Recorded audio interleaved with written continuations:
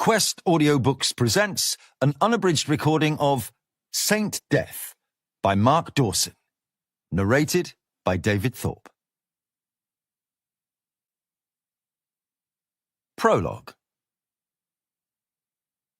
Adolfo Gonzalez lowered his AK, and the others did the same. They were stood in a semicircle, all around the 3 stalled trucks. He looked out at their handiwork. The vehicles were smoking, bullet holes studded all the way across the bodywork. The windscreens had been staved in by the heavy-duty rounds the snipers had fired. Other damage had been inflicted by the automatics. It was a mess. The Italians had come to the meeting in their big, expensive 4-wheel drive Range Rovers, trying to make a big impression, showing off. Hadn't done them much good. One of them had decided to drive away, but he hadn't got far. Steam poured from the perforated bonnet. Adolfo looked up at the hills.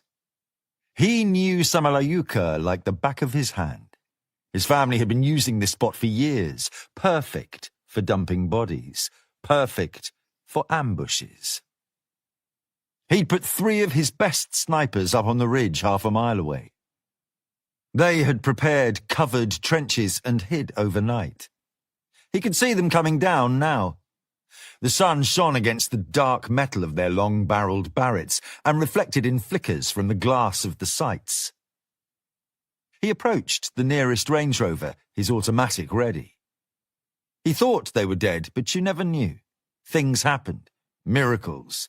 It paid to be careful. He opened the door. One of the Italians, forehead resting on the dash, swung over to the side. Adolfo hauled his body out and dumped it in the dust. Bad luck, pendejo. Adolfo went around to the back of the truck. There was another body behind it, face up, mouth open, dead. He went to the second truck. The driver had tried to get away, but they'd got him too. He walked on to the third vehicle, 2 men inside, both dead. He walked back to the first truck to where the body lay. He nudged the man's ribs with his toe. The man moved his lips.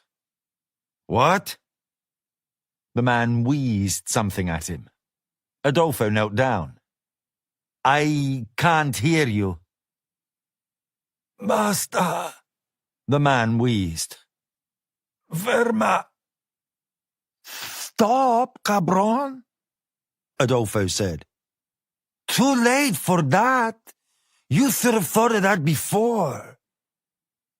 He put the automatic down and gestured to Pablo. He had the video camera and was capturing the footage that they would upload to YouTube later. Leave a message. Something to focus the mind. Pablo brought the camera over, still filming. Another man brought over a short-bladed machete. He gave it to him. The dying man followed Adolfo with his eyes. Adolfo signaled, and his men hauled the man to his knees. They dragged him across to a tree. There was blood on his face, and it slicked out from the bottom of his jacket. They looped a rope over a branch and tied one end around the man's ankles. They yanked on the other end so that he fell to his knees, and then they yanked again, and then again, until he was suspended upside down. Adolfo took the machete with his right hand and, with his left, took a handful of the man's thick black hair and yanked back to expose his throat. Adolfo stared into the camera. He went to work. Part 1. Day 1. From redacted to redacted. Date Monday, September the 16th, 5:21 p.m. Subject, cartwheel. Dear Foreign Secretary, at our meeting last week you requested sight of a report detailing the circumstances in which the agent responsible for the botched assassination in the French Alps has disappeared. I attach a copy of that report to this email. While writing, please allow me to reiterate that all efforts are being made to locate and recover this agent. He will not be easy to find for the reasons that we discussed, but please do be assured that he will not be able to stay undetected forever. If there is any follow-up once you have considered this report, please do, as ever, let me know. Sincerely, C. Begins. Eyes only. Code G15. Publication, analysis/background. Description, NA. Attribution, internal. Distribution, alpha. Special handling, orange. Codename, Cartwheel. Summary. Following the unsatisfactory elimination of the Iranian nuclear scientists Yahya Musa and Samira Najib, John Milton, aka G15 No. 1, aka John Smith, aka Cartwheel, the agent responsible, has gone AWOL. Location presently undetermined. Milton is extremely dangerous and must be recovered without delay. Analysis. Extracted. Control records that Milton evinced a desire to leave the service upon returning to London following the completion of his assignment in France. The meeting is said to have been heated and ended with Milton being put on suspension prior to a full assessment and review. Redacted. His subsequent behaviour was observed to be erratic. He began to attend meetings of Alcoholics Anonymous, almost certainly in contravention of his obligations under the Official Secrets Act. He rented a house in a poor part of Hackney, East London, and is believed to have become emotionally involved with a single mother, Sharon Warriner. Our investigations are ongoing, but it is believed that he was attempting to assist Ms. Warriner's son Elijah, who is believed to have been on the fringes of a local gang. Milton's motivations for doing so are not yet known. We also suspect that, as a result of this intervention, Milton was involved in the death of Israel Brown, the successful rapper who performed under the nom de plume of Risky Business, whom we understand to have been the prime mover in the relevant gang. Redacted. The order to decommission Milton was given a month ago. A second G15 agent, Christopher Callan, aka G15 No. 12, Tripwire, had located Milton at a boxing club set up for local children by a Mr. Dennis Rutherford. As Callan was preparing to carry out his orders, he was disturbed by Mr. Rutherford. In the confusion that followed, Callan killed Mr. Rutherford and shot Milton in the shoulder. This was, unfortunately, not sufficient to subdue him, and he was able to overpower Callan, shooting him in the knee to prevent pursuit, and then make his escape. ANPR located him driving a stolen car northwards. The last sighting was on the M62 heading into Liverpool, the working hypothesis being that he boarded a ship from there in order to leave the country. Redacted. Analysis of Milton's psychological assessments, attached, suggests that his mental state has been deteriorating for some time. Feelings of guilt are not uncommon in Group 15 operatives, and Milton has been associated with the group for a decade. It is regrettable that warning signs were missed, but it is perhaps understandable. Milton's performance has always been superb. He was perhaps the most effective of all our operatives. Subsequent analysis has led us to the conclusion that he is suffering from insomnia, depression, and possible re-experiencing of past events. PTSD is a fashionable diagnosis to make, but it is one that we are now reasonably confident is accurate. Regardless of his mental condition, Milton is far too dangerous to be ignored. He was a key part of several key British and NATO intelligence successes, not all of which have been reported in the press, and his value to the enemy is difficult to assess. The damage that he could do by going public is similarly incalculable. Ends. From redacted to redacted. Date Wednesday, September the 19th, 5:21 p.m. Subject, Cartwheel. Dear C, thank you for the report. I have shared it with the PM, who is not, as you might well imagine, best pleased with its contents. You are to convey his displeasure to Control personally, and to remind him that it is of the highest importance that Mr. Milton is located. We simply cannot have a man with his skills and knowledge running around outside of the reservation, as our American cousins would undoubtedly say. I am not sure which grubby little euphemism our mutual friend would prefer, but let's settle on retirement. All due haste, please. Regards, etc., James. Chapter 1. John Milton got off the bus and walked into the parking lot of the first restaurant that he found. It was a hot day, baking hot, brutally hot, the noon sun battering down on Ciudad Juarez as if it bore a grudge. The restaurant was set back from the road behind a wide parking lot, the asphalt shimmering like the water in an aquarium. A large sign announced the place as La Casa del Mole. It was well located, on Col Chavena, and near to a highway off-ramp, just a few miles to the border from here, plenty close enough for the place to snag daring Americans coming south for a true taste of la vida loca. There were half a dozen similar places all around it, brightly painted, practically falling to bits, neon signs left on day and night, a handful of cars parked haphazardly in the lot.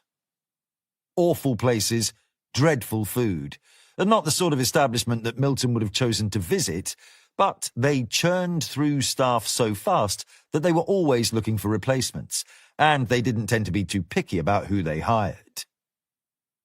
Milton had worked in a similar joint in Mazatlan, until he had to move on 2 weeks ago, and he was willing to bet that this would be just the same. It would do him just fine. He crossed the parking lot and went inside. The place really was a dive, worse when viewed in the middle of the day, when the light that streamed through the grime-streaked windows revealed the peeling paint, the mice holes in the skirting, and the thick patina of dust that lay over everything. A woman was sitting at the bar.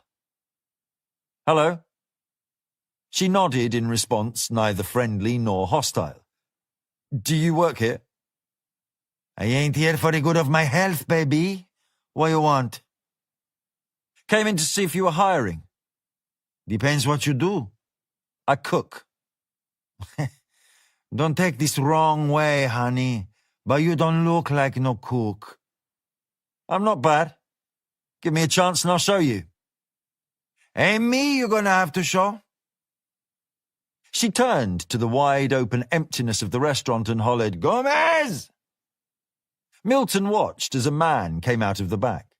He was big, fat and unhealthy, with a huge gut, short arms and legs, and an unshaved, pasty complexion. "What's your name?" he said. "Smith."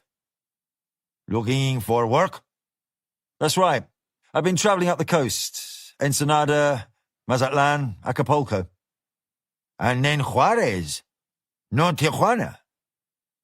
"Tijuana's too big. Too Californian." "Last stop before America." "Maybe. Maybe not."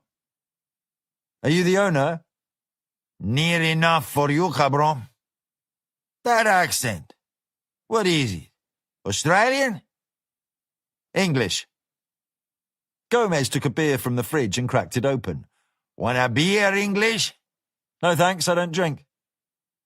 Gomez laughed at that, a sudden laugh up from the pit of his gut that wobbled his pendulous rolls of fat, his mouth so wide that Milton could see the black marks of his filled teeth. "You don't drink, and you say you want to work in my kitchen?" He laughed again, throwing his head all the way back. "Hombre, you either stupid or you ain't no cook like what I ever met." "You won't have any problems with me." "Lucky for you. I just had a vacancy come up. My fry cook tripped and put his arm into the fryer all the way up to his elbow last night, stupid bastardo. Out of action for 2 months, they say. So, maybe I give you a spin. See how you get on. 7 an hour cash. 15. In another life, compadre. 10.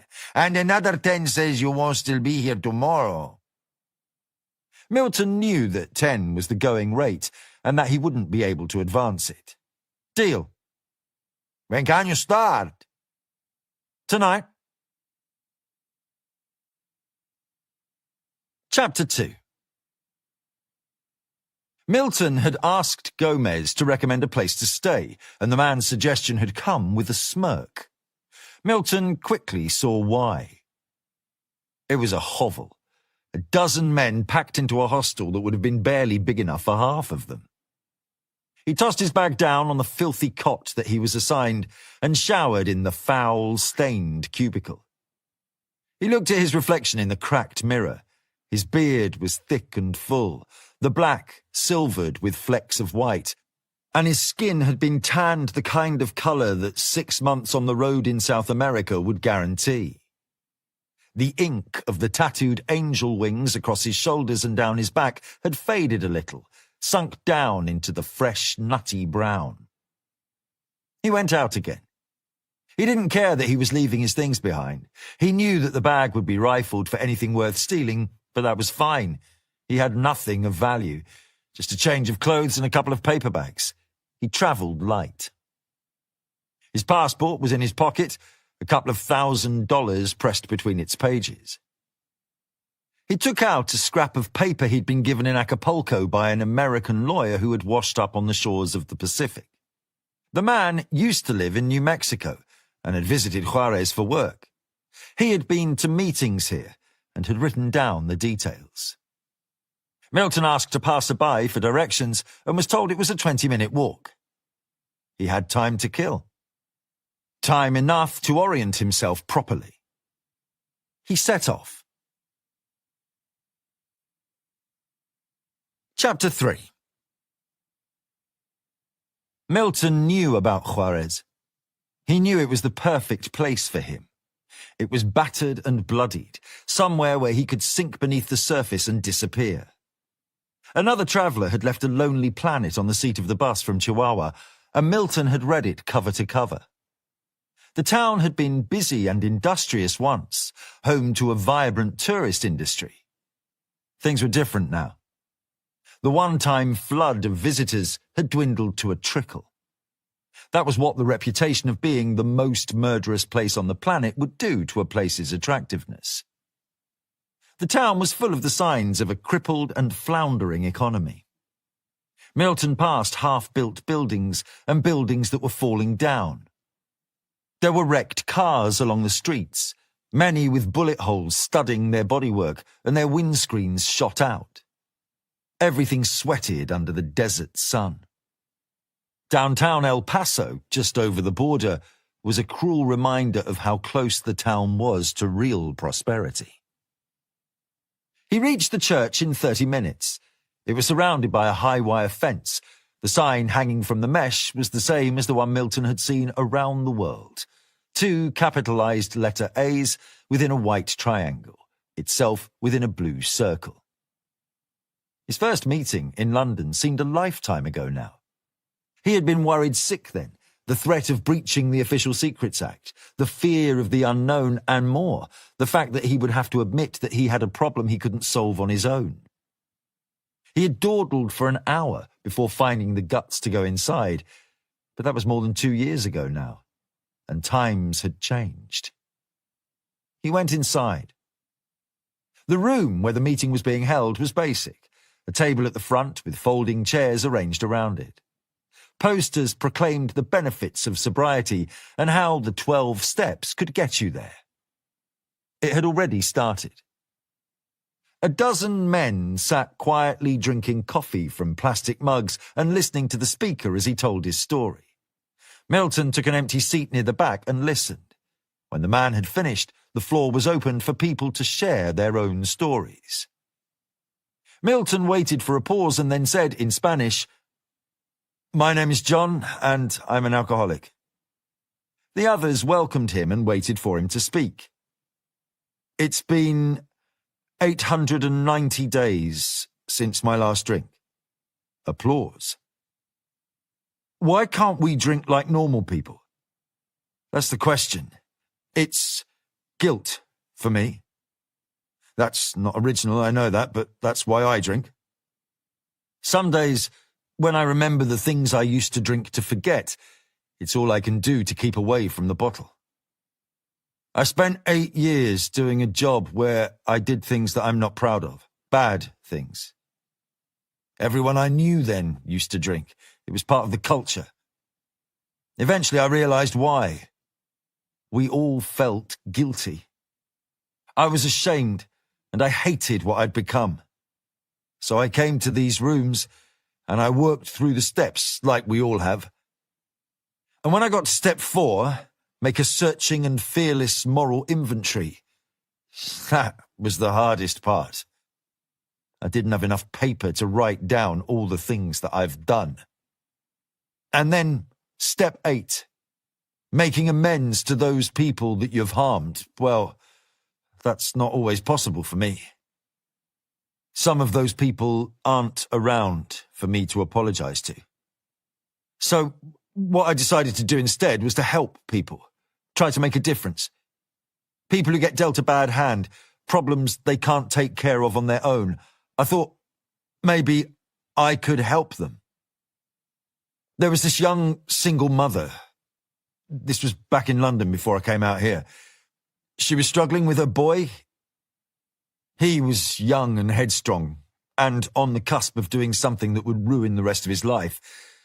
So I tried to help, and it all went wrong. I made mistakes, and they paid the price for them. That messed me up even more. When the first people I tried to help end up worse than when I found them, what am I supposed to do then? He paused, a catch in his throat. He hadn't spoken about Rutherford and Sharon before. One dead and the other burned. He blamed himself for both. Who else was there to blame? And Elijah. What chance did the boy have now after what had happened to him? Milton thought it most likely that it had been he who had found Rutherford's body. You can't blame yourself for everything, one of the others said. Milton nodded, but he wasn't really listening. I had to get out of the country, get away from everything. Some people might say I'm running away from my problems. Maybe I am. I've been traveling. 6 months, all the way through South America. I've helped a few people along the way, small problems. Did my best, and by and large, I think I made a difference to them. But mostly, it's been 6 months to think about things, where my life's going, what I'm going to do with it. Do I know the answers yet? No, I don't. But maybe I'm closer to finding out. Milton rested back in his chair.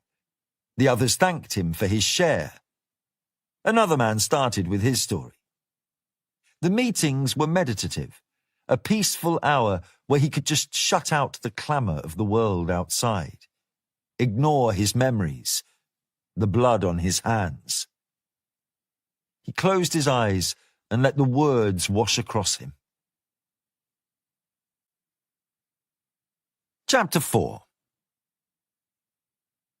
The man they called El Patron was in his early 70s, but he looked younger. There had been a lot of plastic surgery in the last decade. The government would have paid handsomely for his capture. The bounty was $10 million the last time he had checked, and it had been necessary for him to change the way he looked. First few operations had been designed to do just that. His nose had been reshaped, new hair had been transplanted onto his scalp, and his teeth had been straightened and bleached. The recent operations were for the sake of vanity. Wrinkles were pulled tight with a facelift, monthly Botox injections plumped his forehead, filler was injected into his cheeks. In a profession such as his, when death was always so close at hand, it gave him a measure of satisfaction to be able, at least superficially, to thumb his nose at the passing of time. His name was Felipe Gonzalez, although no one outside of his family used it anymore. He was El Patron, or sometimes El Padrino, the Godfather. He was of medium height, 5'8", although he added an inch or two with Cuban-heeled boots. He had a stocky, powerful build, small, dark eyes, and hair coloured the purest black as ink. He opened the door to the laboratory. The work was almost done. The equipment that he had been acquiring for the better part of 6 months, bought carefully with discretion from separate vendors across the world, had all been installed. The room was 2,000 square feet, finished with freshly poured concrete floors and walls, everything kept as clean as could be. The largest piece of equipment was the reaction vessel, a huge stainless steel vat that had been positioned in the middle of the large space. There were separate vats for the other processes and a hydraulic press to finish the product. The top-of-the-line filtration system had been purchased from a medical research company in Switzerland and had cost $250,000 alone. There were large tanks for the constituent parts, ephedrine, red phosphorus, caustic soda, and other chemicals that Felipe did not recognize nor was interested in understanding. The actual operation of the lab was not his concern. He had hired a chemist for that, a man from a blue-chip pharmaceutical company who felt that he was not receiving a salary commensurate with his talents. Felipe could assuage all doubts on that score. He would make him a millionaire. Felipe considered himself an expert in the tastes and preferences of his clientele, and, so far as he was concerned, meth was the drug of the future. He had been a little slow in getting into it, but that would all change now. He had seen enough and went back outside. They were high in the mountains. The lab was stuffy, but the air was fresh and clean. It was a perfect spot for the operation. The only way to get to the lab was along a vertiginous road that wound its way around the face of the mountain, slowly ascending, an unguarded drop into a ravine on the right-hand side as the road climbed. There were shepherds and goat herds all along the route, each of them furnished with a walkie-talkie that Felipe had provided. In the unlikely event that an unknown vehicle attempted to reach the summit, they would call it in, and the sicarios, who provided security for the laboratory, would take to their posts and, if necessary, prevent further progress. The government made all the right noises about closing down operations like this one, but Felipe was not concerned. He knew the rhetoric was necessary for the public's consumption, but there would always be the cold, hard impracticality of putting those fine words into action. They would need helicopters and hundreds of men. It wasn't worth the effort. His second-in-command, Pablo, was behind him. The man was as loyal as a dog, perhaps a little too enamored of the white powder, but very dependable. "It is done, El Patron," he said. "You have spoken to Adolfo?" I have. "It was straightforward?" "Apparently so. They killed them all. One of them was still alive. Adolfo cut off the man's head and posted the footage on YouTube." Felipe tutted. His son had a weakness for the grand gesture. There was a time and a place for drama. It was practically de rigueur among the younger narcos these days, but Felipe preferred a little more discretion. Pablo noticed his boss's disapproval. "It will be a message for the Italians." "Yes," Felipe said shortly. "Pinche putas." Traitors. They had it coming. La Frontera had been doing business with them for 5 years, and until recently it had been a fruitful and mutually beneficial relationship. The Italians needed his drugs and his ability to get them over the border. He needed their distribution. In recent months, they had overestimated how much he needed them and underestimated how much they needed him. He had tried to make them understand, but they were stubborn and wrong-headed and kept asking for more. In the end, he had to withdraw from the arrangement. He needed to provide an idea of the consequences that would follow should they not accept his decision. For all his son's drama, at least that had been achieved. What about the gringos?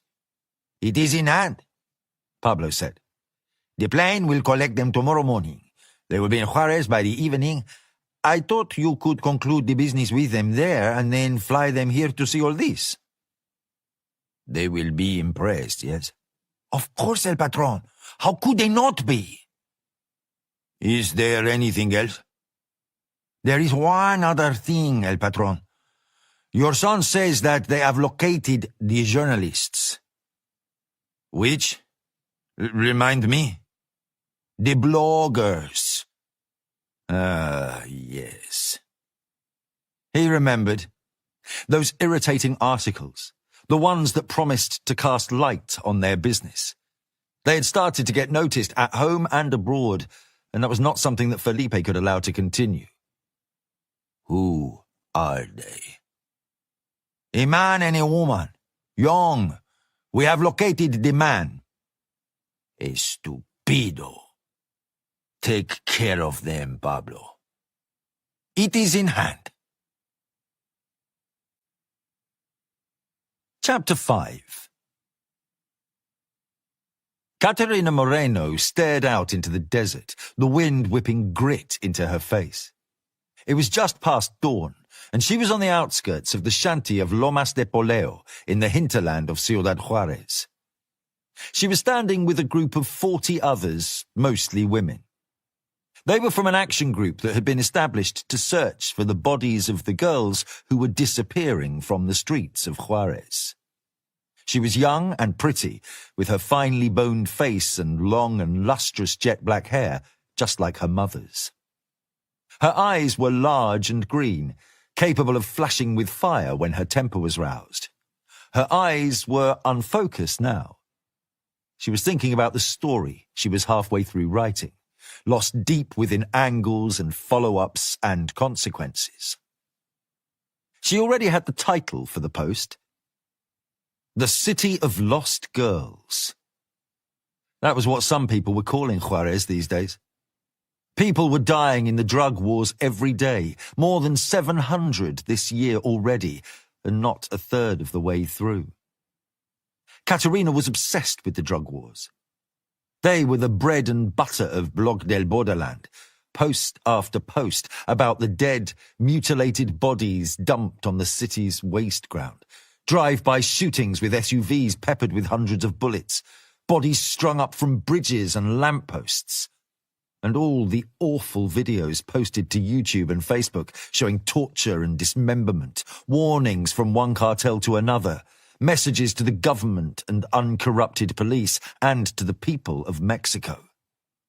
We are in control here. We own this city. Caterina reported on all of it. 3,000 posts that had slowly gathered traction and gathered pace, so much so that the blog was attracting 100,000 visitors every day. She had an audience now, and she was determined to educate it. People had to know what was happening here.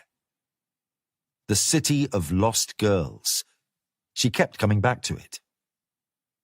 The drug war was Juarez's narrative, but there were other stories too drowned out in the static, stories within the story.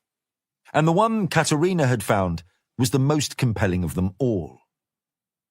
In the last 5 years, 300 women and girls, mostly 15 or 16 years old, had been abducted as they made their way home from the maquiladoras that had sprung up along the southern banks of the Rio Grande. The multinationals had hurried in under the auspices of one-sided trade agreements to exploit wages a fraction of what they would have to pay their workers north of the border. Sweatshops and factories alike were staffed by young women who came from all over the country for the chance of a regular paycheck and a better life. These girls were nobodies, the kind of women who would not be missed. Some of them were abducted from the streets. Others were taken from bars, lured to hotels and clubs and other rendezvous, promised work or money or romance, or just an evening when they could forget the mind-numbing drudgery of their workaday lives. No one ever saw them alive again. Their bodies were dumped without any attempt to hide them. The killers did not care and made no attempt to obscure their handiwork. They knew that they would not be caught. Not all of the missing were found, and desperate parents glued posters to bus shelters and against walls. Katerina photographed the posters, published them all, and noted down the details. She had a notebook full of them. Names, ages, dates. Katerina knew that they wouldn't find the one that they were looking for this morning. Her name was Maria, and her body would appear one day in a place very much like this. Katerina was here to write about the search. She took photographs of the participants scouring the desert for anything that might bring some certainty to the idea that they must already have accepted. The girl was dead. They gave up for the morning and headed back to the place where they had parked their cars. Young women were emerging from their shacks and huts, huddling by the side of the road for the buses that would take them to the factories. Katerina looked at them and wondered if they would all return at the end of the day. Chapter 6. 6 hours later, Katerina sat in front of her laptop, willing a response to her last message. She bit her lip anxiously, but the cursor carried on blinking on and off, and the message did not come. She ran her fingers through her long dark hair, wincing as she stared at the screen. She had scared the girl off. She had pushed too hard, gone too fast, been too keen for her to tell her story, and now she had lost her. Damn it! Damn it all! She kicked back, rolling her chair away from the desk a little, and stretched out her arms above her head. She was tired and stiff. She had spent 8 hours at her desk, more or less, besides a 5-minute break to go and get lunchtime gorditas and quesadillas from the takeout around the corner, bringing them back and eating them right here. The papers were still on the floor next to the overflowing bin where she had thrown them. Yesterday had been the same, and there had been little sleep during the night either. When she was in the middle of a story like this, she allowed it to consume her. She knew it was a fault, but it was not one that she was prepared to correct. That was why she didn't have a boyfriend or a husband. It would take a very particular type of man, a very patient, very understanding man, to put up with a woman who could become so single-minded that she forgot to wash, to eat properly, to go out, to do anything that was not in the service of furthering the story. But that was just how it had to be, she reminded herself. The story was the most important thing. People had to know. The world had to know what was happening in Ciudad Juarez. She did her work in the living room of her one-bedroom flat.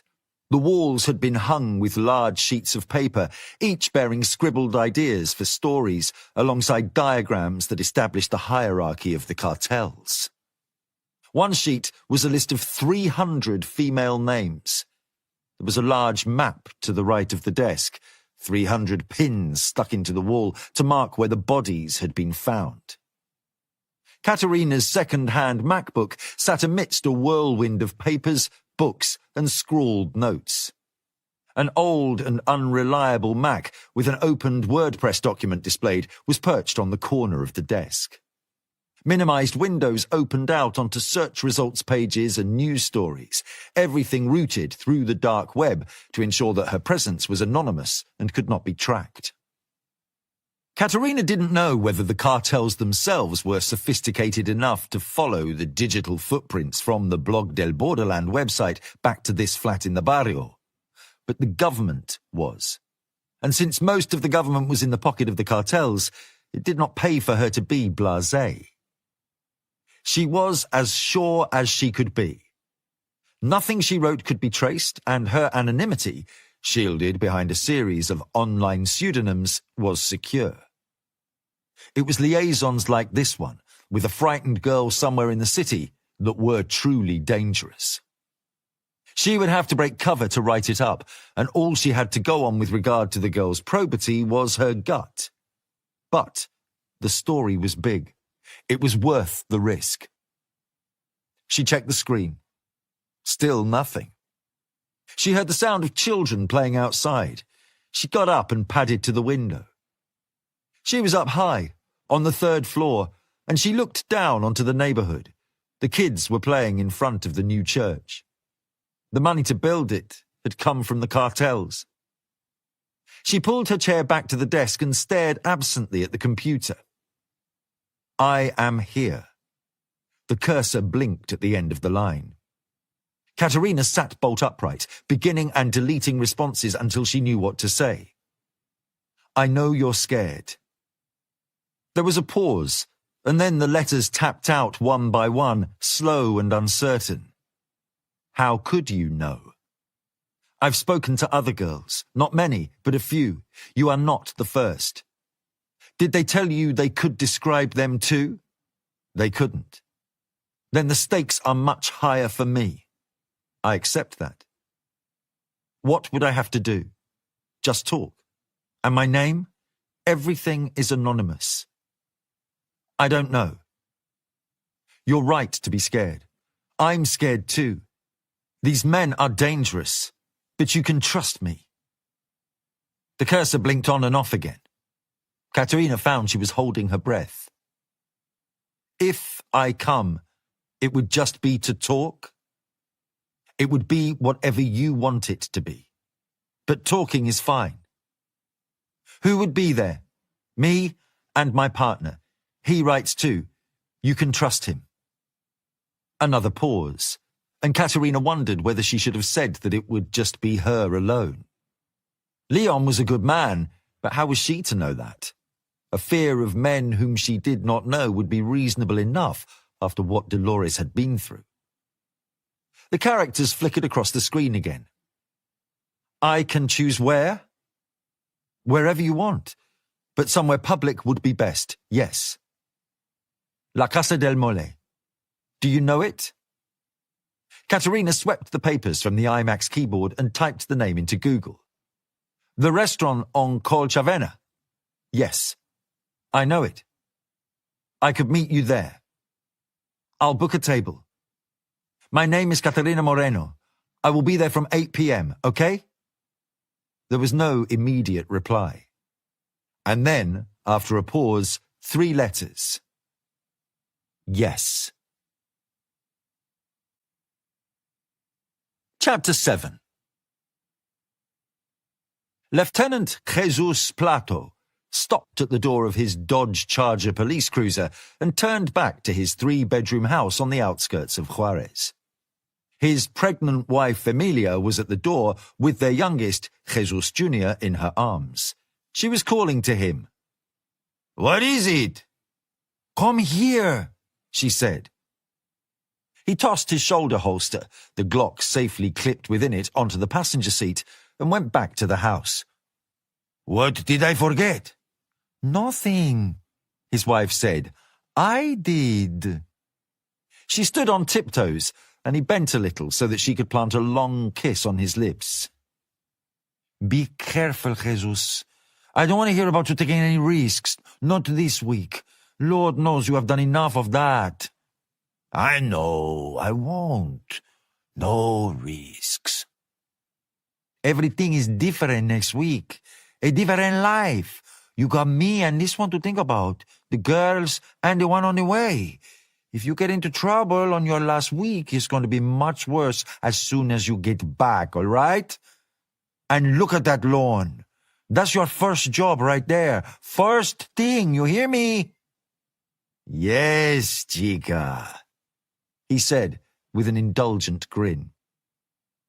The baby, just a year old, gurgled happily as Plato reached down and tickled him under the chin. He looked like his mother. Lucky kid.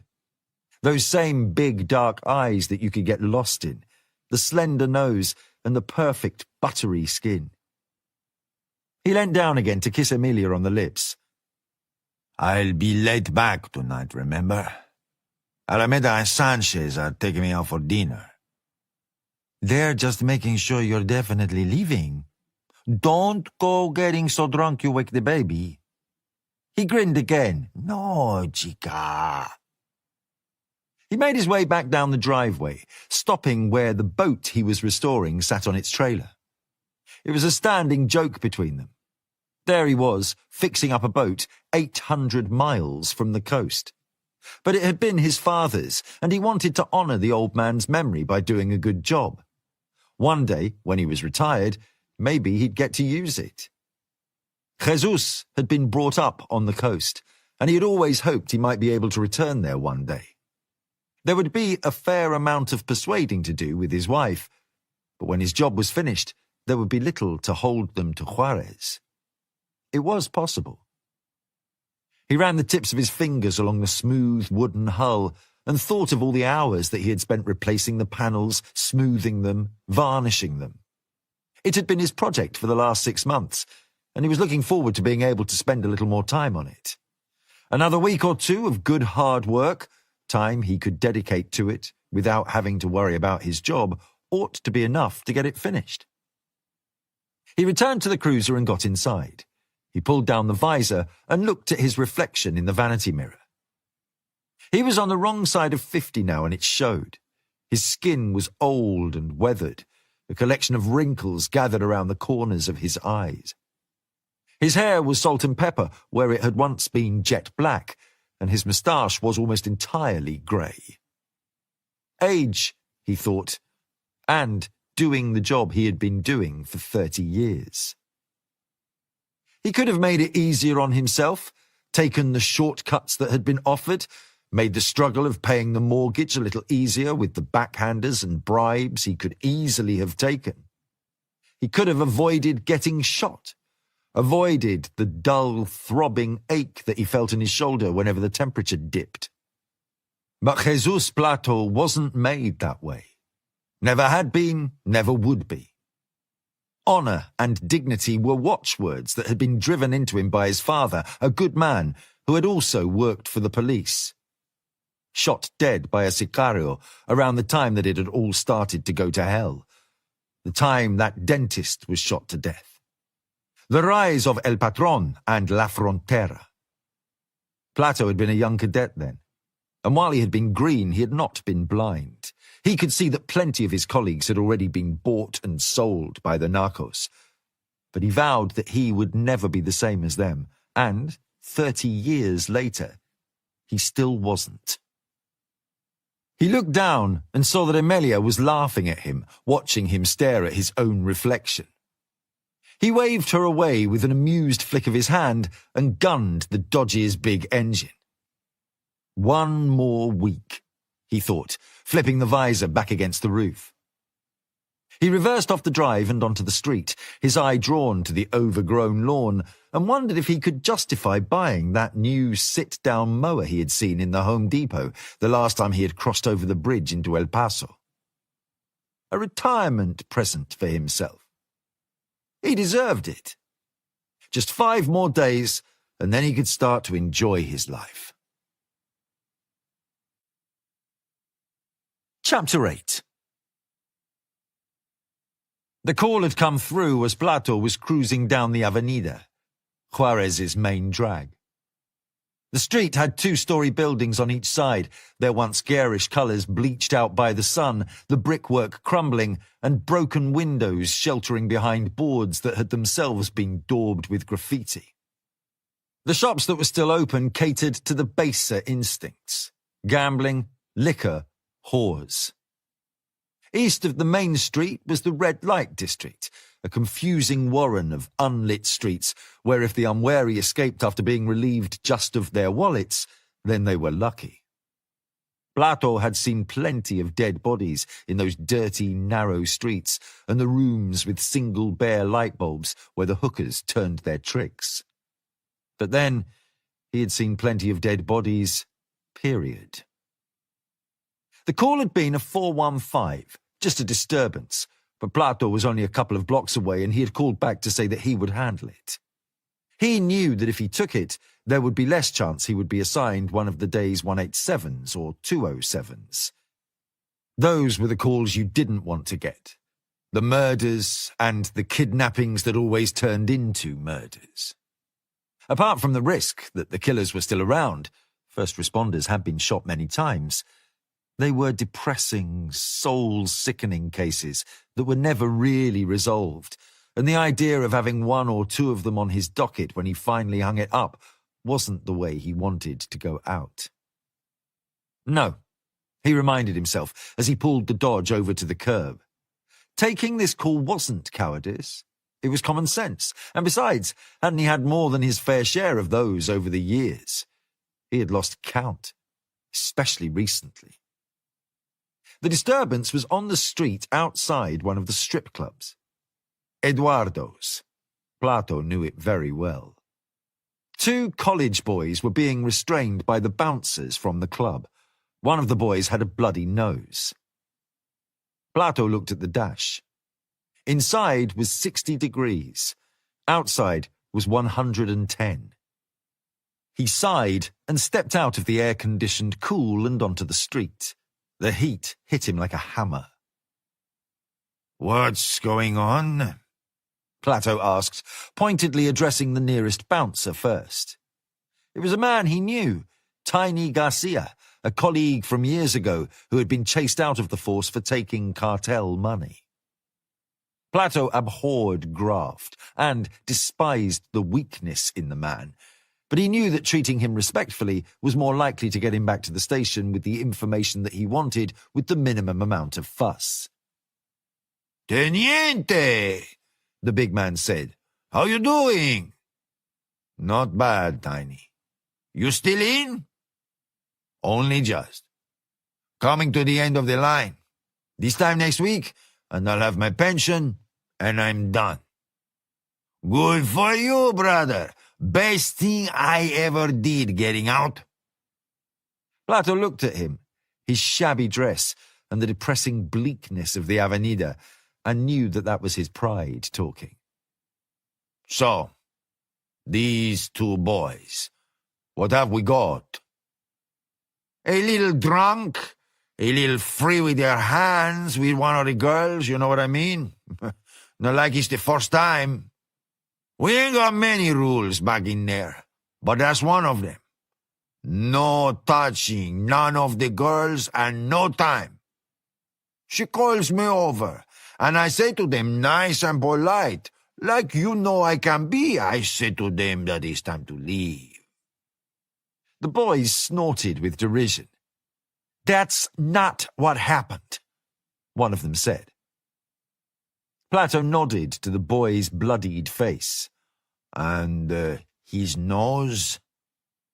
"He didn't want to go, I guess. He threw a punch at me. I threw one back. I hit him. He didn't hit me." "Bullshit!" the boy with the bloody nose spat out. Plato looked at the 2 of them more carefully. They were well dressed, if a little the worse for wear. They had that preppy look about them. Clothes from Gap, creases down the trousers, shirts that had been ironed, smart shoes. Plato recognized it from the university at El Paso. A little too much money, evident in their clothes and grooming, the supercilious way they looked at the locals. He'd seen it before, plenty of times. A couple of young boys, some money in their pocket, and a plan to take a walk on the wild side of the border. They usually got into one sort of scrape or another. They'd end up in a rough, nasty dive like this, and then they didn't like it when they realized that they couldn't always get their own way. On this occasion, Plato knew that the boys had just been unlucky or tight. There was plenty of touching in Eduardo's, and a lot more besides that if you were prepared to pay for it. He shepherded them towards the Dodge. As they reached the curb, one of them, blonde, plenty of hair, good looks, and a quarterback's physique, reached out and pressed his hand into Plato's. He felt something sharp pricking his palm. It was the edge of a banknote. He turned back to the boy and grasped it between thumb and forefinger. "What is this?" Plato asked, holding up the note. "It's whatever you want it to be, man." "A bribe?" If you want, you have got to be kidding me. You're trying to buy me off? It's a Benjamin, look. Come on, man. There's no need for all of this, right? $100 makes it all go away. I know how things work around here. I've been here before lots of times. I know the way the land lies. No, Plato said grimly. You don't. You just made things worse. Turn around, the both of you. Garcia gave out a deep rumble of laughter. They don't know who they're talking to, right, Jesus? You dumb fucks! I know this man. I worked with him. I doubt he has ever taken so much as a peso his whole life. Come on, man. I know we fucked up. What do we have to do to make it right? 2 notes? Come on, $200? Turn around, Plato said, laying his hand on the butt of the Glock. Come on, man. Let's say 300 and forget all about this. Turn around now. The boy saw Plato wasn't going to budge, and his vapid stoner's grin curdled into something more malevolent. He craned his neck around as Plato firmly pressed him against the bonnet of the car. What's the point of that? If you won't take my money, I know damn straight one of your buddies will. You federales are so bent you can't even piss straight. Everyone knows it. You're turning down $300 bonus for what? Your fucking principles? We all know it won't make a bit of difference. Not when it comes down to it. We'll be out of here and on our way back to civilization before you've finished your shift and gone back to whatever shithole you crawled out of. Keep talking, son. Plato fastened the jaws of his cuffs around the boy's right wrist and then, yanking the arm harder than he had to, snapped the other cuff around the left wrist too. The boy yelped in sudden pain, but Plato didn't care about that. He opened the rear door, bounced the boy's head against the edge of the roof, and pushed him inside. He cuffed the second boy and did the same. Later, Garcia, he said to the big man as he shut the door. Keep your head down, Jesus. You too. Chapter 9. The Leech Hotel in Douglas, Arizona, was a handsome relic from a different era. It had served an important purpose in the frontier years as the best place to stay in the last town before the lawlessness and violence of the borderlands. Bo Baxter knew everything there was to know about the Leech. He had a fondness for history, and the faded glamour of the hotel, the sense of a place caught out of time, appealed to him. He often met his clients here, those who didn't require him to travel to Houston or Dallas anyway, and he had been pleased that the man who had asked to see him today had been conducting business on the border and had not been averse to coming to him. Bo was in his early 60s, although he looked younger. His face was tanned and lined, the skin rendered leathery by weeks spent outside. He was wearing a nicely fitted, expensive-looking light blue suit, which he wore with a light blue shirt, couple of buttons open at the throat, and snakeskin boots. He was sitting at a table in the lobby, his cream Stetson set on the table in front of him. The light was low, tinted green and blue by the stained glass skylights that ran the length of the lobby. A man was at the door, squinting into the hotel. He recognized his client. He was a man of medium height, heavy build, olive-brown skin, and quick, suspicious eyes. He often dressed in bright shirts that Bo found a little distasteful. He did not know the man's full name, it wasn't particularly important, and he referred to himself just as Carlo. He was Italian, of a certain vintage, and belonged to a certain family of a certain criminal organization based in New Jersey. It was the kind of organization about which one did not ask too many questions, and that suited Bo fine too. They always paid their debts on time, and their money was just as good as anyone else's as far as he was concerned. He stood and held out his hand. Carlo, this is a nice place. Impressive. Is it authentic? Been here now on 100 years. I know they make a big play of it, but the history here is the real deal.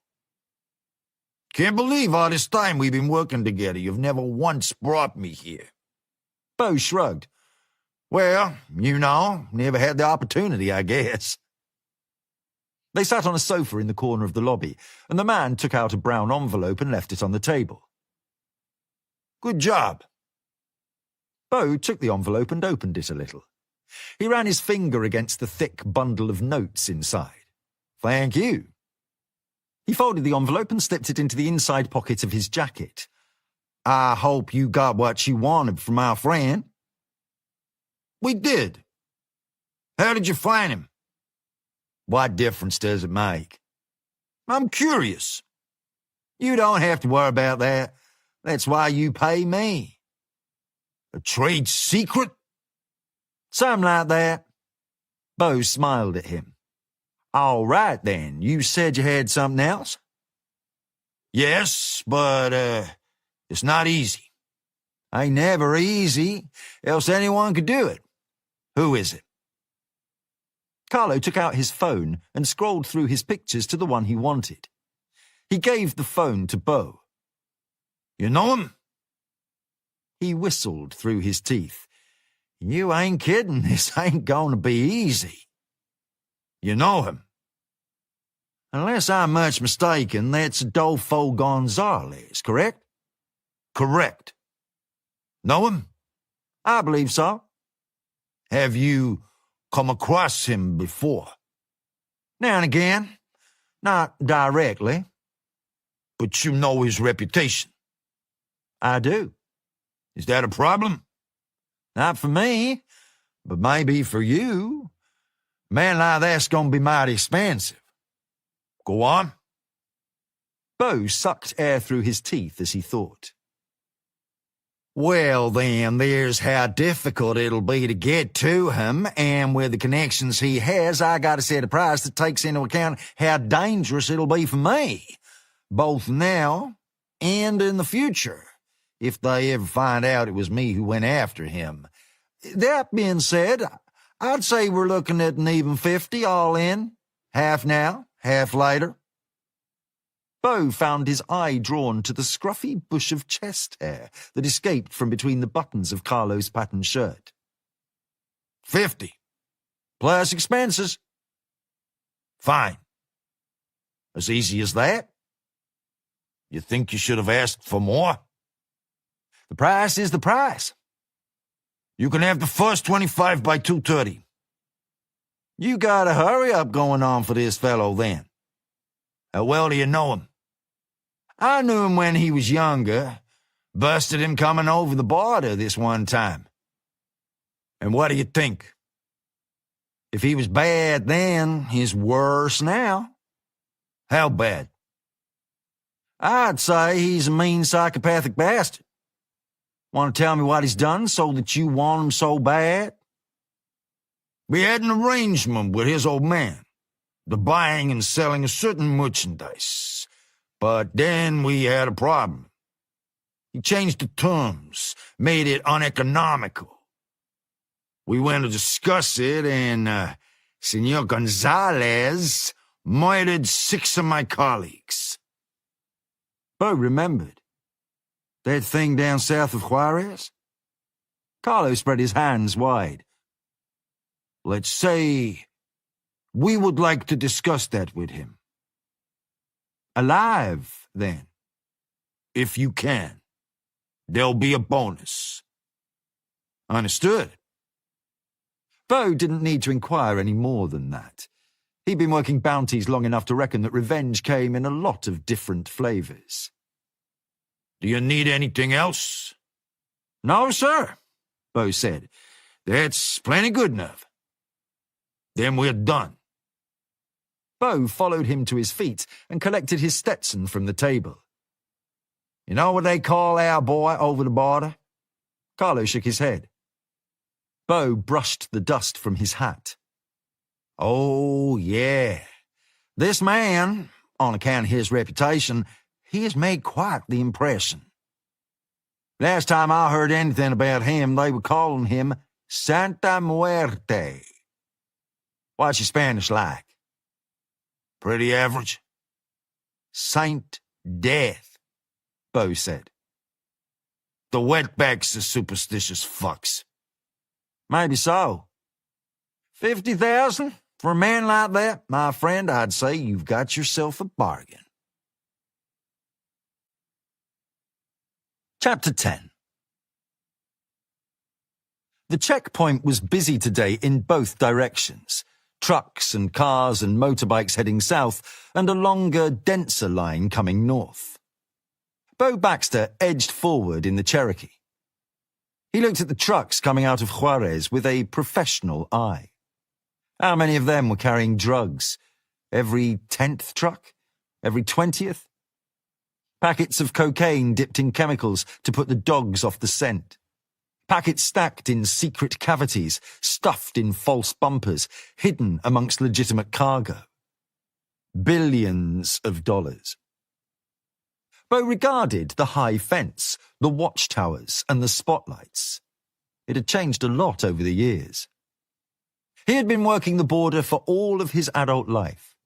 He had graduated from the Border Patrol Academy and had then stationed in Douglas.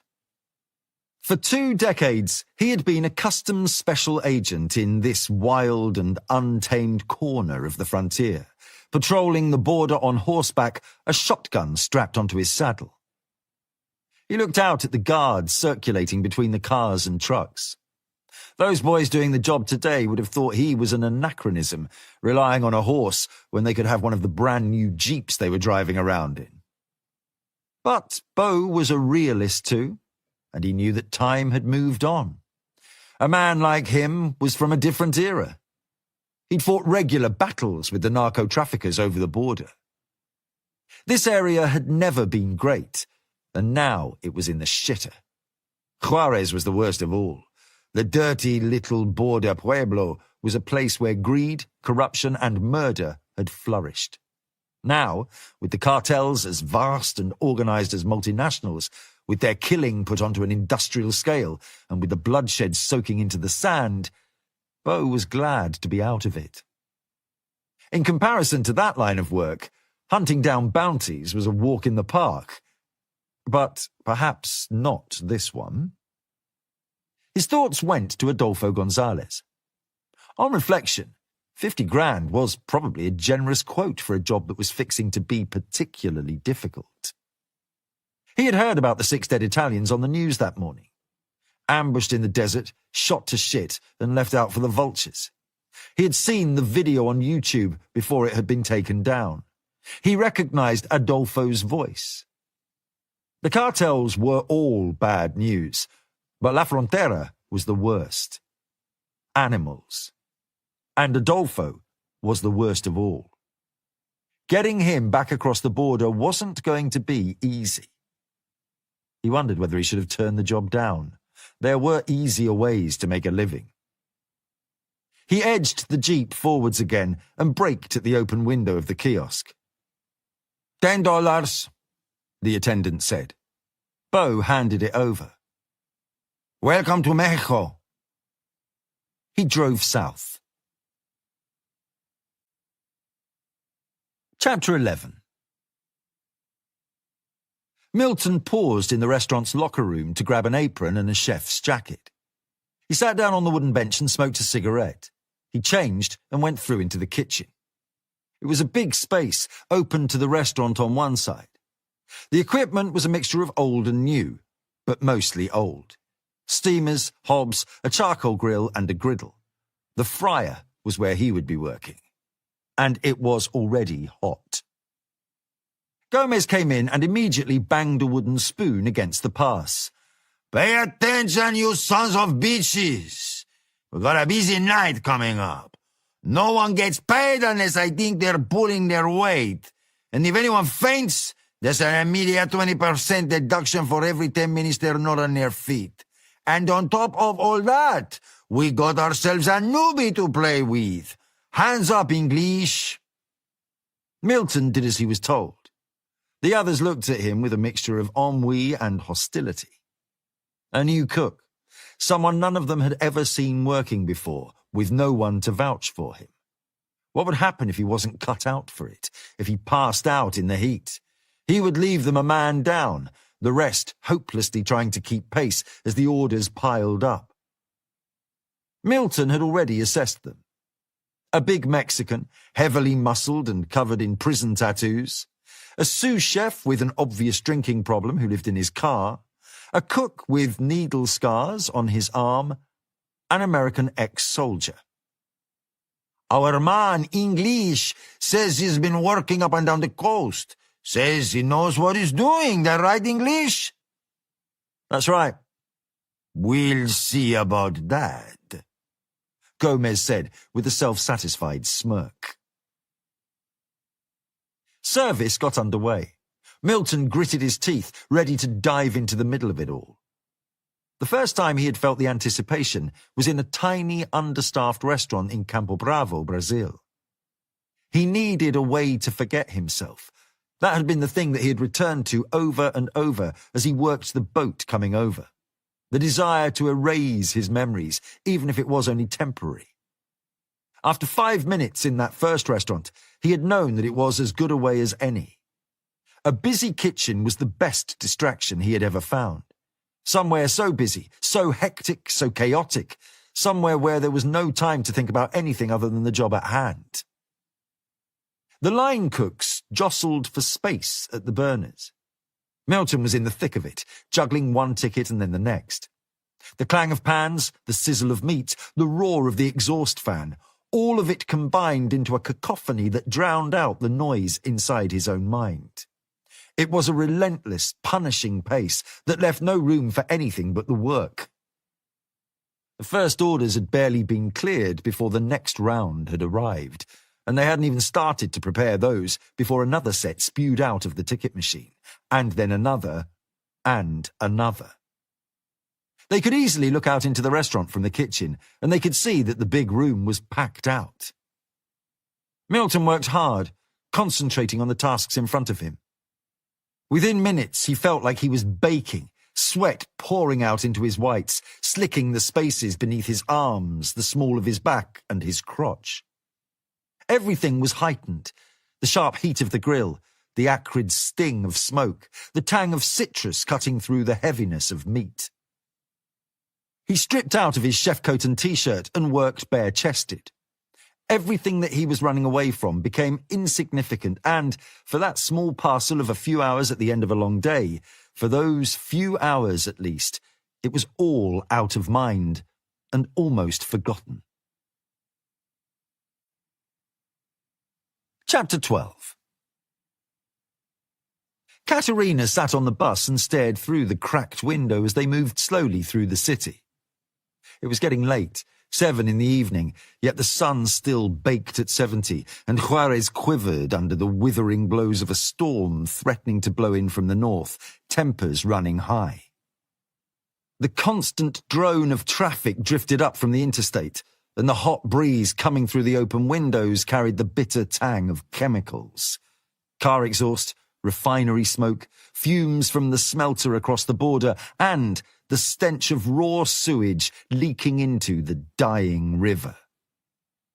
Katerina had made an effort as she left the flat, showering and washing her hair and picking out a laundered shirt to go with the jeans and sneakers that she always wore. She was thinking about all the girls that she had been writing about. Dolores was different. She had dodged the fate that had befallen the others. She had managed to escape, and she was willing to talk. And she said she could identify one of the men who had taken her. The brakes wheezed as the bus pulled over to the curb and slowed to a halt.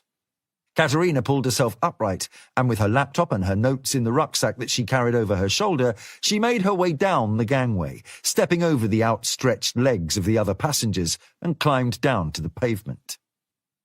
The heat washed over her like water, and it took a moment to adjust. The restaurant was 100 yards away, an island in the middle of a large parking lot, beneath the 20-foot pole suspending the neon sign that announced it. Leon was waiting for her. She stepped around a vendor with a stack of papers on his head and went across to him. "This better be good," he said, a smile ameliorating the faux sternness of his greeting. "I had tickets for the Indios tonight." "I would never let you pick football over this." "It's good?" "This is it. The story I want us to tell." She was excited, garbling a little and giddy with enthusiasm. Leon was good for her, when it came to that. She needed to be calm, and he was steady and reliable, sensible. It seemed to come off him in gentle waves. Smiling with a warm-hearted indulgence she had seen many times before, he rested his hands on her shoulders. "Take a deep breath, Miss Yellow, okay? You don't want to frighten the poor girl away."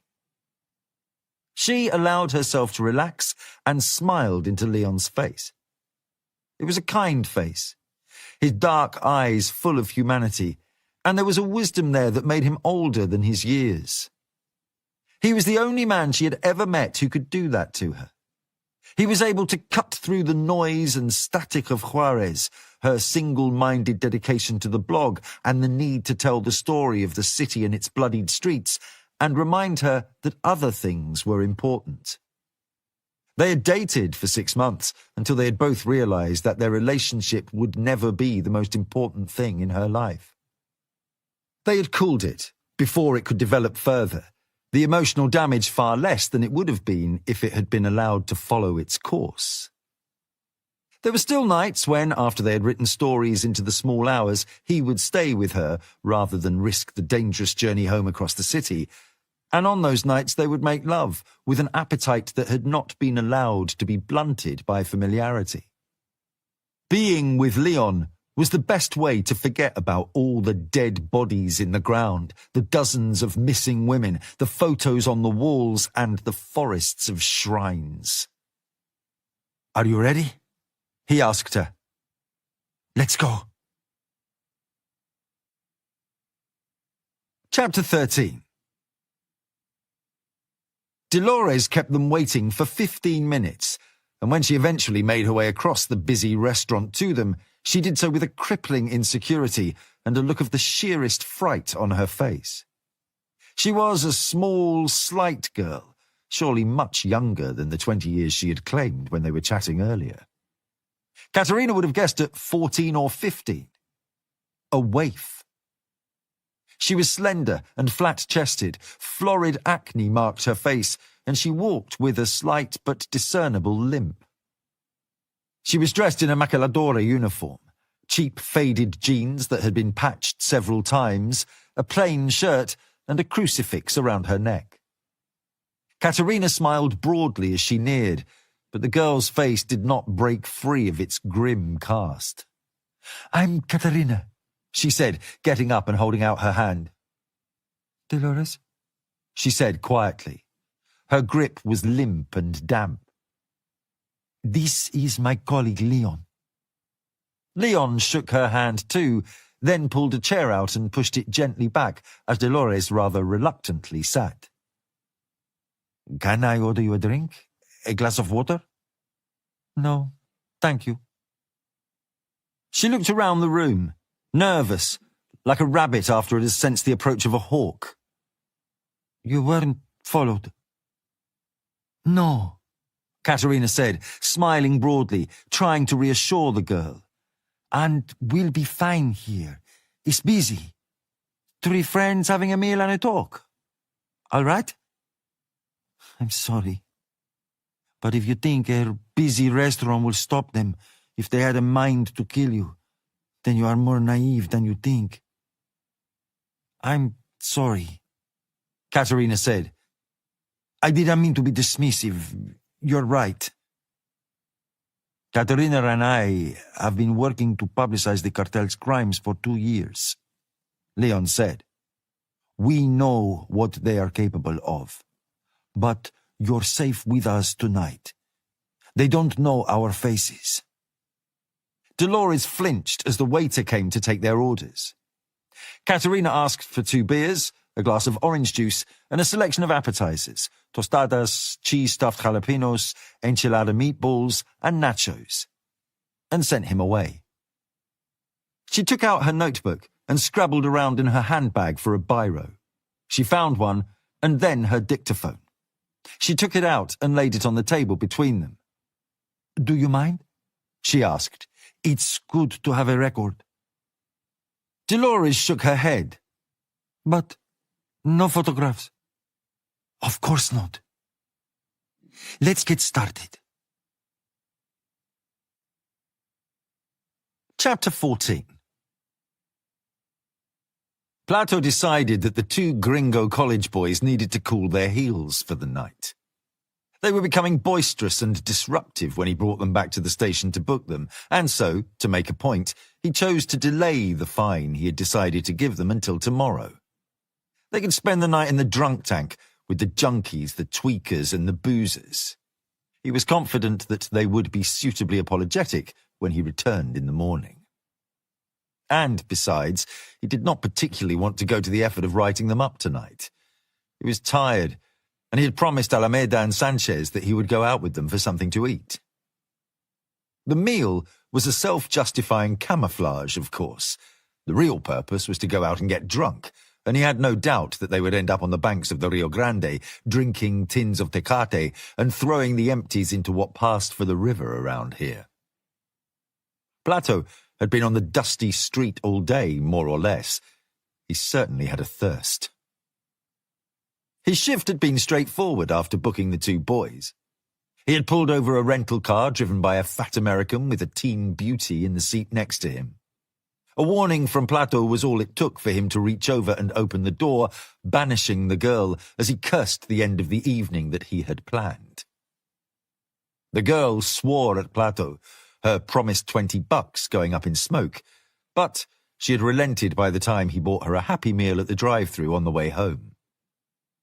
He had finished up by writing tickets for the youngsters racing their souped-up Toyota Camrys and VW Golfs tricked out with bulbous hubcaps and tweaked engines, low-slung so that the chassis drew sparks from the asphalt.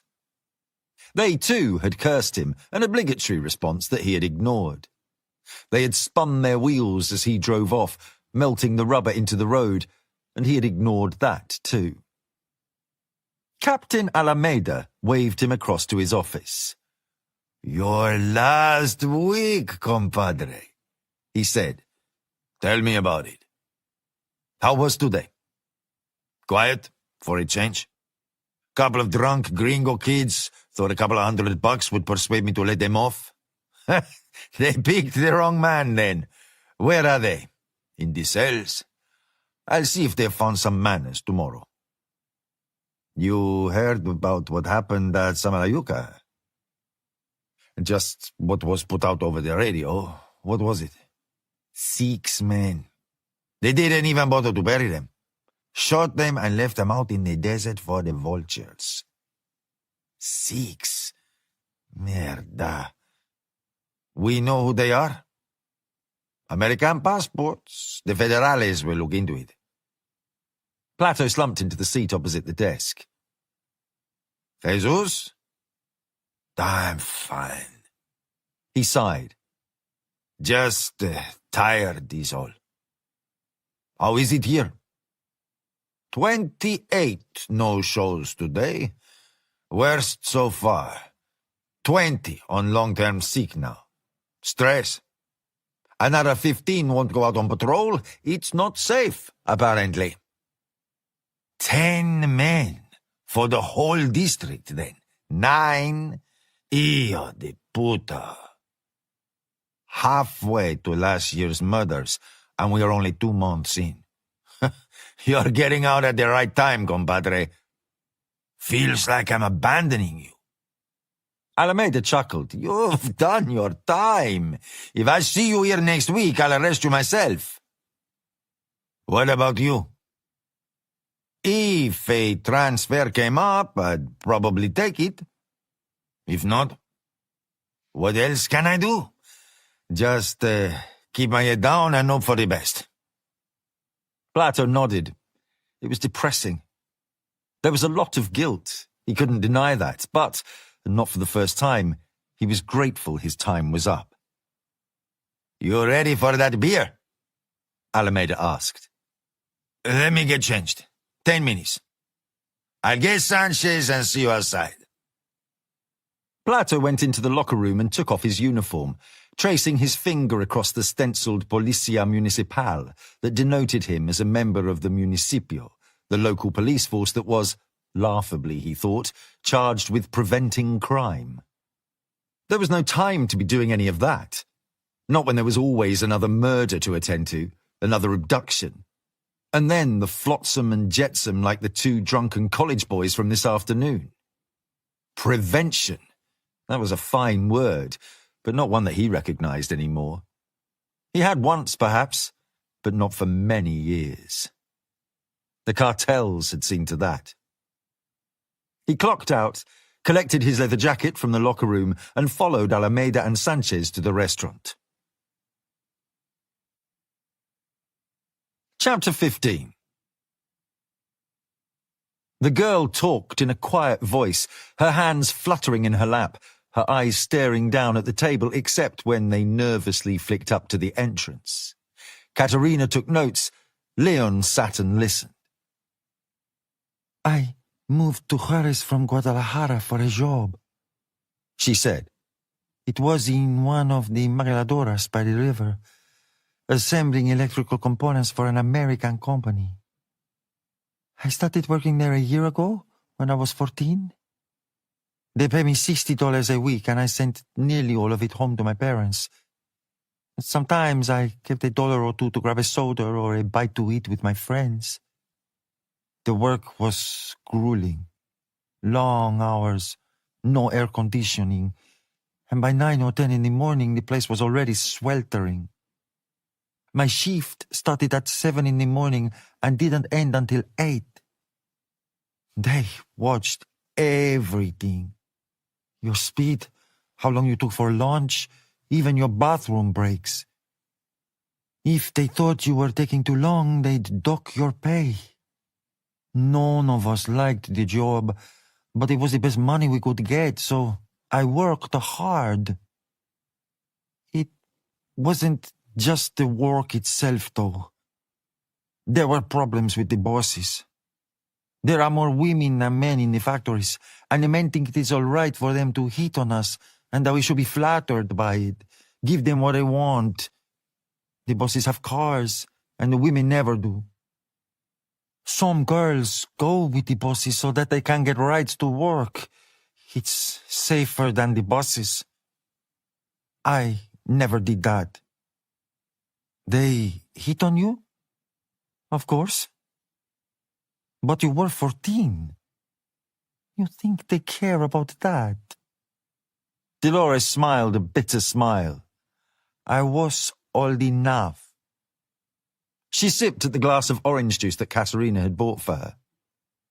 They have those buses, the old American ones, the yellow and black ones they used to take their children to school. They were hot and smelly and they broke down all the time, but it was better than walking. And safer, too, once the girls started to disappear. I had a place in Lomas de Poleo. You know it? I do. It was just a bed, sharing with 6 other girls who worked in the same maquiladora as I did.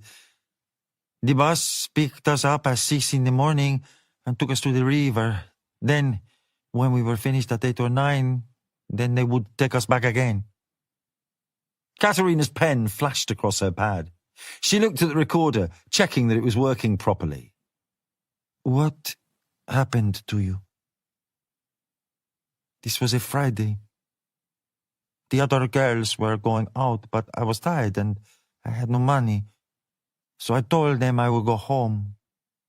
The bus usually dropped us off in Anabra. The place I was staying was a mile from there, down an unlit dirt track, and it was dark that night. Lots of clouds and no moon.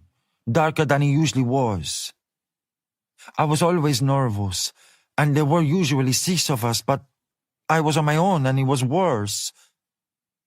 I got off the bus and watched it drive up the hill and then walked quickly. There was a car on the same side of the street as me.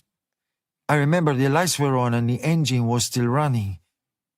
I crossed to the other side of the street to avoid it, but before I could get there, a man came up from behind me, put his hand over my mouth, and dragged me into the car. He was much stronger than I am. There was nothing I could do. Where did they take you?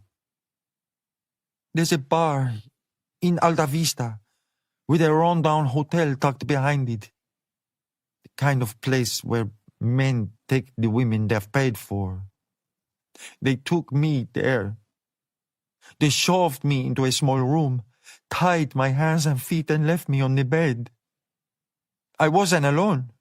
Another girl was on the bed across from me. She looked younger, maybe just a few years older than me. And she'd been there since the night before, I think. She was bound the same way I was. I tried to talk to her, asked her name, tried to find out where she was from, but she didn't respond.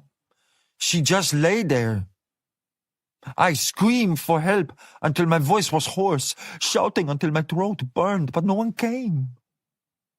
All I could hear was the music from the bar, and then, when that finally stopped, there were other sounds. Ugly noises from the rooms around us. I could hear muffled voices, sobs, crying. I knew there were other girls, even though I couldn't see them. I don't know how long I was there for. It felt like days, but it must have been 2, maybe 3 hours before the door finally opened and he walked in. Just one. Yes. I don't know if it was the same one who took me. I can remember him and yet not remember him, if you know what I mean.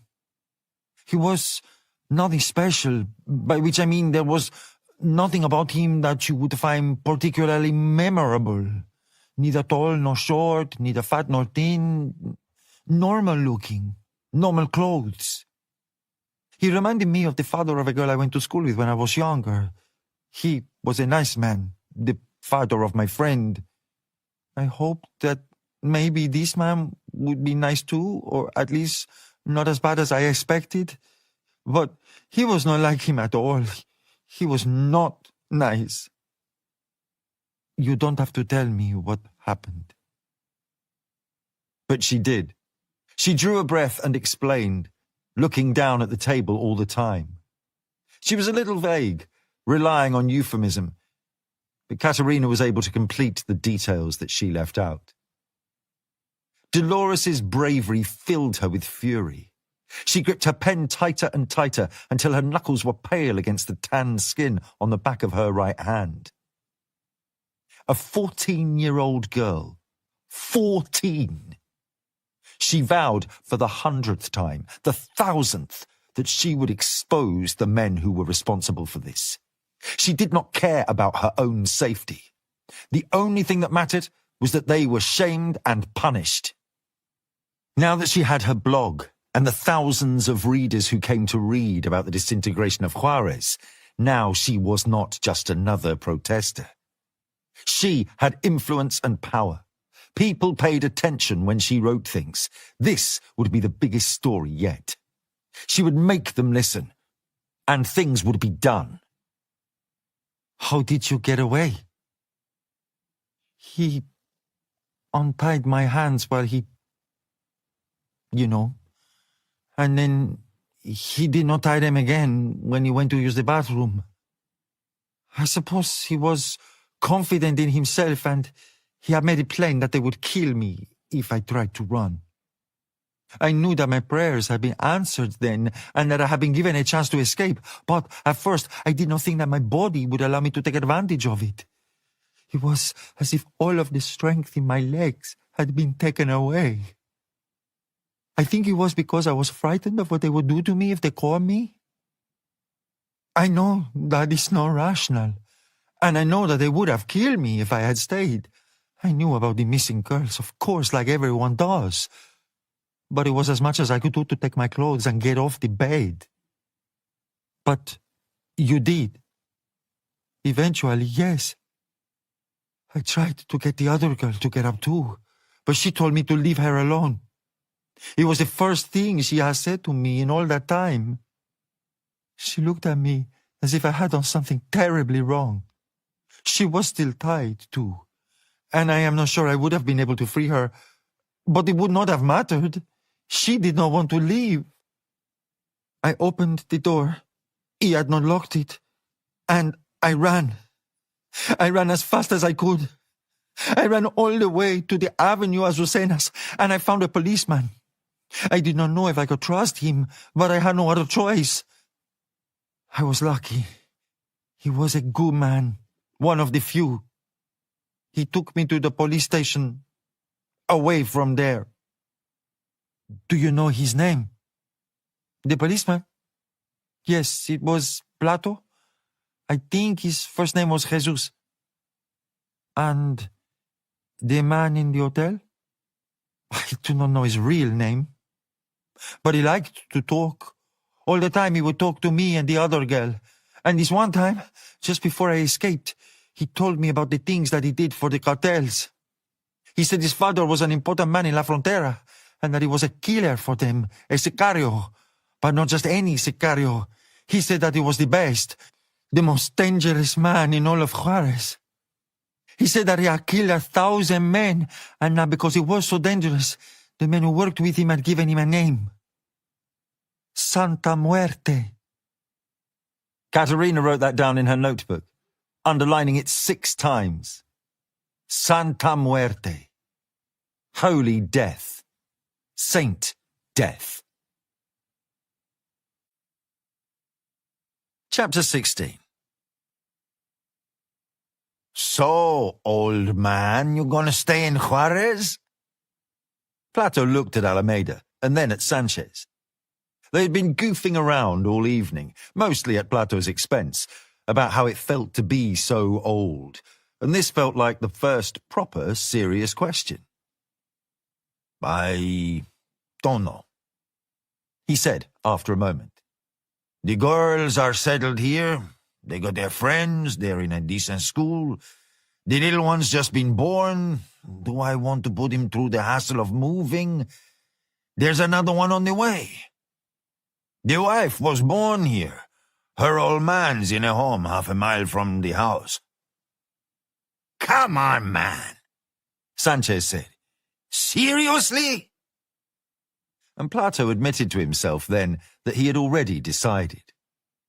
Ciudad Juarez was no place to bring up a family. 40 years ago, when he was coming up, even 20 years ago when he was starting to do well in the police, maybe he could have made a case that things would have been all right. But now? No. He couldn't say that. He'd seen too much. He had investigated 11 killings himself this month. The man in the Ford Galaxy who was gunned down at a stop sign. 3 beaten and tortured municipal cops found in the park. A man who had been executed, shot in the head, and 6 narcos shot to pieces in the barrio by the army. Maybe, he said. Maybe. Alameda tweaked the end of his long moustache. You ask me, Jesus, you'd be out of your mind if you stay here. Think what it'll be like when your girls are all grown. Or Jesus Jr. You want him hanging out on the corners when he gets a little hair on his chin? I'm telling you, man, as soon as I got my pension, I'm getting the family together and we are out of here, as far away as we can. Me too, Sanchez said. I've got family in New Mexico. Yeah, I guess we will move, Plato admitted. I fancy the coast. Down south, maybe. Get to use that boat you're wasting all your time on. That did cross my mind. Sanchez got up. I'm going to drain the lizard. Alameda got up too, indicating the 3 empty glasses. Another? He watched Alameda and Sanchez as they made their way across the restaurant. Alameda heading to the bar and Sanchez for the restroom. They had chosen La Casa del Mole tonight. It was a decent enough joint. The food was a little better than average. The beer was reasonably priced and plenty strong enough. And the owner, a fat little gringo from El Paso, owed the police a favour, so there would always be a hefty markdown on the bill at the end of the night. He relaxed in his chair, stretching out his legs so that the ache in his muscles might ease a little. He was getting old. No point hiding it. It had been a long day too, and if those two had their way, it would be a long night. He thought of his wife, trying to get the two girls to behave while she struggled to get the baby to settle, and then feeding them, the chaos of bedtime, and then tidying the house, and, for a moment, he felt guilty. He should get home. There were chores to be done. There were always chores, and it wasn't fair to live it up here with the boys and leave her to do everything herself. But then he caught himself. There wouldn't be many more chances to do this, to knock off after a shift and have a beer to wind down, maybe stop at a taco stand and shoot the breeze. He would keep in touch with his old colleagues, that was for sure, but it would be different when he was a civilian. He should enjoy himself. Amelia didn't mind, and she'd given him a pass. Chapter 17. It was almost 9, and as he waited for the busboy to clear the plates away so they could get down to the serious drinking, he idly played with his empty glass and looked out into the parking lot outside. Darkness was falling, the sodium oranges and reds slowly darkening, and the big overhead lights were on. A nice new SUV rolled in, an Audi Q5, the same model that he had had his eye on for a while, the one he knew he probably couldn't afford. He took in the details. Silver, El Paso plates, premium trim, nearly $100,000 if he bought it new. The car stopped, not in a bay, but right out in front of the restaurant, and Plato sat up a little in his chair. The engine was still running. You could see the smoke trailing out of the exhaust, and the doors on both sides slid open, 4 men getting out, too dark and too far away for him to see their faces well enough to remember them. There was something about the way they moved that he had seen before. Not running, but not walking either. Quick, purposeful. He didn't even notice that he had stopped trailing his finger around the rim of the beer glass, that his hand had cautiously gone to his hip, that his thumb and forefinger were fretting with the clip on the holstered Glock. Plato heard a woman's voice protesting, saying, "No, no," and then the crisp thud of a punch and something falling to the floor. The men were into the restaurant now, all 4 of them, fanning out around the room, each of them armed. Plato had seen enough firearms in his time to pick them all out. 2 of them had machine pistols, Uzis or Mac-10s, another had a semi-automatic Desert Eagle, and the last one, keeping watch at the door, had an AK-47. Plato had unfastened the clip now, his hand settling around the butt of the Glock, the handgun cold and final in the palm of his hot hand. He looked around, knowing that there were fractions of seconds before the shooting started, looking for Alameda or Sanchez or anyone else who might be able to back him up. But Sanchez was still in the John, and Alameda had his back to him facing the bar. The other diners, those that had seen the newcomers and recognized what was about to go down, were looking away terrified, frozen to their chairs and praying that it wasn't them. 20 feet away to Plato's left, a 5th man rose from his seat. Plato recognized him. His name was Machichi. He was a mouthy braggart, early 20s, with oily brown shoulder-length hair. Machichi had a small Saturday night special in his hand, and he pointed to the table a couple away to his left. Plato knew what was playing out. Machichi was the tail man. His job to ID the targets so the others could do the shooting. They were sicarios, cartel killers, murderers for El Patron. But their targets didn't look like narcos. It was just a table of 3, 2 young women and a man. One of the women, pretty with long dark hair, saw Machichi and his revolver, shouted "No!" and dragged the other woman away from the table, away from the sicarios. Plato felt a pang of regret as he pulled the Glock and pushed his chair away. 1 week to go. Less than a week until he could hang it up. And now this. Didn't God just have the wickedest sense of humour? He thought of Amelia, the girls, and little Jesus Jr. as he stood and aimed the gun. Chapter 18. Drop your weapons! The sicario with the AK fired into the restaurant, hardly even aiming, and Plato felt his guts start to go as slugs whistled past his head. A woman at the next table wasn't so lucky. Her face blew up as the hollow point mashed into her forehead, blood spraying behind her as her neck cracked backwards and she slid from her chair. Plato hid behind the table, the cold finger of the Glock's barrel pressed up against his cheek. He hadn't even managed to get a shot off, and now he knew he never would. He couldn't move. Amelia's words this morning were in his head. He couldn't get them out, and they had taken the strength from his legs. He knew he was probably being flanked, the man with the rifle opening an angle to put him out of his misery. Plato knew it would be his wife's words that would be repeating in his head when the bullets found their marks. Be careful, Jesus. You got a different life from next Monday. It was crazy. He thought of the lawn and how it would never get cut. Gunfire. The tick-tick-tick of the machine pistols. A jagged, ripping volley from the Kalashnikov. Screams. The man who was with the two women had been hit. He staggered against his toppled chair, leaning over, his hand pressed to his gut, then wobbled across the room until he was at Plato's table. Blood on his shirt, pumping between his fingers. He reached for the table, his face white and full of fear, and then his hand slipped away from the edge and he was on his knees, and then on his face, his body twitching. Plato could have reached out to touch him. Plato was facing at an angle away from the kitchen, but he glimpsed something move in the corner of his eye.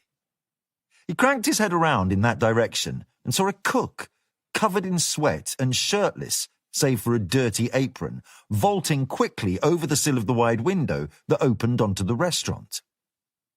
The man moved with nimble agility, landing in a deep crouch and bringing up his right hand in a sudden fluid motion. Plato saw a pair of angel wings tattooed across his back as his right arm blurred up and then down, something glinting in his hand and then leaving his hand. That glint spun through the air as if the man had unleashed a perfect fastball, like Pedro Martinez at the top of the ninth, 2 men down, the bases loaded. A kitchen knife landed in Machishi's throat. He dropped his revolver and tottered backwards, clawing at the blade that had bisected his gullet. It was the spur Plato needed.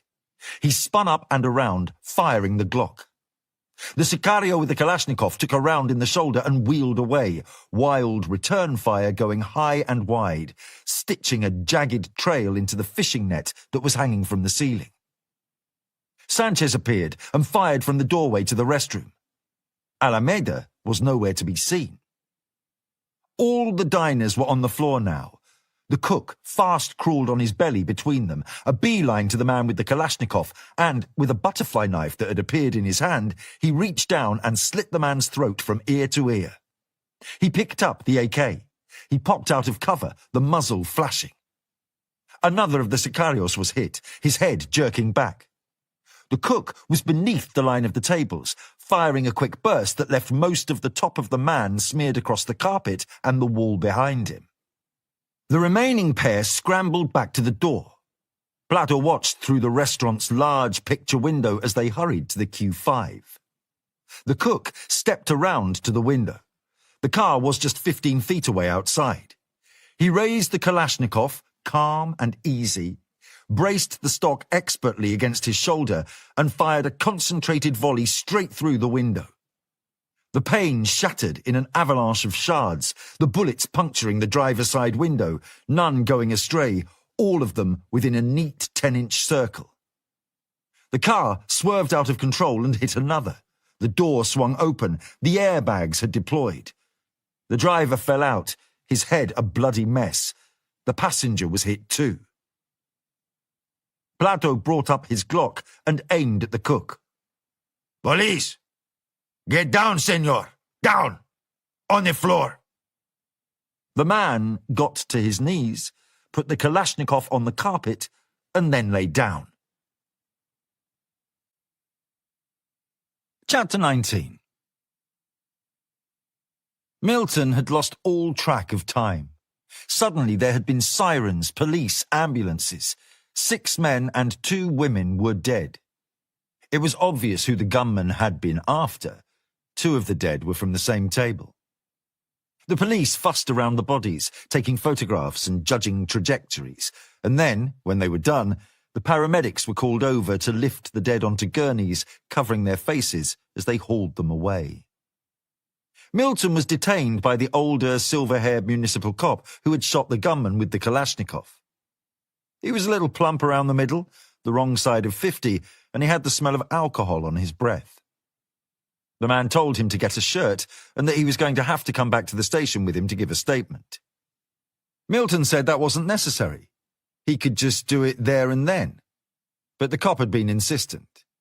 Then, when they had arrived, he had insisted that Milton be photographed and have his fingerprints taken. Milton said he wasn't a criminal. The cop said maybe, but he just had his word for that. Milton could have overpowered him easily and could have gotten away, sunk under the surface again. But there was something about the cop that said he could trust him, and something about the night itself that said he better stick around. Milton let them take their photographs, front and profile, and he let them take his prints. The cop was sitting in front of him now. So you're Mr. He looked down at his notes. Smith, right? That's right. First name John, correct? Correct.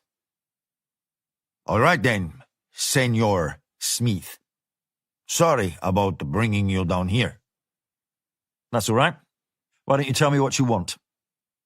I just want to talk to you about what happened. There was some trick with the knife. What are you, ex-military? I'm just a cook. Really? You don't look like a cook. It's the truth. Don't know many cooks who can handle a Kalashnikov like that either. Lucky shot, I guess. The cop shook his head in disbelief. Who are you? Milton said. Lieutenant Jesus Plato. Where are you from? England. Of course you are. That's a fine accent you got there. Thank you very much. You want to tell me what happened back there, Senor Smith? Well, you saw it just about as well as I did. Why don't you tell me? Give me your perspective. I was in the kitchen and I heard shooting. No one seemed to be doing much about it. And so you did? That's right. Seriously, senor, please. You must have been a soldier at some point. A long time ago. Don't think I am ungrateful. You saved my life, and plenty of others in that room. It's just that you have to make a report. It's fine, Lieutenant. Ask your questions, I understand. You want a drink of water? I'm fine, Milton said. Smoke? He nodded. Plato took out a packet of Luckies and tapped out 2 cigarettes. Milton took one and let the man light it for him. Plato inhaled deeply. You know who those men were? Never seen them before. Those boys were from the cartel. You'll have heard of them, no doubt? A little. A word of advice, John. Do you mind if I call you John? If you like. Keep your eyes open. All right, John? What you did back there, that's like poking a stick in a termite's nest. People around here, they learned a long time ago that it's best not to fight back when the sicarios come around. It's better to let them get on with their business and pray to whichever god it is you pray to that it's not your name they got on their list. Let them kill. Most people couldn't make the kind of difference you made. I couldn't just stand aside and do nothing, Lieutenant. I know. I'm just saying.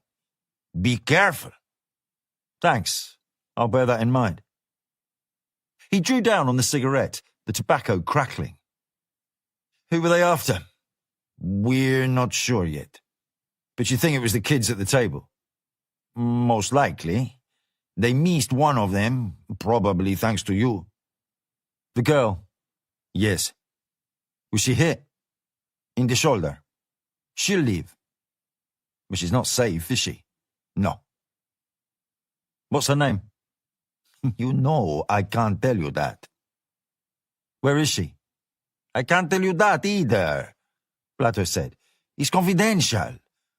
I've already said more than I should have. Milton leant forwards. You won't be able to keep her safe, will you? Probably not. I can, Lieutenant. I doubt that. I can. How long have you been in Juarez? Just got into town today. You know what it's like here? You know anything about La Frontera? This isn't my first go-around. He rested both forearms on the table and looked right into Plato's eyes. I can help. I know what they've done to the police. I know about the messages they hang off the bridges when they leave their bodies. I know about the threats they make on police radio. And I know they've got a list with your names on it.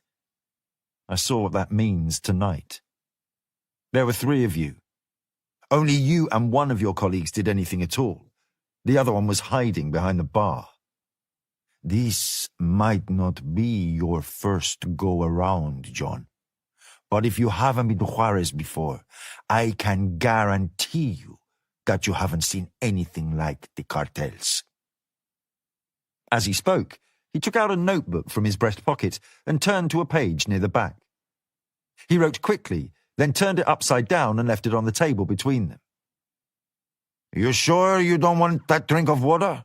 I know I do. Dying of thirst here. That's not such a bad idea, I would. Thanks. All right then, I'll be right back. Plato went out.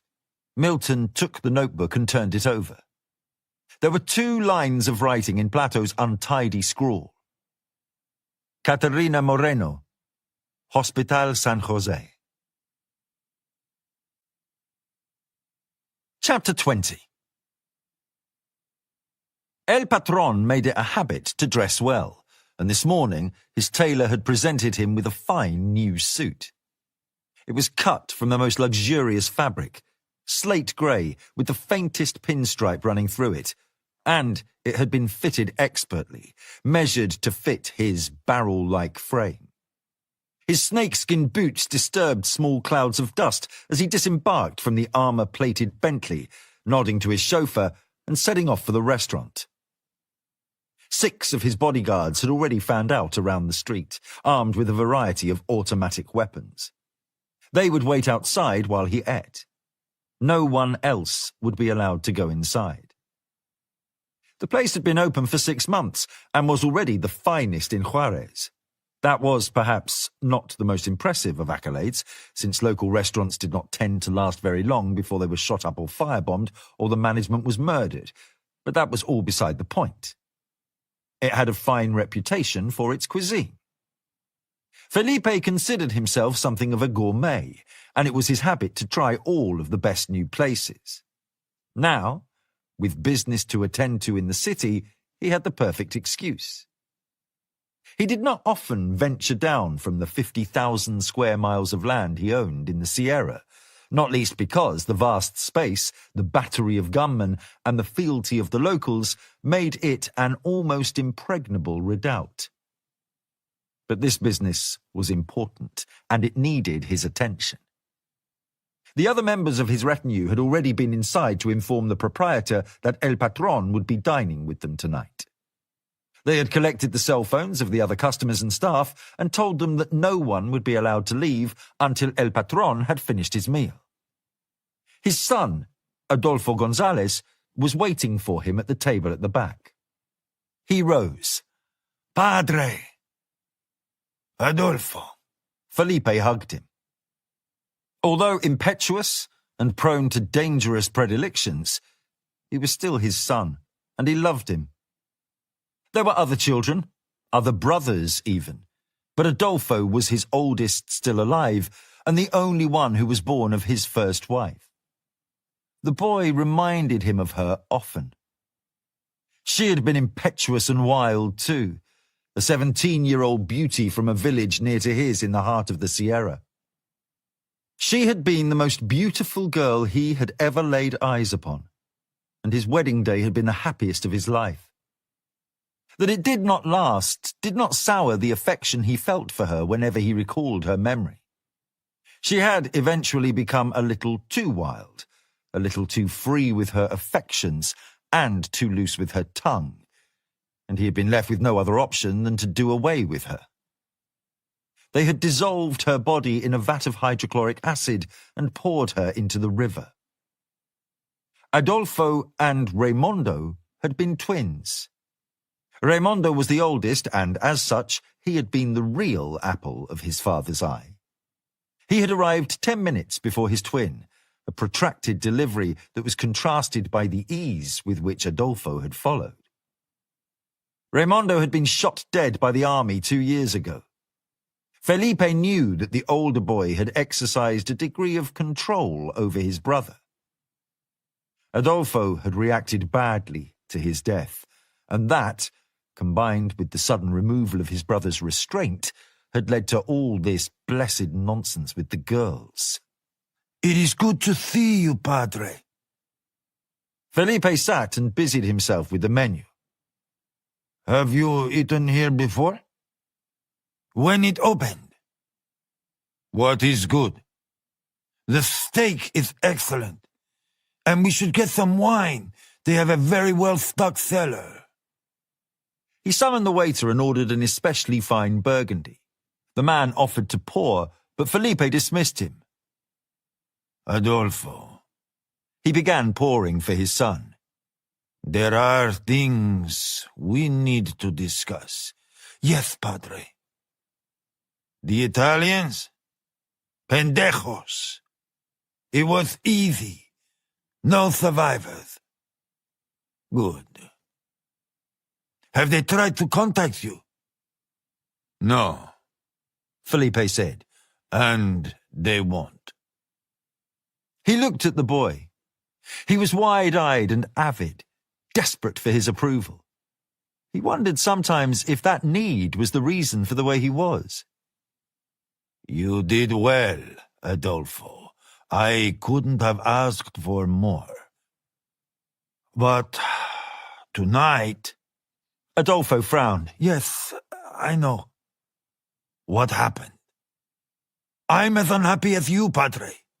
That is doubtful. I'm still trying to find out. Were you there? No. She was just a girl. It is a simple thing, is it not? It should have been simple. And yet, it wasn't. She has been difficult to find. Her cool old boyfriend was less careful. We have been following him, and he led us to her. There was a third person, a girl they were meeting her there. Another of Moreno's stories, no doubt. I put 5 men on the job. Good men. They have always been reliable. As you say, it should have been easy. They went into the restaurant, but as they were carrying out their orders, they were attacked. By whom? Adolfo could not hide his awkwardness. One of the cooks. A cook, Adolfo? At first, and then 2 policemen. This cook, who is he? I'm going to visit the proprietor. I'll know more after I have spoken with him. Whoever this puto is, he isn't just a cook. He threw a knife halfway across the room and hit Javier. And then he knew how to use an AK. I think he was a soldier. And the police? They will be easier to find. Don't worry. They will all be punished. Make sure that they are. They work for us, Adolfo, not against us. Remind them. Make an example out of them. I will. It is important, Adolfo. I am meeting the gringos tomorrow. They are cautious men. There must not be any doubt that we are in control. This kind of fuck-up makes us look bad. If they think we cannot get rid of a journalist who has been writing about us, how will they trust us to control this plaza? Do you understand? Adolfo looked crestfallen. Yes, I know how it looks. Felipe steepled his fingers and looked over them at his son, his brows lowering, his Botoxed forehead crinkling a little into what passed for a frown. This whole mess would have been unnecessary if it wasn't for your... He searched for the right word, each one more distasteful than the last. Problem. I will hear no more excuses about it. It has to stop. I have told you too many times already. Do you understand me? Yes, Padre. It will. It has. No more. Very good. You have money, connections, power. You don't need to take your women. They will come to you. Felipe looked up. The waiter was at the edge of the room, shuffling nervously from foot to foot. Felipe smiled and beckoned him over. Now then, shall we order? Chapter 21. Milton stepped out of the police station and stood with his back to the wall for a smoke. He exhaled. It was peaceful now. There was no noise from the kitchen, no snarled abuse in the holding pens. The smell of gunpowder was gone, and the sudden shock of violence and death seemed a world away. He filled his lungs with smoke and relaxed. The night was warm and fuzzy with pollutants from the refinery on the other side of the border. The low sky glowed orange. His thoughts drifted, as they often did, to his past. Milton had travelled far from London and what had happened there, far from his job and the blood that still dripped from his hands, but he knew that he would never be able to outrun it. He looked up into the sky and decided. He pushed himself off the wall. He would get as much sleep as he could, and then first thing tomorrow, he would head for Hospital San Jose. That girl, whoever she was in trouble, and he was going to help. Part 2. Day 2. Chapter 22. Take a seat, Miss Thackeray, the man said. Anna Thackeray did as she was told. The office was impressive, well-appointed, spacious, and furnished in the tastefully understated fashion that said that money had not constrained the choices that had been made. There was a wide picture window that offered a view of the Thames toiling sluggishly under a grey sky. The room was light and airy. Military prints on the walls, silver trophies, and 2 photographs in luxurious leather frames. One was of the man on the other side of the desk in his younger days. The other was of a woman and 3 children. A central table held a bowl of flowers, and there were 2 comfortable club chairs on either side of an empty fireplace. The International HQ for Global Logistics was on the same side of the Thames as the more imposing building in Vauxhall where the important decisions were taken. But that was as far as the similarities went. It was built in the 60s, with that decade's preference for function over form. Constructed from grey brick and dull concrete, its anonymous 5 floors all rather squat and dowdy, compared to the Regency splendour of its neighbours, or the statement buildings of government that had been constructed more recently. A grand terrace had been smashed down the middle by a 300-pound Luftwaffe bomb, and this unpromising building had eventually sprouted from the weed-strewn crater that had been left. The windows were obscured with Venetian blinds that had been allowed to fade in the sunlight. The staircase that ascended the spine of the building was whitewashed concrete and bare light bulbs. The lift, when it worked, was a grubby box with 4 walls of faux wooden panels and a dusty mirror. And yet, the drab obscurity of the building was perfect to cloak its real purpose. The government organisation that did its work here lived in the shadows, a collection of operatives that was secret to all but those with the highest security clearances. Anna had never even heard of it until yesterday, and she prided herself in knowing everything.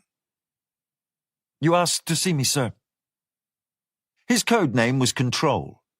Only a handful of people knew his real name, and even fewer his background. He was dressed with the immaculate good taste of the best class of public schoolboy, in a well-tailored suit showing an inch of white cuff and a regimental tie fastened with a brass pin. His hands were fleshy, his glistening nails bearing the unmistakable signs of a recent manicure. Anna found that, above everything else, rather distasteful. He was oleaginous and slippery, undoubtedly brilliant, but as far removed from trustworthiness as it was possible to be. That, of course, made him ideal for his position. Like the building from which he worked, he was perfect for his purpose. Control commanded Group 15, a subset of the firm. He supervised 200 civil servants, mostly seconded from MI5, MI6 and the Foreign Office, analysts and spooks that were simply the network that facilitated the work of the 12 men and women who carried out the jobs that Group 15 was allocated. When the government found itself with a particularly intractable problem and every other route had failed, commercial, diplomatic, political, Group 15 would occasionally be put out into the field. And for them, all solutions were in play. "Thank you for coming to see me, Miss Thackeray," Control said. "Not a problem, sir." She tried to project a feeling of ease, but she did not find that simple to do. The occasion was not suited to it, for one, and the formality of the place bothered her. She had already made more concessions than she was comfortable with making. She had removed her earrings, scrubbed the black nail varnish from her fingers, and borrowed a trouser suit and a shirt. And of course, there was her hair. She had dyed it red over the weekend, and she was damned if she was going to spend the night before this meeting changing it to something more conservative. "Everything I tell you this morning is beyond top secret. I'm sure that goes without saying." It does. "Very good. I'll be as brief as I can be. 6 months ago, one of our most valuable agents went AWOL. Have you read the file?" "Yes, John Milton." "Indeed. It is our belief that Mr. Milton suffered a mental breakdown following an unsuccessful operation in France. The decision had been taken to bring him in for observation and treatment, but as one of our agents approached him for that purpose, he opened fire on him. A member of the public was killed, and the agent was badly wounded. We suppressed that from the report for obvious reasons." Yes. "Following those events, Milton dropped off the grid. We tracked him north to Liverpool, and our working assumption is that he either found work on a boat or stowed away on one. The trail went cold from there, and we have seen neither hide nor hair of him since. That is a state of affairs that we cannot allow to stand. Mr. Milton was our most experienced operative. He has intimate first-hand knowledge of operations that would cause the government enormous embarrassment if their existence was ever to be disclosed. And that's not even considering the operational knowledge that would be of great interest to our enemies and to our friends." "You want me to find him?" "We do. We've been working with your department for some time, but so far with disappointing results. Your predecessor made no headway, so he has been reassigned. and you are replacing him. I understand from your supervisor that you're the best analyst that GCHQ has to offer. No question. You don't suffer from false modesty, do you? I don't see the point in it. You might come to wish you had been more circumspect, because now I expect you to meet with more success. I have the file. Is there anything else I need to know? You should be under no disillusions here. John Milton has been trained to be totally invisible. His profession for the last 8 years was to be a ghost. He has operated in some of the most inhospitable, dangerous places you can imagine. If he was not as good at this as he is, he would have been captured and killed years ago. He is not married. He has no children. He has no real friends. No ties, not to anyone or anything. It will not be an easy task to find him. But I must re-emphasize, he must be found. This could be the making of your career, or... He paused and spread his hands. Not. Do I make myself clear? The implication was very clear. Find him, or else. You do, she said. Chapter 23.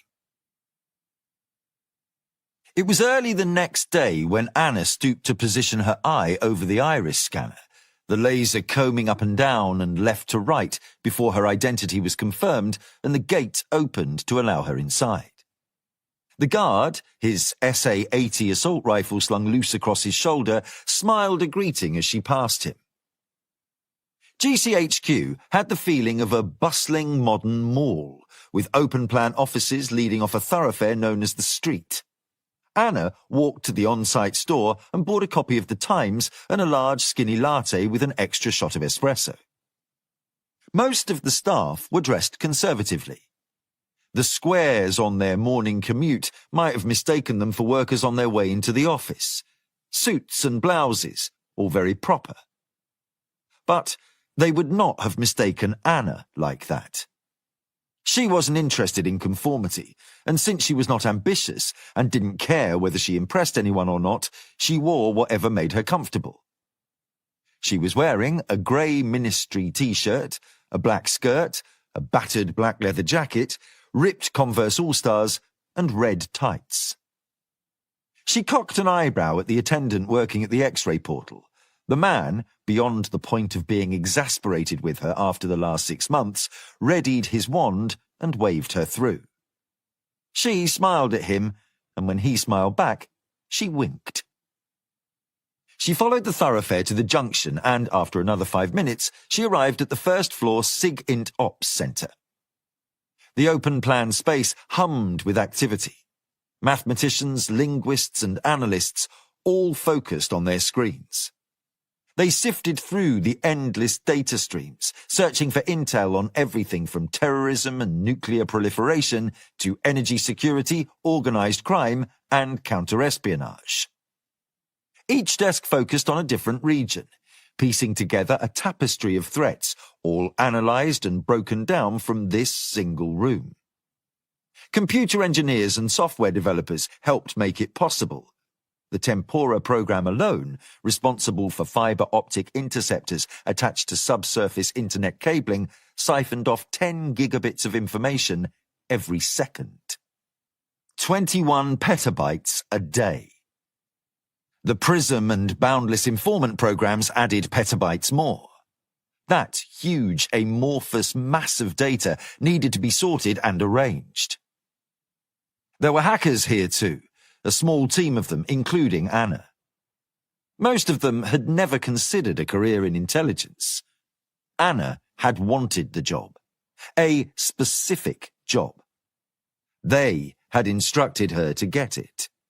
And, as it turned out, it had been easy. Thackeray was an anglicized name that she had adopted when she had moved to London. She was born Anna Vasilyevna Dubrovsky in Volgograd in 1990. Her father, Vasily, was a middle-ranking diplomat in the Russian diplomatic service, and her mother worked for the party. She was their only child, and her prodigious intelligence, obvious from a very early age, was a source of tremendous pride to them. She had been precocious in school, a genius mathematician, quickly outpacing her peers and then her teachers. There was an annual children's chess competition in the district, and she had won it for 2 straight years. She had been banned from entering for a 3rd time.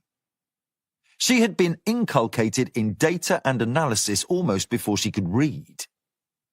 The day she had been given her first computer, a brand new American-built Dell, was the day that the scales had truly fallen from her eyes.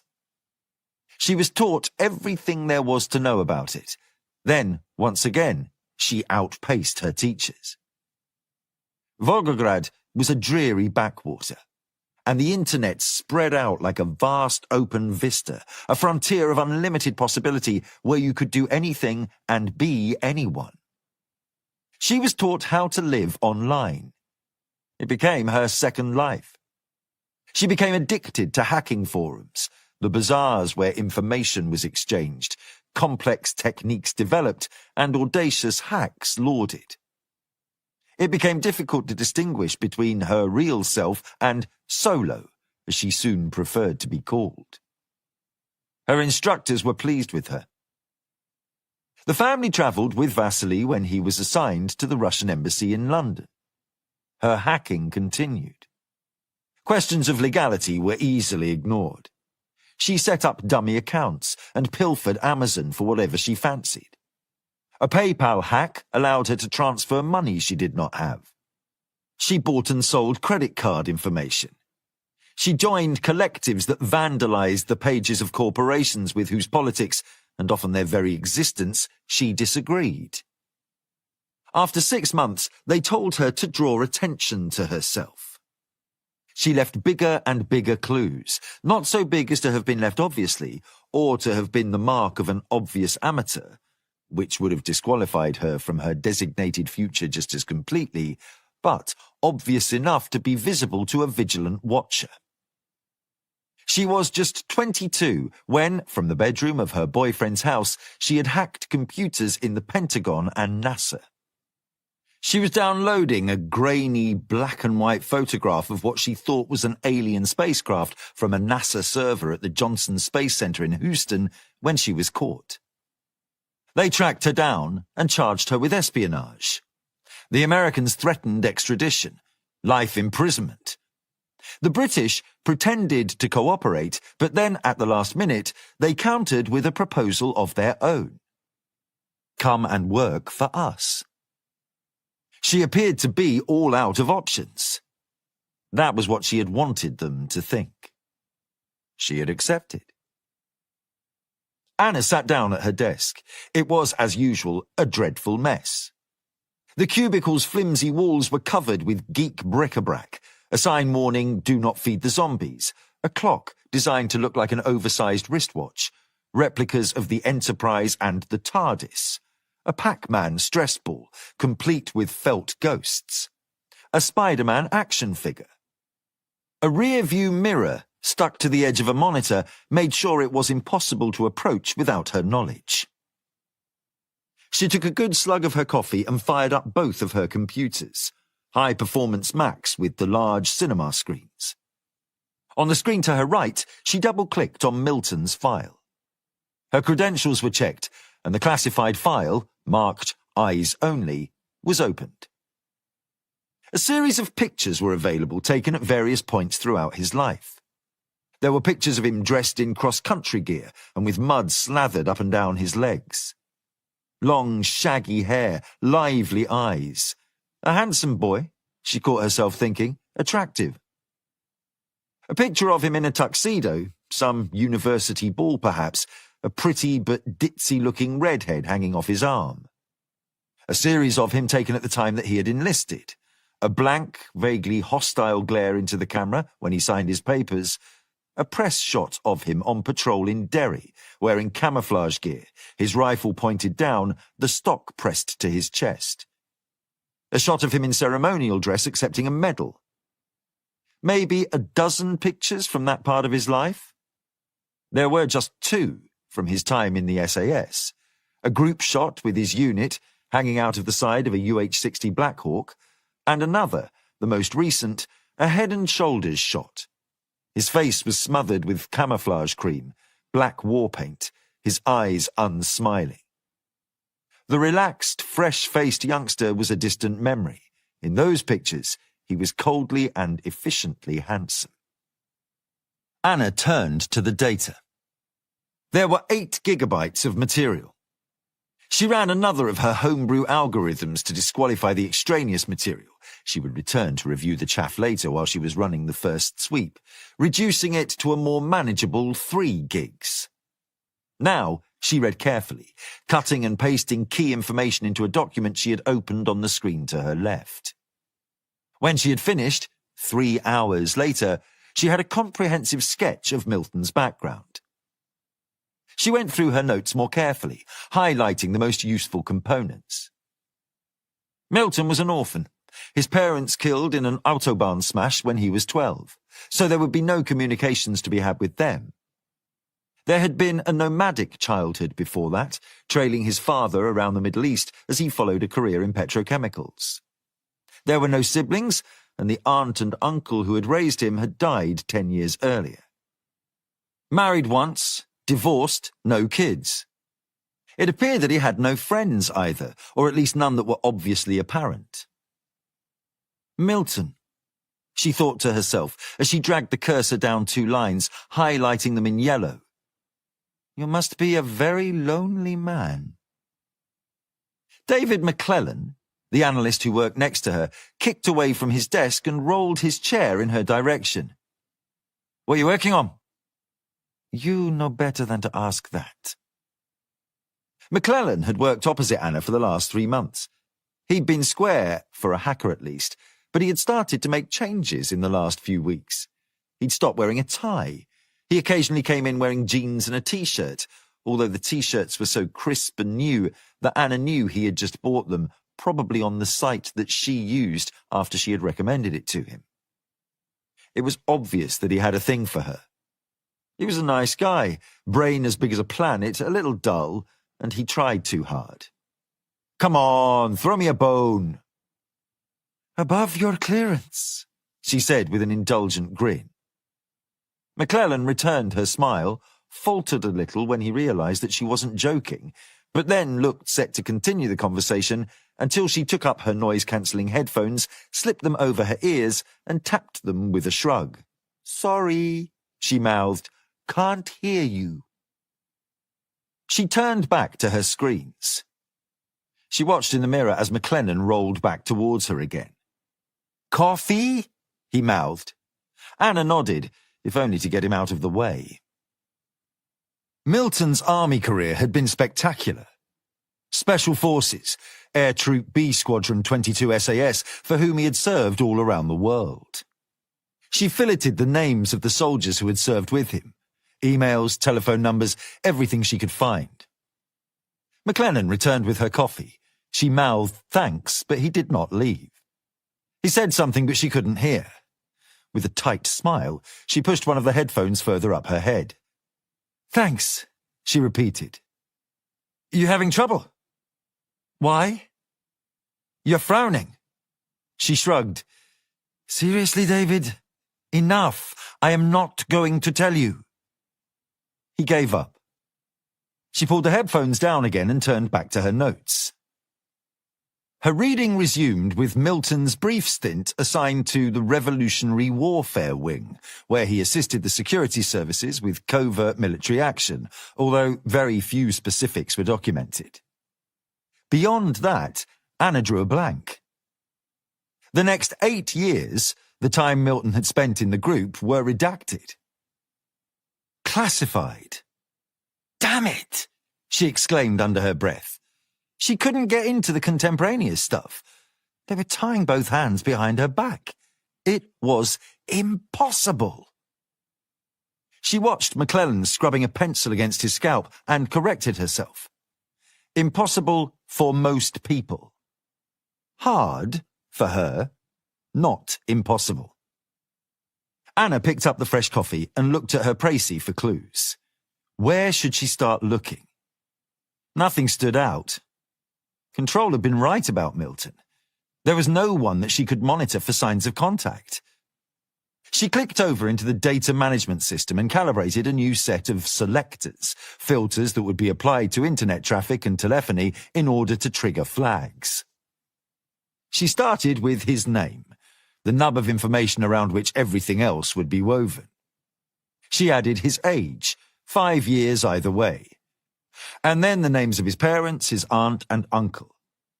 She ran a search on the soldiers who shared record entries with him, applied a simple algorithm to disqualify those who only appeared once or twice, then pasted the names of the rest. She inputted credit card and bank account details, known telephone numbers and email addresses. Records showed only one registered address since he had left the army, a maisonette in Hackney, which Milton had briefly rented in the August of the previous year. An annotation on the document confirmed this to now be a dead end. But she posted what she had and all the hotels that he had visited more than once. His blood group, DNA profile, and fingerprints had been taken when he joined the group, and miraculously she had access to them. She dragged each of them across the screen and dropped them in as new selectors. Milton's file also recorded a number of distinguishing marks: a tattoo on his back depicting a large pair of angel wings, a scar down his face, the memento of a knife fight in a bar, and a scar from the surgery to put a steel plate in his right leg after it had been crushed in a motorcycle crash.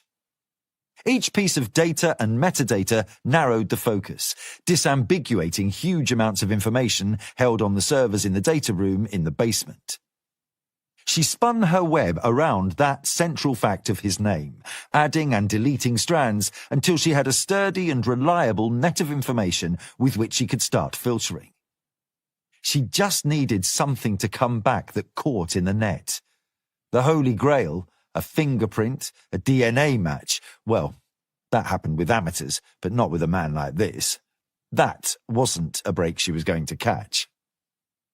She filed the selectors for approval, took another slug of coffee, applied for capacity to run a historic search of last month's buffer.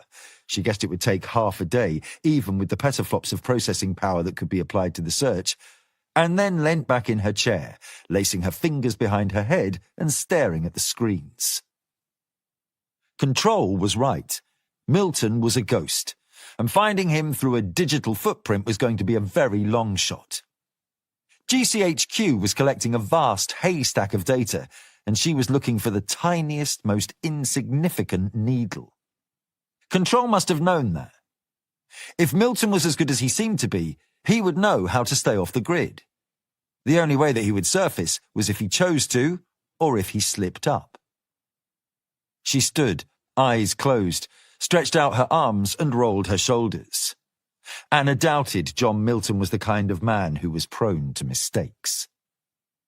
She started to wonder if this job was a poisoned chalice, the sort of job that could only ever make her look bad. Chapter 24.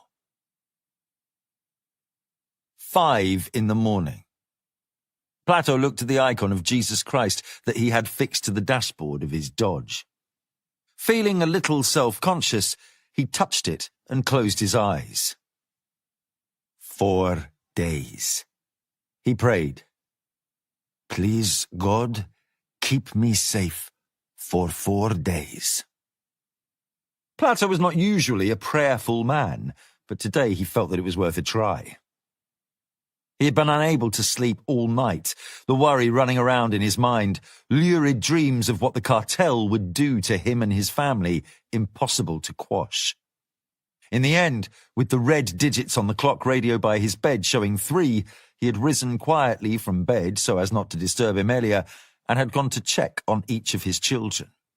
They were all sleeping peacefully. He had paused in each room, just listening to the sound of their breathing. Satisfied that they were safe, he had gone downstairs and sat in the lounge for an hour with a cup of strong black coffee. His loaded service-issue pistol was laid on the table in front of him. The kitchen light had flicked on, and Emelia's worried face had appeared at the window. Plato had waved at his wife, forcing a broad smile onto his face. She knew something had happened last night, but she had not pressed him on it, and he had not said. He didn't want to cause her any more anxiety than he could avoid. What was the point? She had enough on her plate without worrying about him. He might have been able to unburden himself, but it would have been selfish. Far better to keep his own counsel and focus on the light at the end of the tunnel. 4 days. He started the engine and flicked on the headlights. He backed the car down the drive, putting it into first, and setting off in the direction of Avenue 16 de Septiembre and the Hospital San Jose. He turned off the road and rolled into the underground car park. As he reversed into a space, he found himself thinking of the Englishman. It was out of character for him to break the rules, and he was quite clear about one thing. Giving a man he did not know the details of where the witness in a murder inquiry was being taken was most definitely against the rules. The man wasn't a relation, and he had no obvious connection to her. He was also very patently a dangerous man who knew how to kill. Plato had wondered about him during his night's vigil. Who was he? What was he? What kind of ex-soldier? Special forces? Or something else entirely? He had no reason to trust the man apart from a feeling in his gut that they were on the same side. Plato had long since learnt that it was wise to listen to his instincts. They often turned out to be right. Chapter 25. Plato rode the elevator to the 6th floor. The girl was being kept in her own room. They would be better able to guard her that way. Sanchez was outside the door. He had drawn the first watch, and his eyes were red-rimmed from lack of sleep. About time, he grumbled. How is she? Sleeping. The shoulder is nothing to worry about, just a flesh wound. They've cleaned it and tidied it up. But nothing. They shot her up to help her sleep, and she's been out ever since. Has anyone told her about the others? No, I didn't have the chance. Plato sighed. It would fall to him to do it. He hated it, bringing the worst kind of news, but it was something that he had almost become inured to over the course of the years. How many times had he told relatives that their husband, son, wife, or daughter had been murdered over the last decade? Hundreds of times. These two would just be the latest. But he hoped, maybe, that they would be the last. All right, he said. I'll take over. Have you spoken to Alameda? Sanchez nodded. He called. All right? Seemed to be. He's still relieving me. I've got to start looking into what happened for what it's worth. I can't stay here all day. He said he was. Sanchez clapped him on the shoulder and left him. The room was at the end of the corridor. There was a chair outside it, and on the floor a copy of El Diario that Sanchez had found from somewhere. The front page had a number as its headline, capitalized and emboldened. 700. And below it was a colour picture of a body laid out in the street, blood pooling around the head. It would be 708 once they had processed the victims from last night. Plato tossed the newspaper back down onto the ground, quietly turned the handle to the door and stepped inside. The girl was sleeping peacefully. She had been dressed in hospital-issue pyjamas, and her right shoulder was swaddled in bandages. He stepped a little closer. She was pretty, with a delicate face and thick black hair. The silver crucifix she wore around her neck stood out against her golden-brown skin. He wondered if it had helped her last night. She had been very, very lucky. Lucky that the cook had been there for a start. And lucky that the sicarios had somehow failed to complete their orders. That was unusual. The penalty for a sicario's failure would be his own death, often much more protracted and unpleasant than the quick and easy ending that he planned for his victims. It was a useful incentive to get the job done, and it meant that they very rarely made mistakes. It also meant that they often visited hospitals to finish off the victims that they had only been able to wound the first time around. Plato was staring at her face when the girl's eyes slid open. It gave him a start. Hello, he said. Katerina looked at him, a moment of muddied confusion before alarm washed across her face. Her feet scrambled against the mattress as she pushed herself away, her back up against the headboard. It's all right, Plato said, holding his hands up, palms facing her. I'm a policeman. That's supposed to make me feel better? I know I'd say this even if I wasn't, but I'm one of the good ones. She regarded him warily, but as he took no further step towards her, smiling what he hoped was his most winning and reassuring smile, she gradually relaxed. Her legs slid down the bed a little, and she arranged herself so that she was more comfortable. The movement evidently caused her pain. She winced sharply. How's the shoulder? Sore. The pain recalled what had happened last night, and her face fell. Leon, where is he? Plato guessed that she meant the man she had been with in the diner. I'm sorry, ma'am. Her face dissolved, the steeliness subsumed by a sudden wave of grief. Tears rolled down her cheeks, and she closed her eyes, her breathing ragged until, after a moment, she mastered it again. She buried her head in her forearms, with her hands clasped against the top of her head, her breathing sighing in and out. Plato stood there helplessly, his fingers looped into his belt to stop them fidgeting. He never knew what to do after he had delivered the news. Katerina, he said. She moved her arms away. Her eyes were wet when she opened them again, and they shined with angry fire. The girl? Plato shook his head. Oh, God! I'm very sorry. She clenched her teeth so hard that the line of her jaw was set, strong and firm. I'm sorry, he said again, not knowing what else he could say. When can I get out of here? The doctors will want to see you. It's early, though. I don't think they'll be here until morning. A few hours. What time is it? 5:30. Why don't you try to get a little extra sleep? She gave him a withering look. I don't think so. One of my colleagues watched over you through the night, and I'm going to stay with you now. The men who did this might come back when they find out that you're still alive. And you can stop them? There was the thing.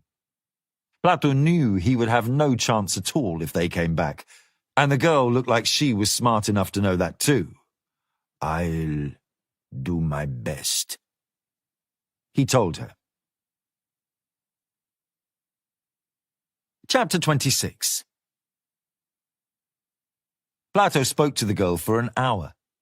He got more of the story and wrote it all down.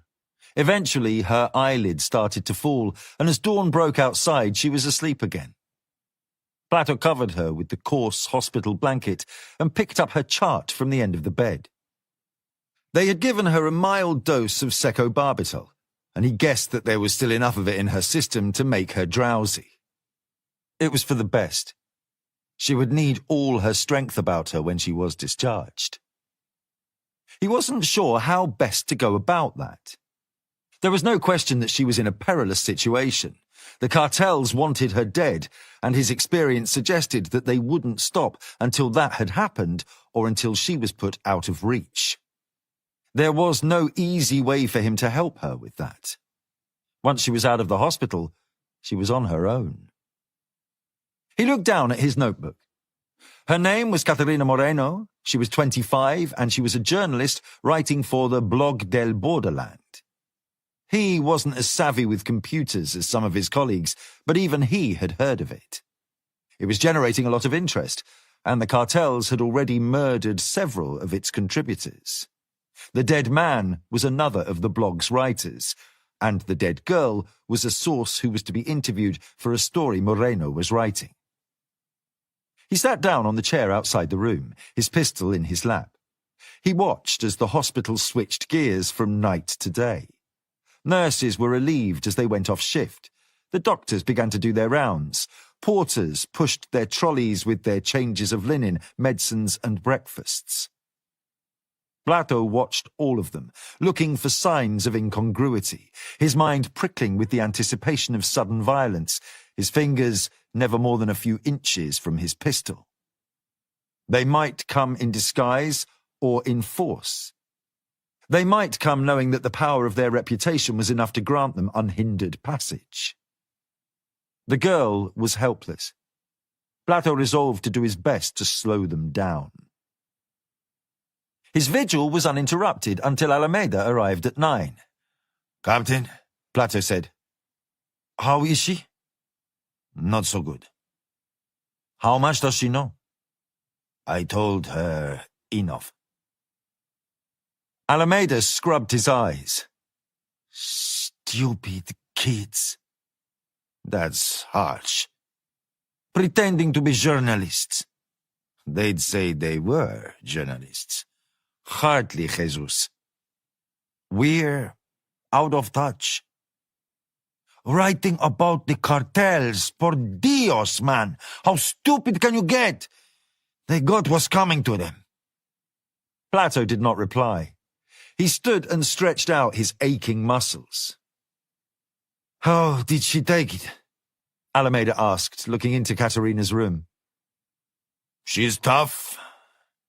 If I were a betting man, I'd say it's made her more determined. To do what? This. It won't shut her up. You ask me, she should get over the border as fast as she can. She won't last 5 minutes if she stays here. Alameda sighed. Plato thought he suddenly looked old, as if he had aged 10 years overnight.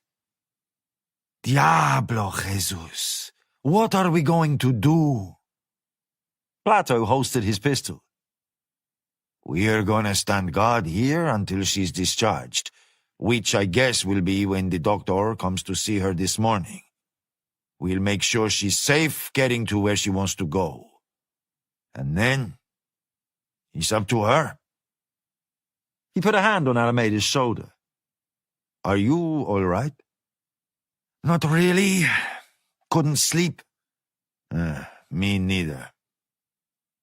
Go on, Alameda said. I'm fine. Take a break. Won't be long. I want to talk to her again when she wakes up.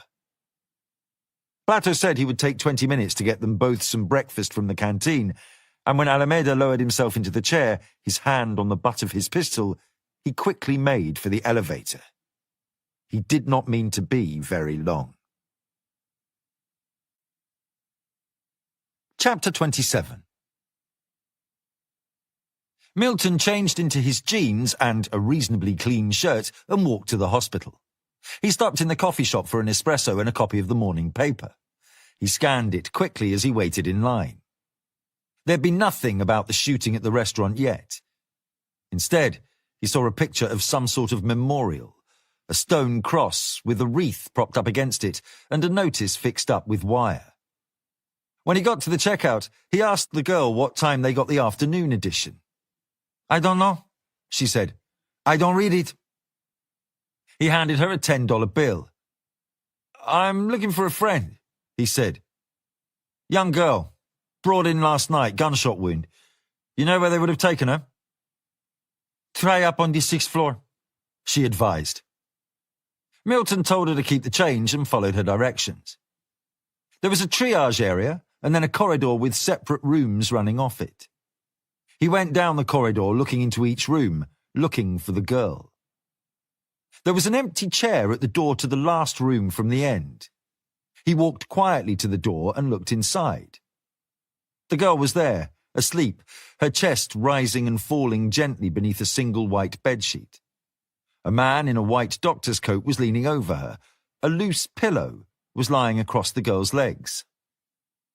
The man reached out his right hand, the fingers brushing against the pillow, then closing around it. Milton opened the door. "Excuse me?" The man looked up and turned around. Hello? "Who are you?" He had smooth brown skin, black hair, and an easy smile. There was nothing remarkable about him, the kind of man you would never see coming. My name is Martinez, he said. I'm a doctor here. Who are you? Milton ignored the question. "What are you doing?" Checking that she is okay. He picked up the pillow and tossed it onto the armchair at the side of the bed. Just making her comfortable. Milton tapped a finger to his breast. "You don't have any credentials."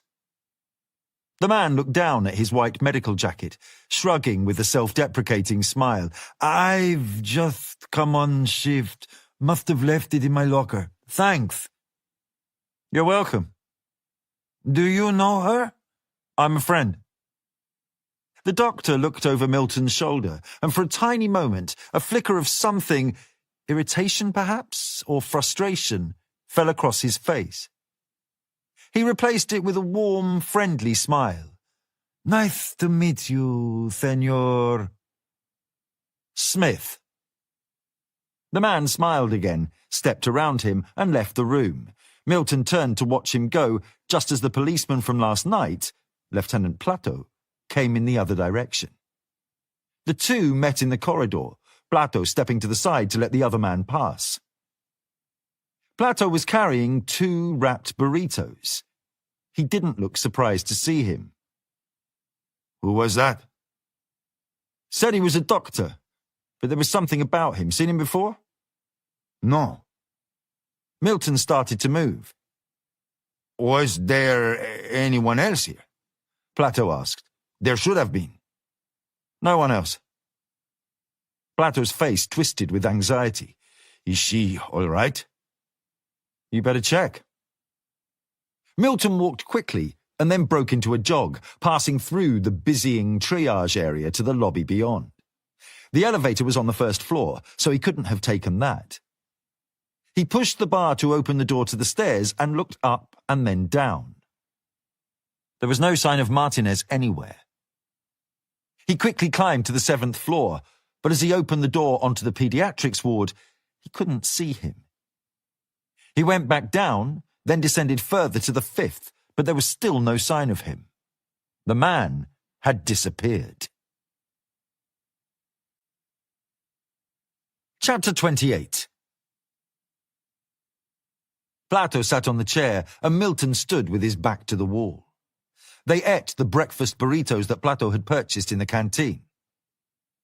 How many people died last night? Plato looked at him evenly. 2 of the 3 on the table. The girl died at the scene. The guy was DOA by the time they got him here. Apart from them, 1 woman eating her dinner got shot in the head. 3 dead, all told, and that's not even counting the 5 sicarios you took out. Caramba, what a world. The girl who died?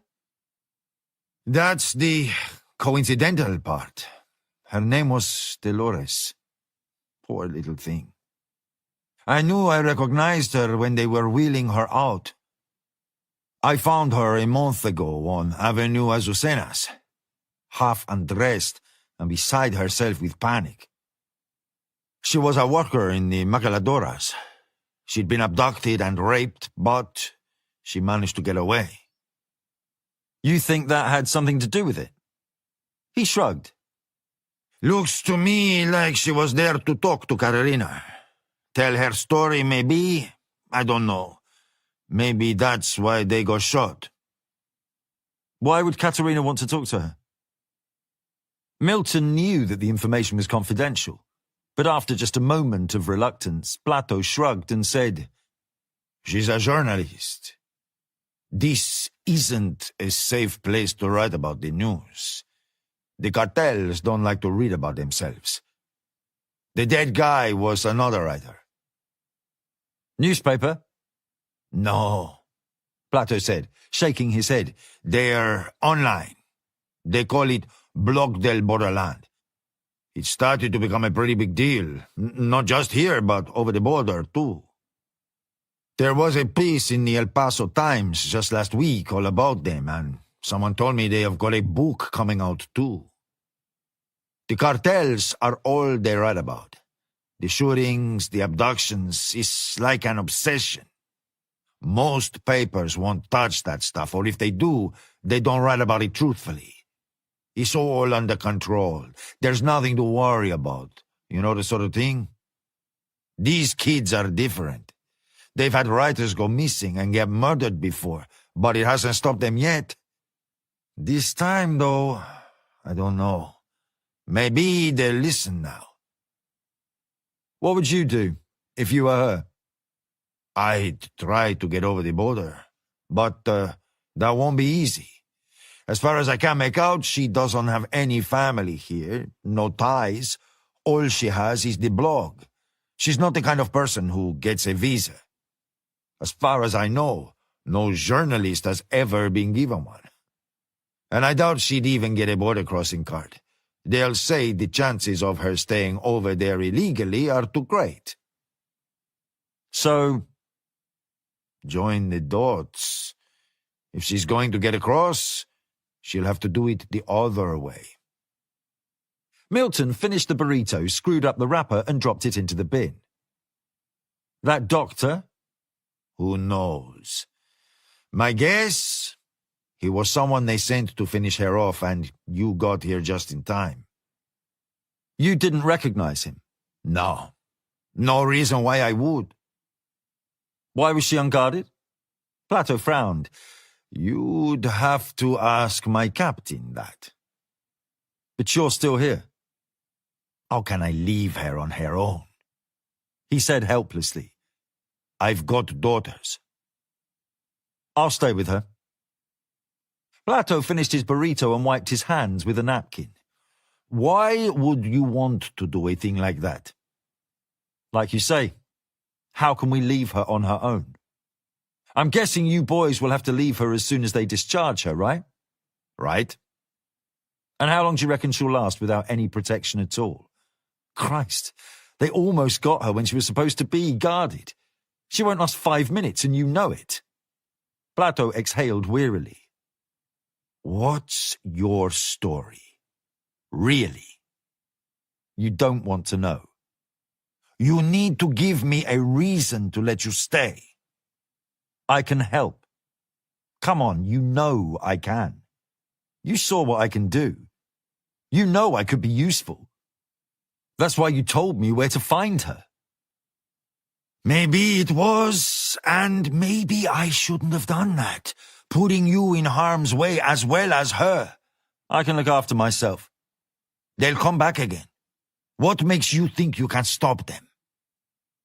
Because I'm not afraid of them, Lieutenant.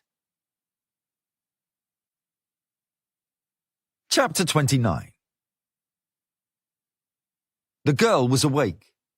She had shuffled back in bed so that she was resting against the headboard, her knees bent beneath the sheet. Her black hair fanned out behind her, long strands running across her shoulders and across the pastel blue hospital pajamas and the white of the bandage on her right shoulder. She was staring at Milton through the window. He knocked on the door and went inside. "Hello," he said. Who are you? "My name's Smith." Have we met? "Not really." She looked at him. No, I recognize you. You were there last night. You work in the restaurant, don't you? "I did. Doubt there's a job for me there anymore." You helped us. "I did my best." The conversation tailed off. She was nervous, and Milton felt awkward about it. He pointed to the armchair next to the bed. "Do you mind?" She shrugged. Her right hand tensed and gripped the edge of the sheet. He could see the tendons moving in her wrist.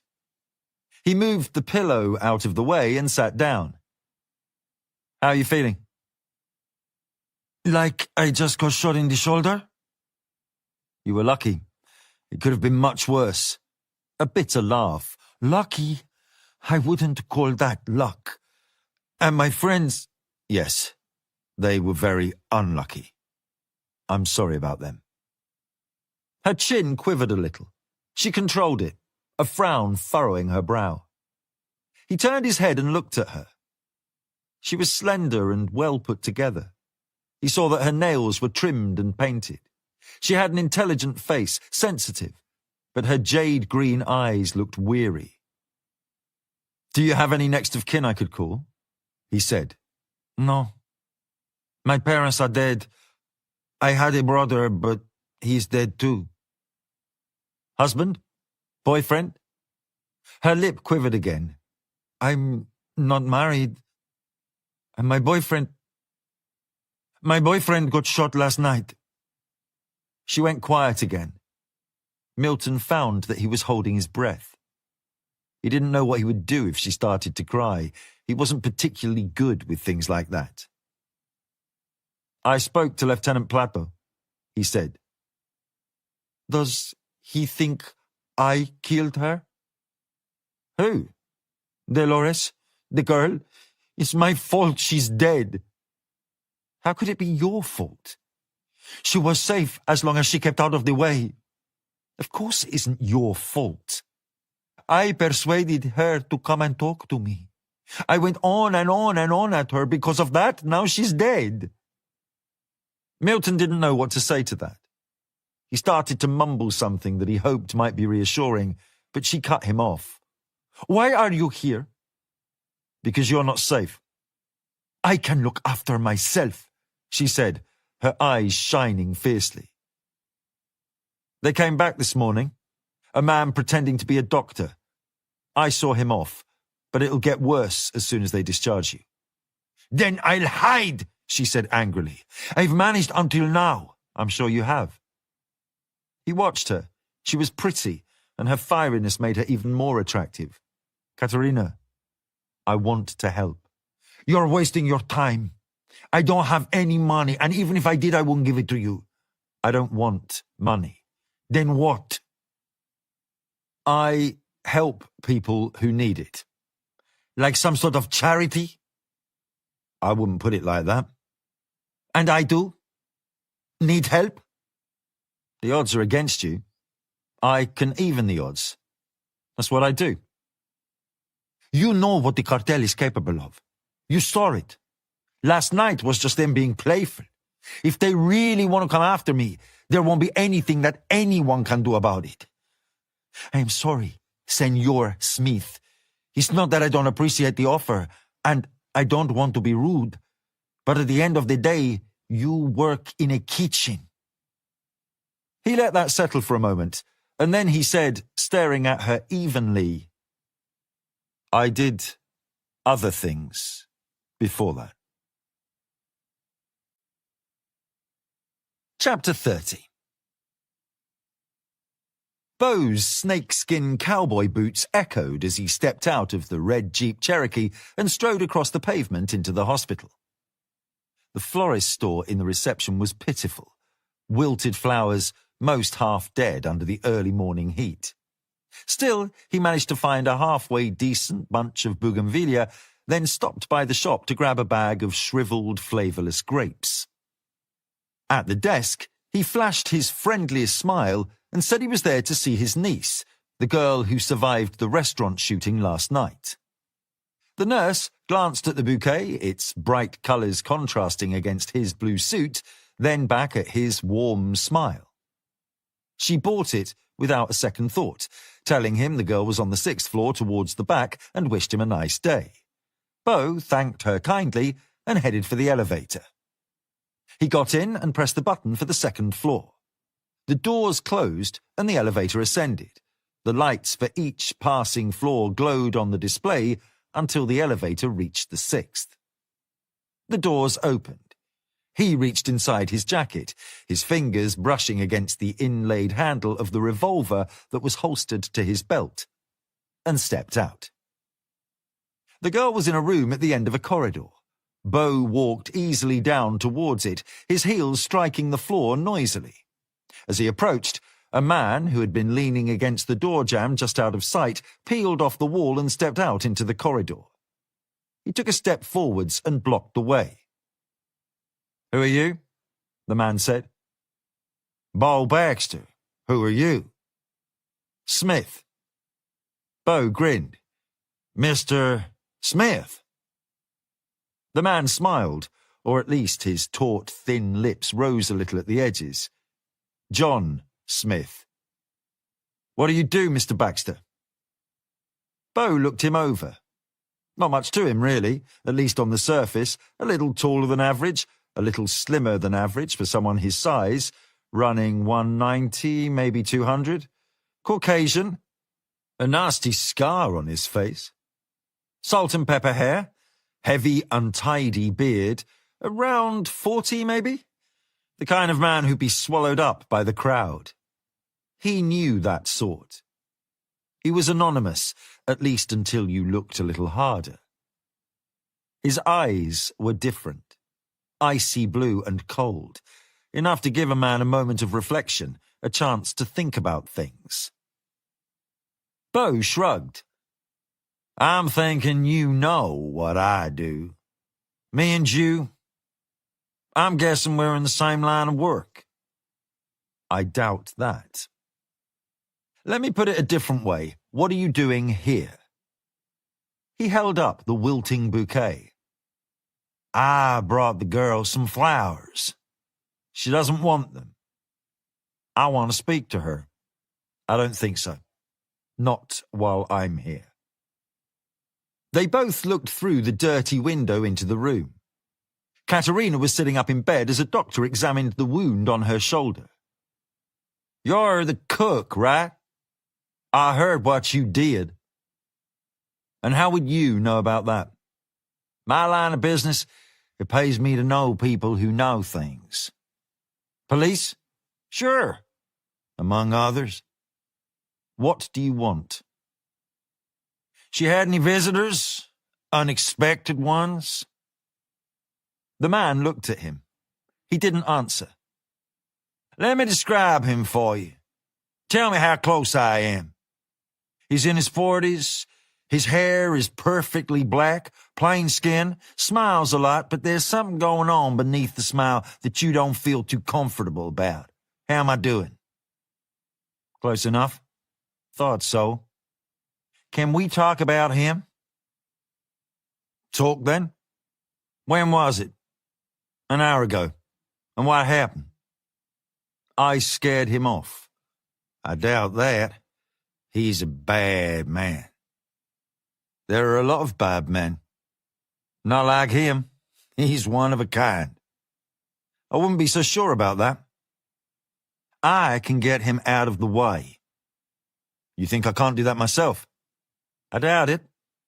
"You don't know what you're up against." "And you don't know who I am." "I know you ain't no cook." Beau smiled at him. "Okay. What do you know about him?" The man didn't answer. "You speak Spanish?" "Enough." "They call him Santa Muerte. Know what that means?" "Saint Death." "That's right. Saint Death.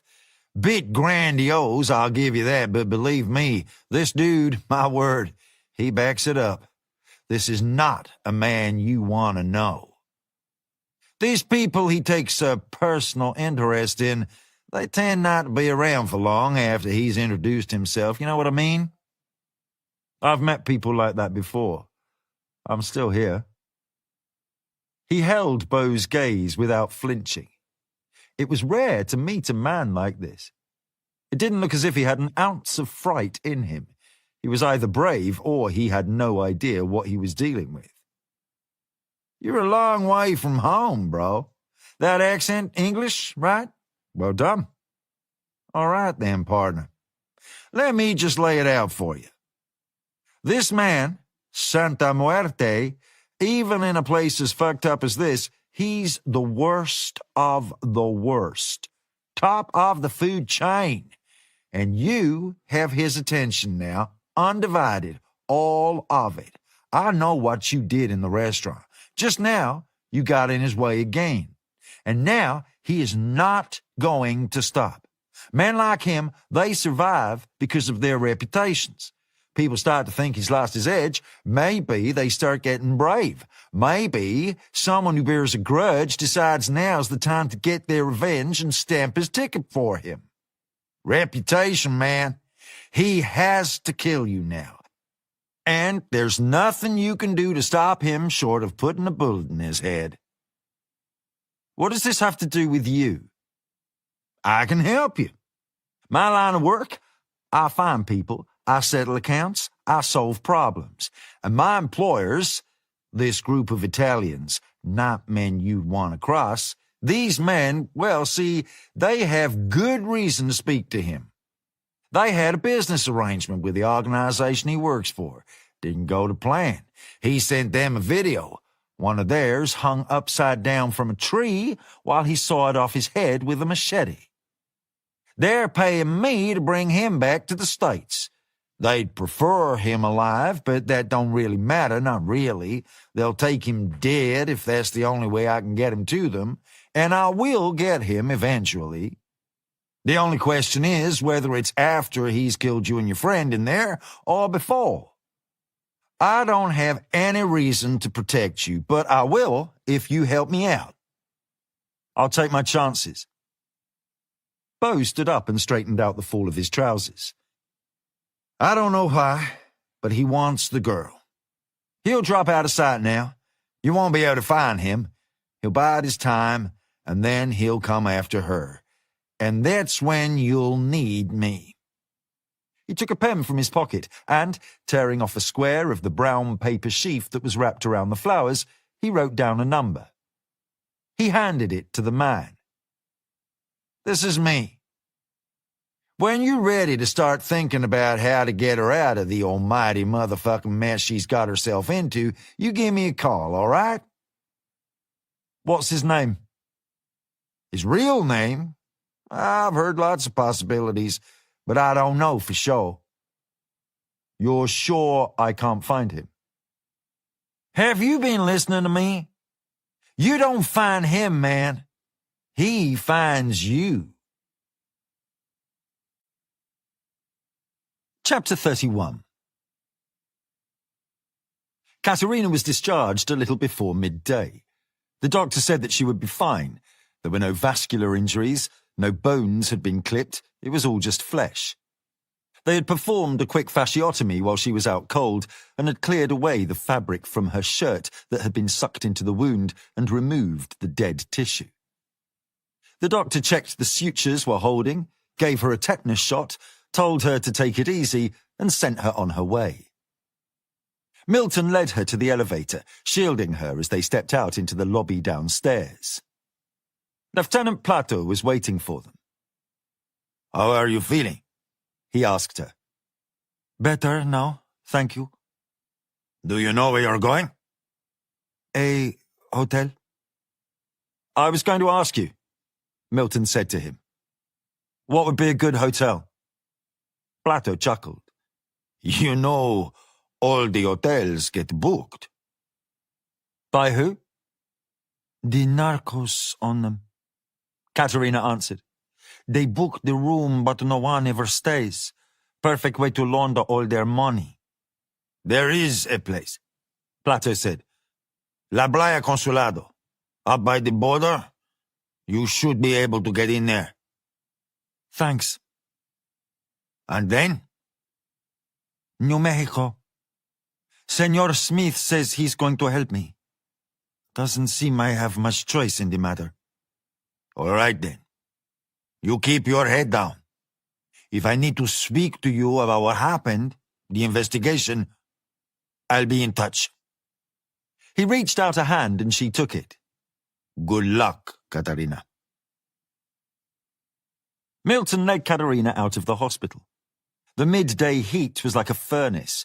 It was so fierce that it had just about cleared the streets, forcing everyone inside. A siesta sounded pretty good right around now, he thought.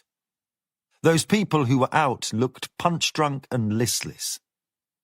He led the way down to the cab rank, opened the door of the first cab waiting and ushered her inside. The car was blissfully air-conditioned. "You know the La Playa Consulado?" he said. The driver turned. Near the U.S. consulate. "That's the one." See, I know it. They drove out, Milton checking that they were not being followed. If the narcos were good, there would be no way of knowing, but they would have to be very good, and Milton didn't see anything suspicious. What about you? Katerina asked him suddenly. "What about me?" I told you about me. What about you? You married? "I was once. She left me." Oh, I'm sorry. "Don't be." Family? "My parents died when I was 12. No brothers or sisters." Girlfriend? "I'm never in the same place long enough to get attached." You must have someone. "Not really," he said with a wry smile. "This is it." I'm sorry about that. She said. "For what?" That you're alone. "Don't be. I choose to be that way." You're not lonely? "No. It's the way I like it. To be honest, I'm not the best company. I doubt anyone would put up with me for all that long, not unless they had to." And you move around a lot. "All the time." Why Mexico? "Why not? I've been heading north the best part of 6 months. Mexico was just the next place on the way." And Juarez? How long have you been here? "I got in on Monday." She stared out of the window. Good timing. "I don't know," he said. "I'm glad I was there. It could have been a lot worse." But why here? Most people would go 100 miles in either direction. "Then I suppose I'm not most people." Why do you move around so much? Are you running from something? "My history," he thought. But rather than that, he said, "Not really. I just needed some time alone, to clear my head." From what? "That doesn't really matter, Katerina." She thought about his answer, but she didn't reply. Chapter 32. La Playa Consulado was on Paseo de la Victoria, a 2-story motor court set around a large parking lot with an ugly sign outside advertising Restaurant Cebolero and its flautas, tacos and hamburguesas. Milton got out first, his hand resting on the burning roof of the cab as he checked again that they had not been followed.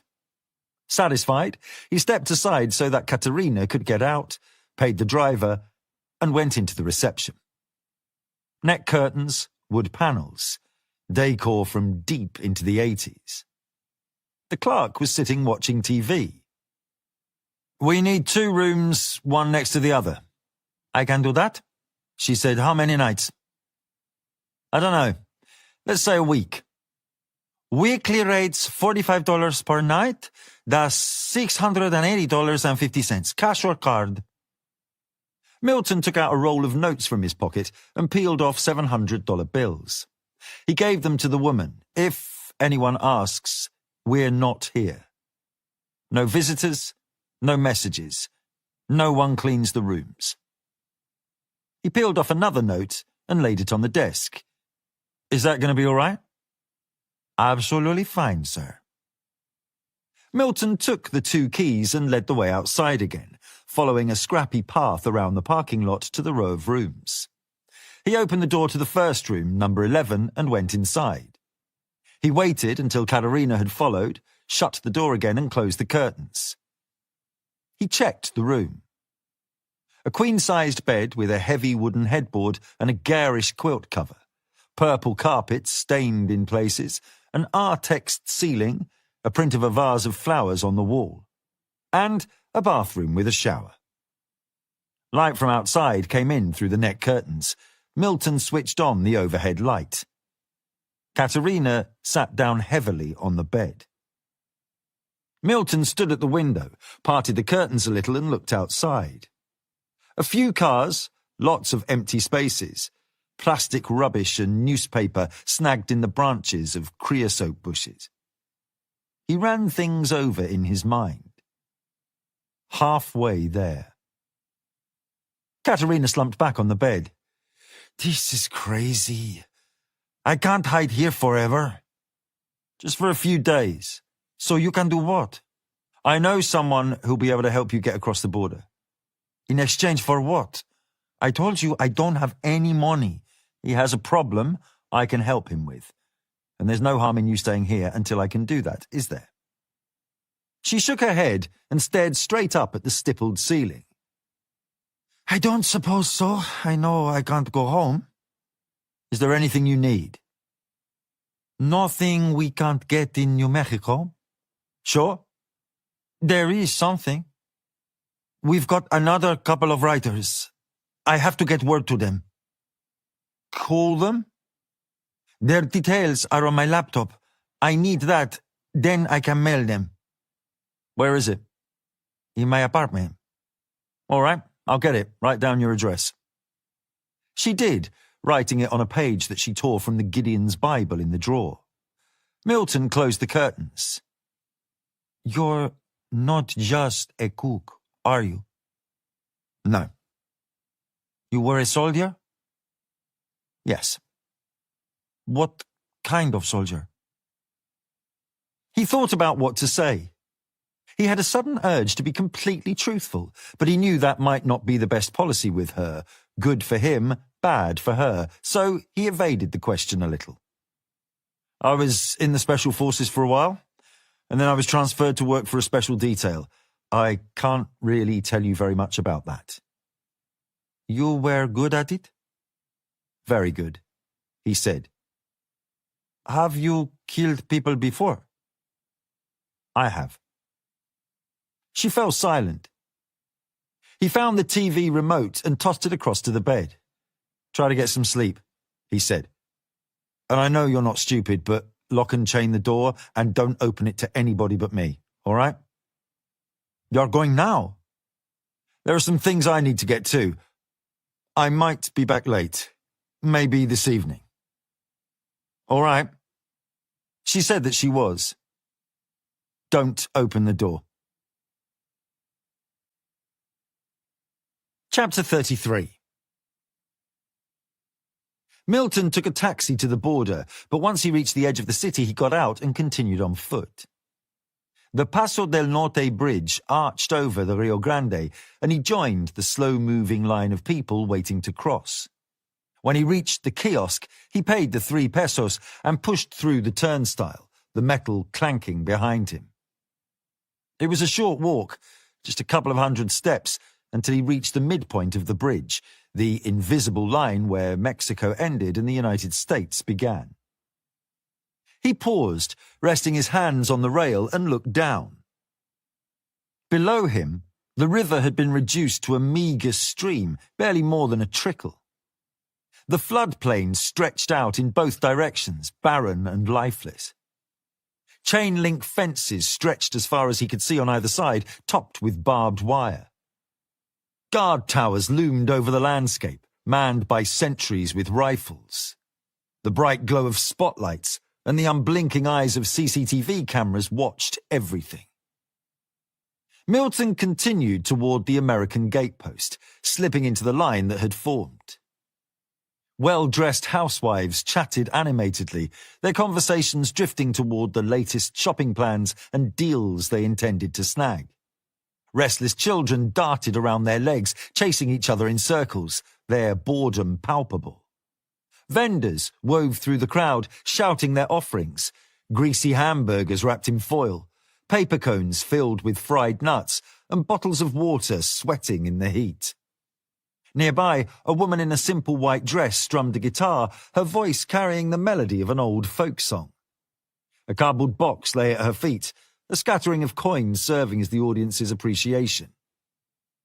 It took an hour for Milton to get to the front. Hello, sir, the wary border guard said. Your passport, please. Milton took out the fake American passport that he had been using since he arrived in South America. He handed it to her. Mr. Smith, she said, comparing him with the photograph. You've been away for a while, sir. Travelling. She stamped the passport. Welcome home, sir. He walked through into America. Milton had a 15-minute cab ride to where he was going. He fished out his phone from his pocket and took the scrap of paper that the man in the hospital had given to him from out of his wallet. He dialed the number and put the phone to his ear. Baxter? Who's this? John Smith. Mr. Smith, how are you, sir? Our friend. How much is he worth to you? He's worth plenty. Why? You ready to help? If you help me, then perhaps. How much do you want? Nothing. No money. I need you to do me a favour. I'm listening. Those Italians you work for. I'm guessing it's a reasonably simple thing for them to bring someone across the border. Sure. I've got to get our mutual friend across, and I'm damn sure I ain't taking him over the bridge. I don't reckon it'll be any great shakes to add another to the trip. Who do you got in mind? The girl. Makes sense. Yep. I reckon I could do that. Anything else? A new life for her on the other side. Legitimate papers in a different name, away from El Paso, somewhere they'll never find her. That's a bit more demanding, but maybe. What would you have to do? Make a couple of calls. You on this number all day? Milton said that he was. I'll call you later. The taxi had arrived. Milton put the telephone away, paid the driver, and got out. The El Paso Gun Show was held every Saturday at the Almeida Shrine Center. Milton paid $16 at the entrance and went inside. He had seen the show advertised in El Diario, a whole-page advert that promised that every gun that he could imagine would be available to buy. Milton could imagine a lot of guns, but after just 5 minutes, he saw the claim wasn't fanciful. The place felt like a bazaar. Long, makeshift aisles had been formed by rows of tables, laid out in a chaotic swap-meet fashion. On one side, dozens of vendors peddled their goods, while on the other, people milled around, bartering and browsing. Milton strolled down the aisle, his eyes scanning the tables, searching for a particular type of seller. It didn't take him long to spot what he was looking for, a man stationed behind a table draped in worn blue felt. Displayed neatly on the surface were various weapons, each sitting snugly in its open carry case. A simple handwritten sign rested in front of the man. Private seller, no paper. Exactly what Milton needed. Afternoon, sir, the seller said. What do I need to buy from you? Cash and carry. No background check. I don't need no address. Don't really need nothing. No, sir. This is a private party sale. What are you looking for? What have you got? The man cast his hand across the heaving table. I keep a nice selection, all the way from these little stainless steel derringers, good for concealment, to the long guns. I got the Ruger .22, extremely popular gun. I got weapons with pink grips for the ladies, engraved pieces with inlaid handles and decorative stocks, Walters, Smith & Wessons. A lot of people are shooting .40 calibers. Those are pretty vicious. I got revolvers. No. Automatic? I have some nice automatics. I got mop and plastic guns. I got the Glock. I got the Springfield. And then over here, I got the Max semi-autos. All the way up to the rifles, the .208s, the .223s. I got an AK-47 and an AR-15. Milton picked up a Springfield Tactical .45 auto. How much? $480 cash money, and it's all yours. Out the door you go. I'll take it. You want ammo with that, too? It was 7 in the evening when Milton was done, and the wind had picked up. He took a taxi back to the border and was halfway across the bridge when the storm swept over Juarez. Sand and dust stung his face, and visibility was immediately reduced. First, the mountains disappeared. Then, the belching smokestacks on the edge of town. And then, as the storm hunkered down properly over the city, details of the immediate landscape began to fade and blur. The streetlights that ran along the centre of the bridge shone as fuzzy penumbras in the darkness. Milton's phone buzzed in his pocket. He took it out and pressed it to his ear. It's Paul Baxter. And? Smith, are you outside in this? Milton ignored the question. Get to it. Can you help? Yeah, it can be done. You help me with our mutual friend. I help get that girl where she wants to get and set her up with a nice new identity. Job, place to live, everything she needs. Want to talk about it? We should. All right, buddy. Tomorrow evening, there's a joint there does the best huaraches you've ever tasted. And I'm not kidding. I always visit whenever I'm in Juarez. Compensation for having to come to this godforsaken fucking town in the first place. It's a Plaza Insurgentes on Avenida de los Insurgentes. Get a taxi, they'll know it. 8 o'clock, all right? Milton said that he would be there and ended the call. The lights of Juarez faded in and out through the eddies of dust and grit. There was no one in the gate shack on the Mexican side of the river. No passport control, no customs checks, no one to notice the Springfield that was tucked into the back of his jeans or the magazines of ammunition that he had stuffed into the pockets of his jacket. There was no queue either, and he pushed his way through the creaking turnstile and crossed back into Juarez. Chapter 34. The storm gathered strength. Milton took a taxi to the address that Katerina had given him.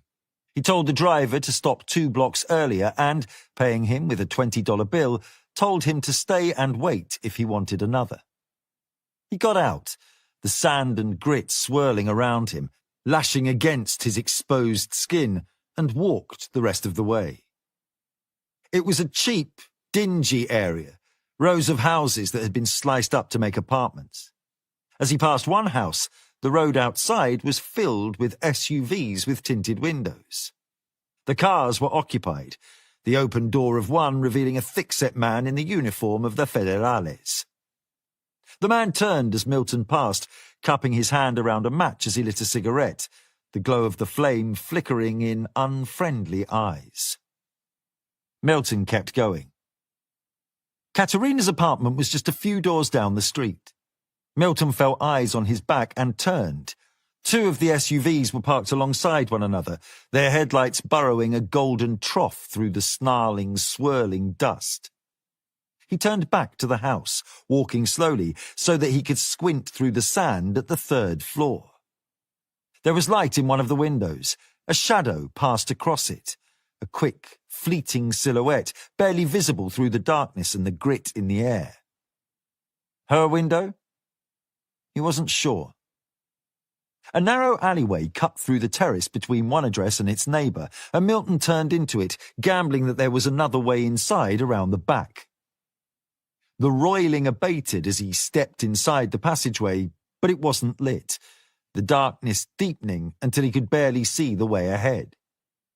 He reached around for the Springfield and pulled it out, aiming it down low, his finger resting gently on the trigger. The passageway opened into a narrow garden, fenced on both sides, most of the wooden panels missing, the ones that were left creaking on rotting staves as the wind piled against them. The ground was scrub, knee-high weeds and grasses, scorched clear in places from where a dog had pissed. There was a back extension attached to the ground floor property, no lights visible anywhere. He looked up. There was a narrow Juliet balcony on the 3rd floor. There was his way inside. Milton climbed onto a water butt and then boosted himself onto the flat roof, scraping his palms against the rough bitumen. He stuffed the Springfield back into his trousers and shinned up the drainpipe until he was high enough to reach out for the bottom of the balcony, shimmied along a little, and then hauled himself up so that he could wedge his feet between the railings. He leaned across and risked a look inside. There was no light now. He took the gun and pushed the barrel gently against the doors. They were unlocked, and they parted with a dry groan. He hauled his legs over the railing and, aware that even in the dim light of the storm he would still be offering an easy target to anyone inside, he crouched low and shuffled forwards. He heard movement in the adjacent room, feet shuffling across linoleum. Milton rose and made towards the sound. He edged carefully through the dark room, avoiding the faint outlines of the furniture. He reached the door. It was open, showing into the kitchen. The digital clock set into the cooker gave out enough dim light to illuminate the room. It was small, with the cooker, a fridge, a narrow work surface on two sides, and cupboards above. A man was working his way through the cupboards, opening them one by one and going through them, looking for something. Milton took a step towards him, clipping his foot on the waste bin. The man swiveled, a kitchen knife in his hand. He slashed out with it. Milton blocked the man's swipe with his right forearm, taking the impact just above his wrist and turning his hand over so that he could grip the edge of the man's jacket. The man grunted, trying to free himself, but Milton plunged in with his left hand, digging the fingers into the fleshy pressure point behind the thumb, pinching so hard that the knife dropped out of his hand. Milton dragged the man's arm around behind his back and yanked it up towards his shoulders, pushing down at the same time. The man's head slammed against the work surface. "Who do you work for?" he said. "Fuck you, gringo!" Milton raised his head a little and slammed it back against the work surface. "Who do you work for? Fuck you!" Milton reached across and twisted the dial on the hob, the gas hissing out of the burner. He pushed the button to ignite it, the light from the blue flame guttering around the dark kitchen. He guided the man towards the hob, scraping his forehead across the work surface, and then the unused burners, raising him a little over the lit one so that he could feel the heat. His voice remained steady and even, implacable, as if holding a man's face above a lit flame was the most normal thing in the world. "Let's try again. Who do you work for?" The man whimpered. There was a quiet yet insistent crackle as his whiskers started to singe. "I can't. Who? They'll kill me." Milton pushed him a little closer to the flame. His eyebrows began to crisp. "You need to prioritize," he suggested. "They're not here. I am, and I will kill you if you don't tell me." He pushed him nearer to the flame. "El Patron," the man said in a panicked garble. "It's El Patron, please, my face." "What are you looking for?" The girl, but she's not here." "What else?" "Contacts." "Why?" "They've been writing about La Frontera. El Patron, he wants to make an example of them." Milton turned the man's head a little so he could see him better. "Where can I find him?" The man laughed hysterically. "I don't know. Just look around. He's everywhere." He squinted at him. "Why would you even want to know that?" "I need to speak to him. He needs to leave the girl alone." "And you think he'll listen?" "I think he will." "Who are you, man?" "Just a cook." The man laughed again, a desperate sound. "No, I tell you what you are. You're fucked.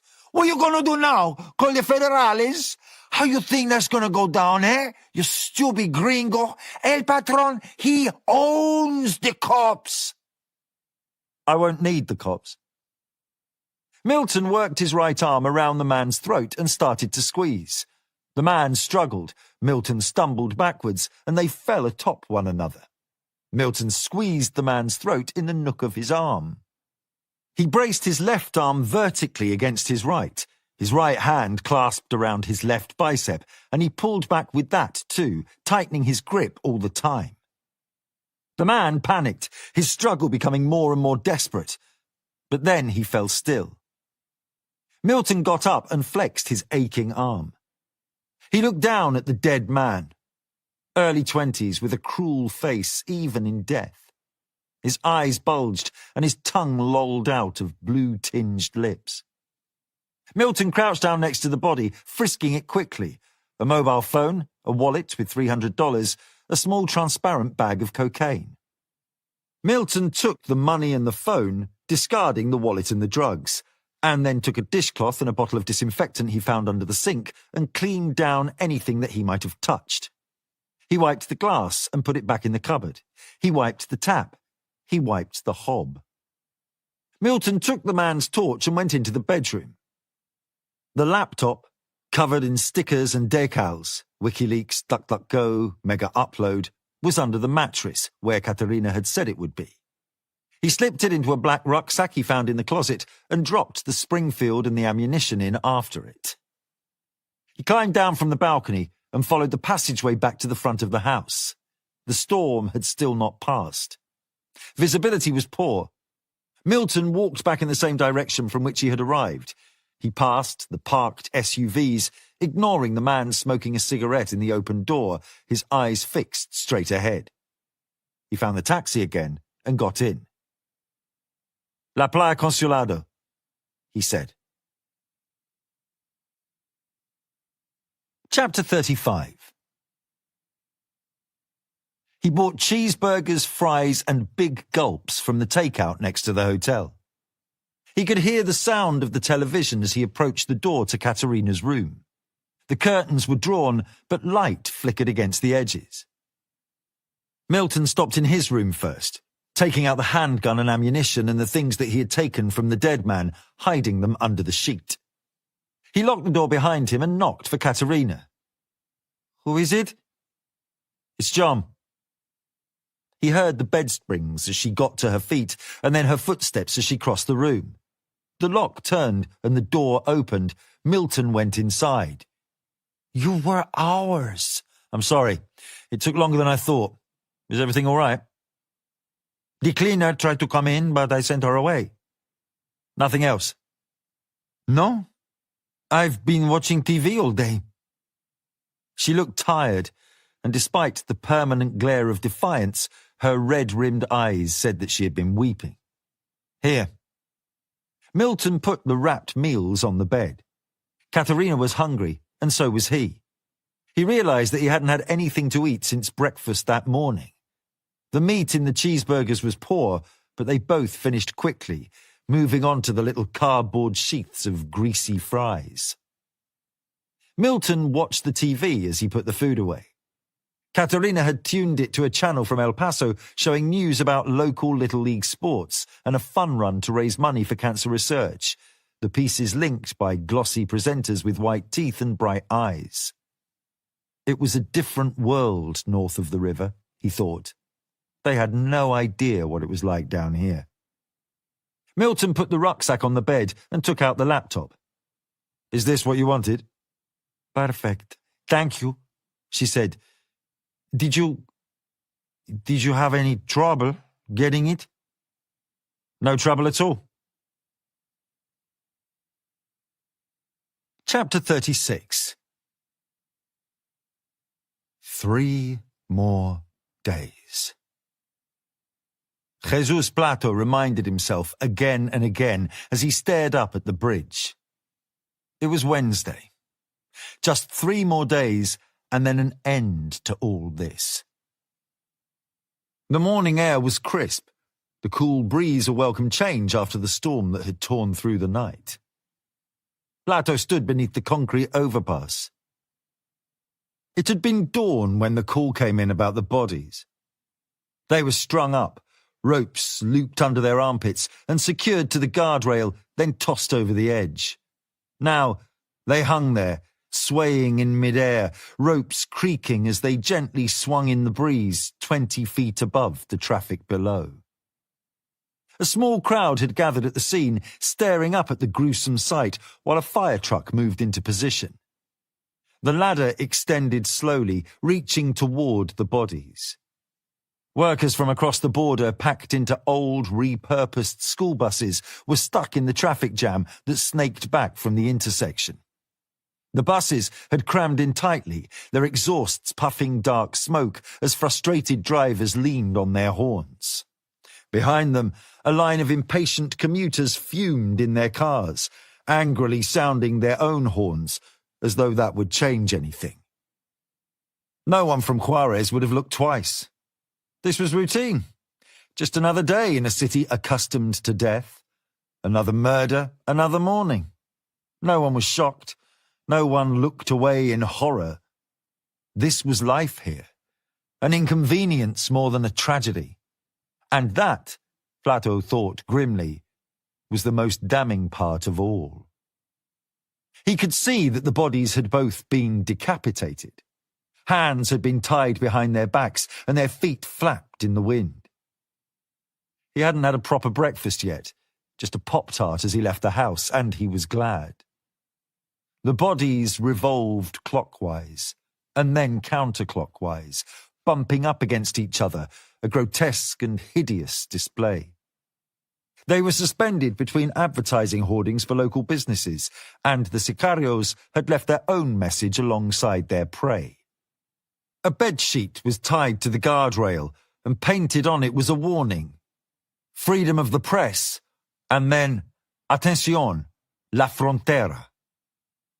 A firefighter climbed the ladder and his colleagues on the bridge loosened the ropes from the guardrail. The bodies were untied and carefully lowered to the ground. There was no rush, no urgency, just the mechanical routine of the job.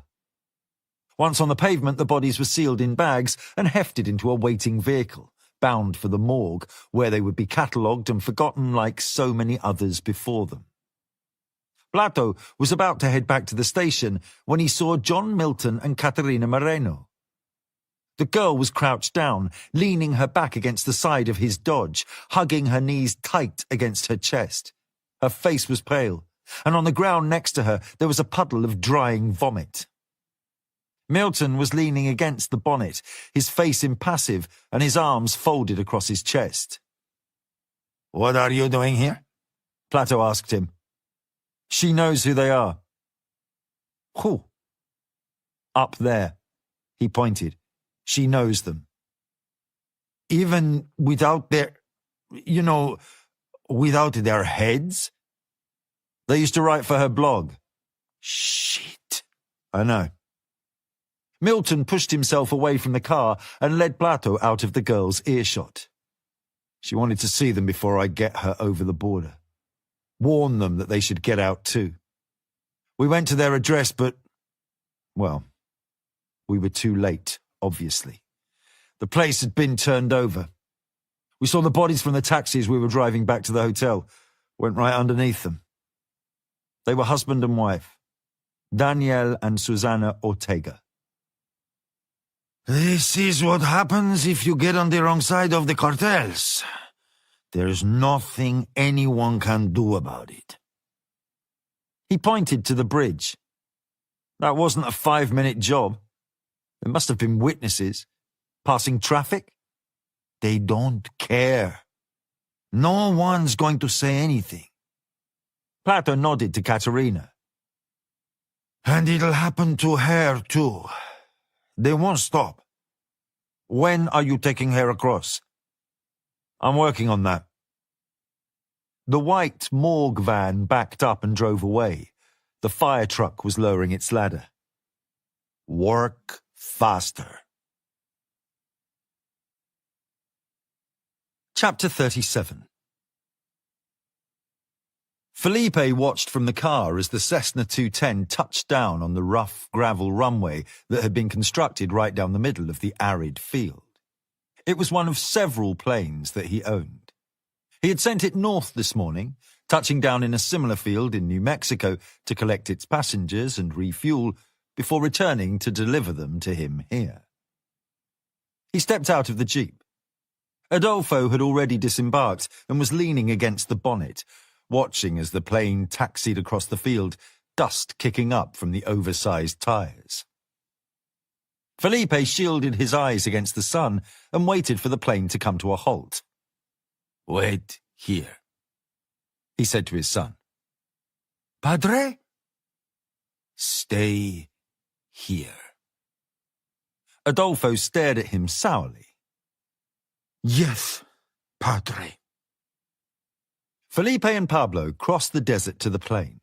He was not particularly concerned about his guests. They would have been frisked before they boarded the plane, and he knew very well that the fear of his reputation was the most effective guarantee of his own security. That said, you couldn't be too careful, and with that in mind, Adolfo and the men in the second jeep were all equipped with automatic rifles. The ramp was lowered, and the 3 passengers inside descended. Felipe was wearing a Stetson. He removed it, wiped inside the rim with his handkerchief, wiped his forehead, and put the hat back on. He paused and allowed the gringos to come to him. El Patron? Said the man who had stepped to the front. That's right. He smiled at them. Welcome to Mexico. How was your flight? Was good. Thanks for arranging it. He was a thick-limbed Texan, tall, a little color in his face. You are Isaac. I sure am. And your friends? Kevin and Alejandro. Your business partners. That's right. Felipe smiled at the other 2. His first impression, they were not particularly impressive. Isaac was the owner of the business that they were going to use, and was, not surprisingly, the most interesting. Felipe turned and indicated in the direction of the 2 jeeps. Adolfo and the other 2 men were lounging against the vehicles, the brims of their hats pulled down to shield their eyes from the glare of the sun. We'll drive back to Juarez and discuss our business. Forgive me, El Patron, Isaac said. Before we do, there's something I'd like to clear up. Isaac was standing with the sun behind him, and Felipe couldn't see his face through the glare. Why hadn't he made sure that he had approached the plane from the opposite direction? He clenched his teeth in frustration at his error and Isaac's presumption. Of course, he said, squinting a little and yet managing to smile. Listen, I hope you can forgive me. I don't mean to be blunt, but there's no point in pussyfooting around it, so I'm going to come right out and get to the point.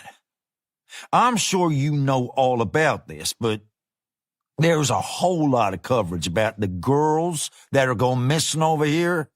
Someone's been writing about it, and now the TV channels and newspapers and such like over the border have got hold of it. How is this relevant? It's extra heat, right? More attention. Makes things more, what would you say, more precarious. I would say you shouldn't worry, and that you should trust me. I'd like to be able to say that I can, El Patron. Truly I would. I'm sure in time we'll come to trust each other like brothers. But now, well, we don't even know each other. Felipe's voice lost the avuncular tone he had been working hard to maintain. What does that have to do with us? The word over the border is that your men are behind it. They say they're doing it for sport. Now, I'm sure that ain't true, El Patron, because if it was, well, yes, sir, if someone was allowing them to get away with hijinks like that, then we'd have to question whether that someone was the sort of someone we'd want to get into business with. Not morally. I don't care about none of that. It's business. A person who'd allow someone to bring so much attention to his operation, well then, that wouldn't make no sense. Bésame culo, puto. Felipe breathed in and out, the sun in his eyes. The huevos on this man. Coming over to Mexico as his guest and insulting his hospitality like this. It would have taken a moment for him to signal to Adolfo and his goons to bring up their rifles and perforate them, blow them away. All he would have to do would be to click his fingers. It was tempting, but he could not. Since he had ended his business relationship with the Luciano family, and ended it in such a way that a reconciliation was impossible, he needed Isaac and his Pariero friends to distribute his product in the Southwest. He had tons to move. Without them, he would have to split the product between small-time operators, and that would mean less leverage for him, less profit, and much greater risk. It was impossible. So, he forced himself to swallow his anger and cast out a bright smile.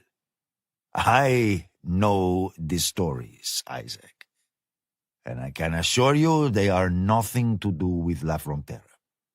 If I found out that my men were responsible, they would be dealt with. But they are not. The police here suspect a group of serial killers. In fact, they have already charged one man. Perhaps you have read about that too? Isaac shrugged. That's what I thought. As I say, you needn't worry. Now, shall we go? There is much to discuss. Chapter 38. Anna Thackeray had to hand it to John Milton. He was elusive.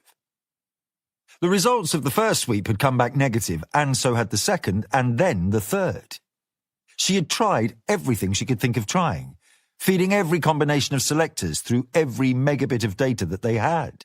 She ran it again and again and again, working well into the night, but despite every variation, every clever rephrasing, none of them returned anything that she could use. Since he had disappeared, it appeared that Milton had neither used the internet in any way that could be traced back to him, nor had he been referred to by anybody else online. No emails, no social media, no banking activity, no credit cards, no immigration data.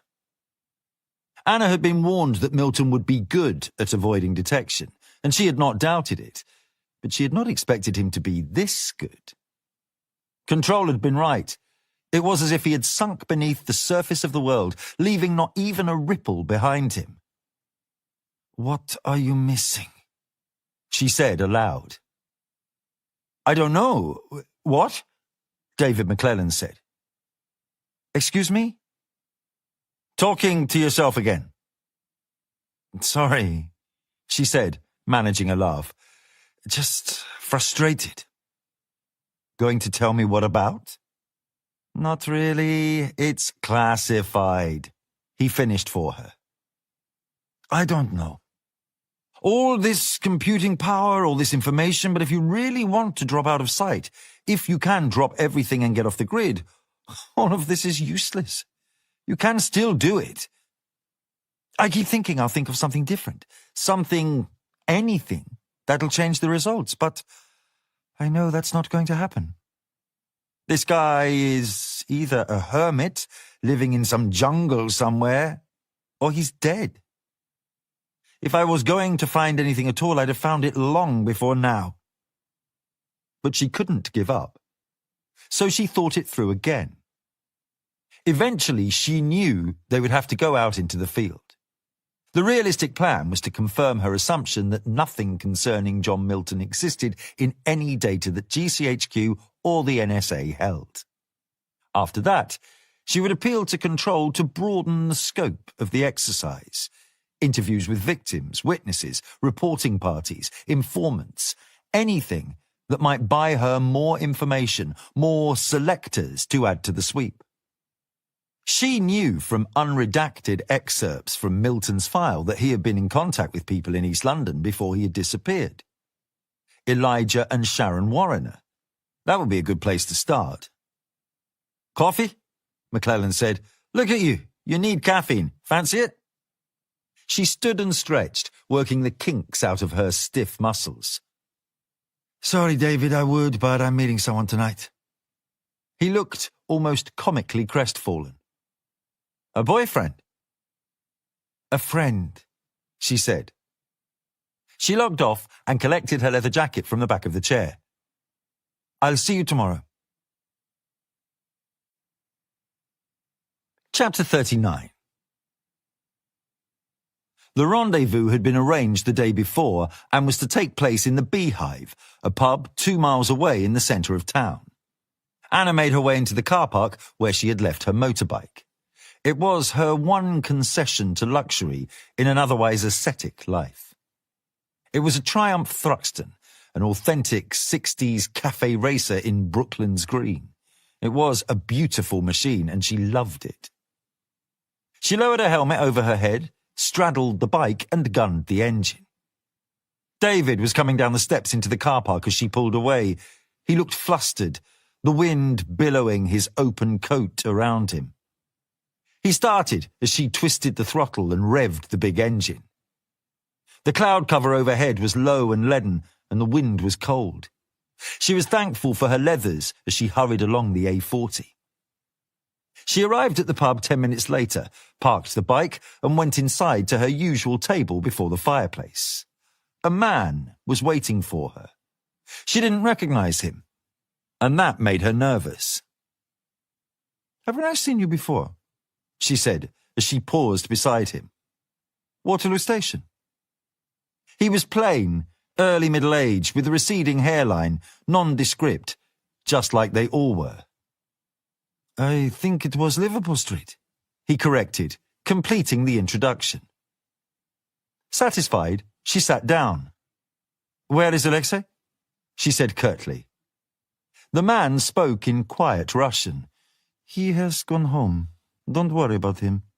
You deal with me from now on." "Fine. But in English, please. You are less likely to draw attention." "Sorry." The man switched languages.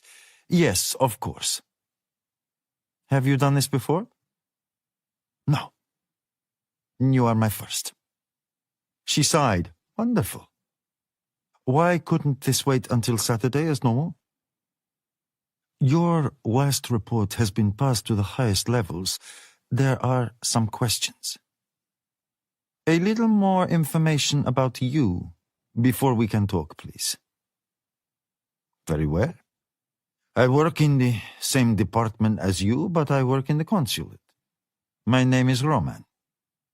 I know you are going back to Moscow in 2 weeks, and I know they want to sit down with you and talk officially about your work, your performance, and so on. But before that, we need further details after your last report." "Okay. What do you want to know?"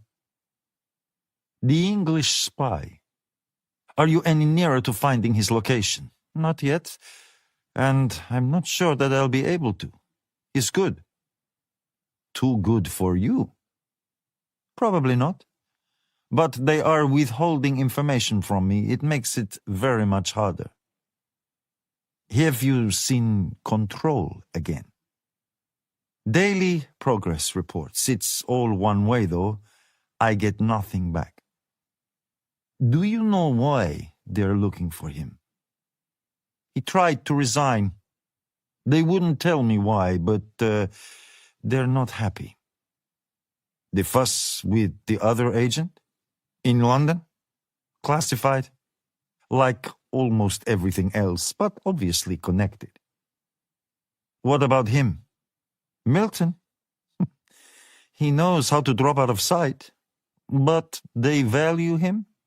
"Yes, very much. I get the impression he was one of their best. I'd say this has caused them serious problems. They are very keen to have him back." "Colonel Sherbakov is to be kept up to date. You must contact me if you make a breakthrough." "Why is he so interested?" "You know better than to ask that." "Yes, but I believe they have something planned for Mr. Milton." Anna's iPhone bleeped. Roman cocked an eyebrow. She took it out of her pocket and checked it. She had set up the system to ping her if any of her selectors were tripped. The message said that that was precisely what had happened. "What is it?" "The spy. I might have found him. Chapter 40. Anna gunned the Triumph on the way back to headquarters, touching 70 as she weaved through the slow-moving evening traffic. She didn't wait to strip out of her leathers as she hurried through security for the second time.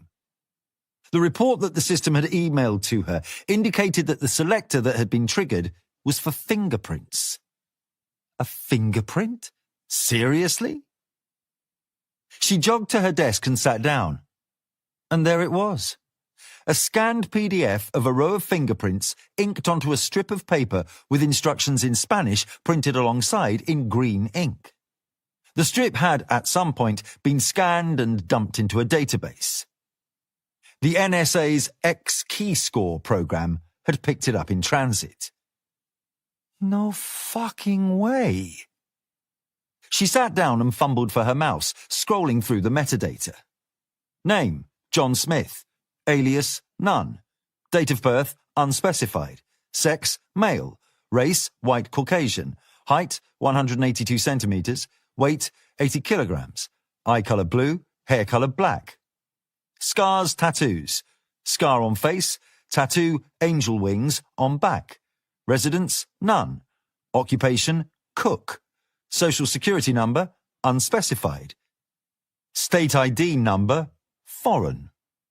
Location, Ciudad Juarez, Chihuahua, Mexico.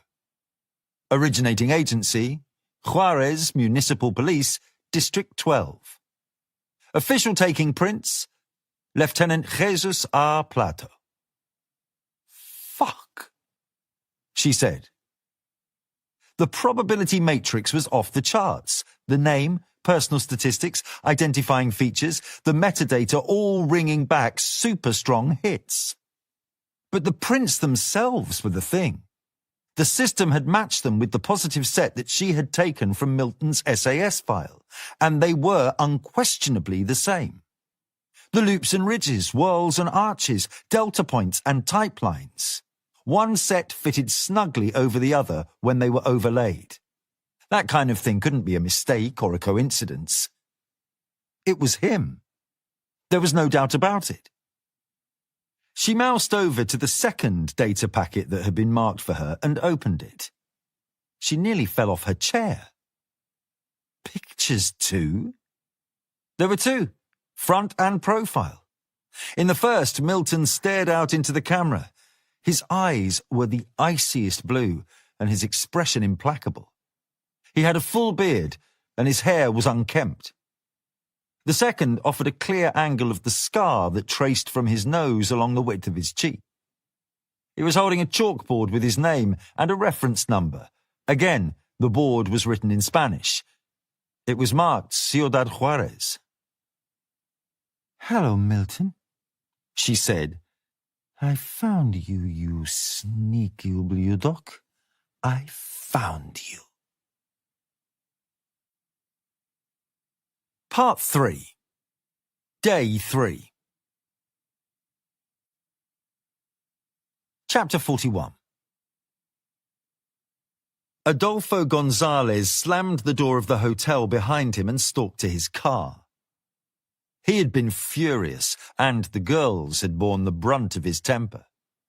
There were two of them this time, just the right age, plucked from outside the car park of the maquiladora that made the zips for the clothes that bargain retailers sold over the border and in Europe.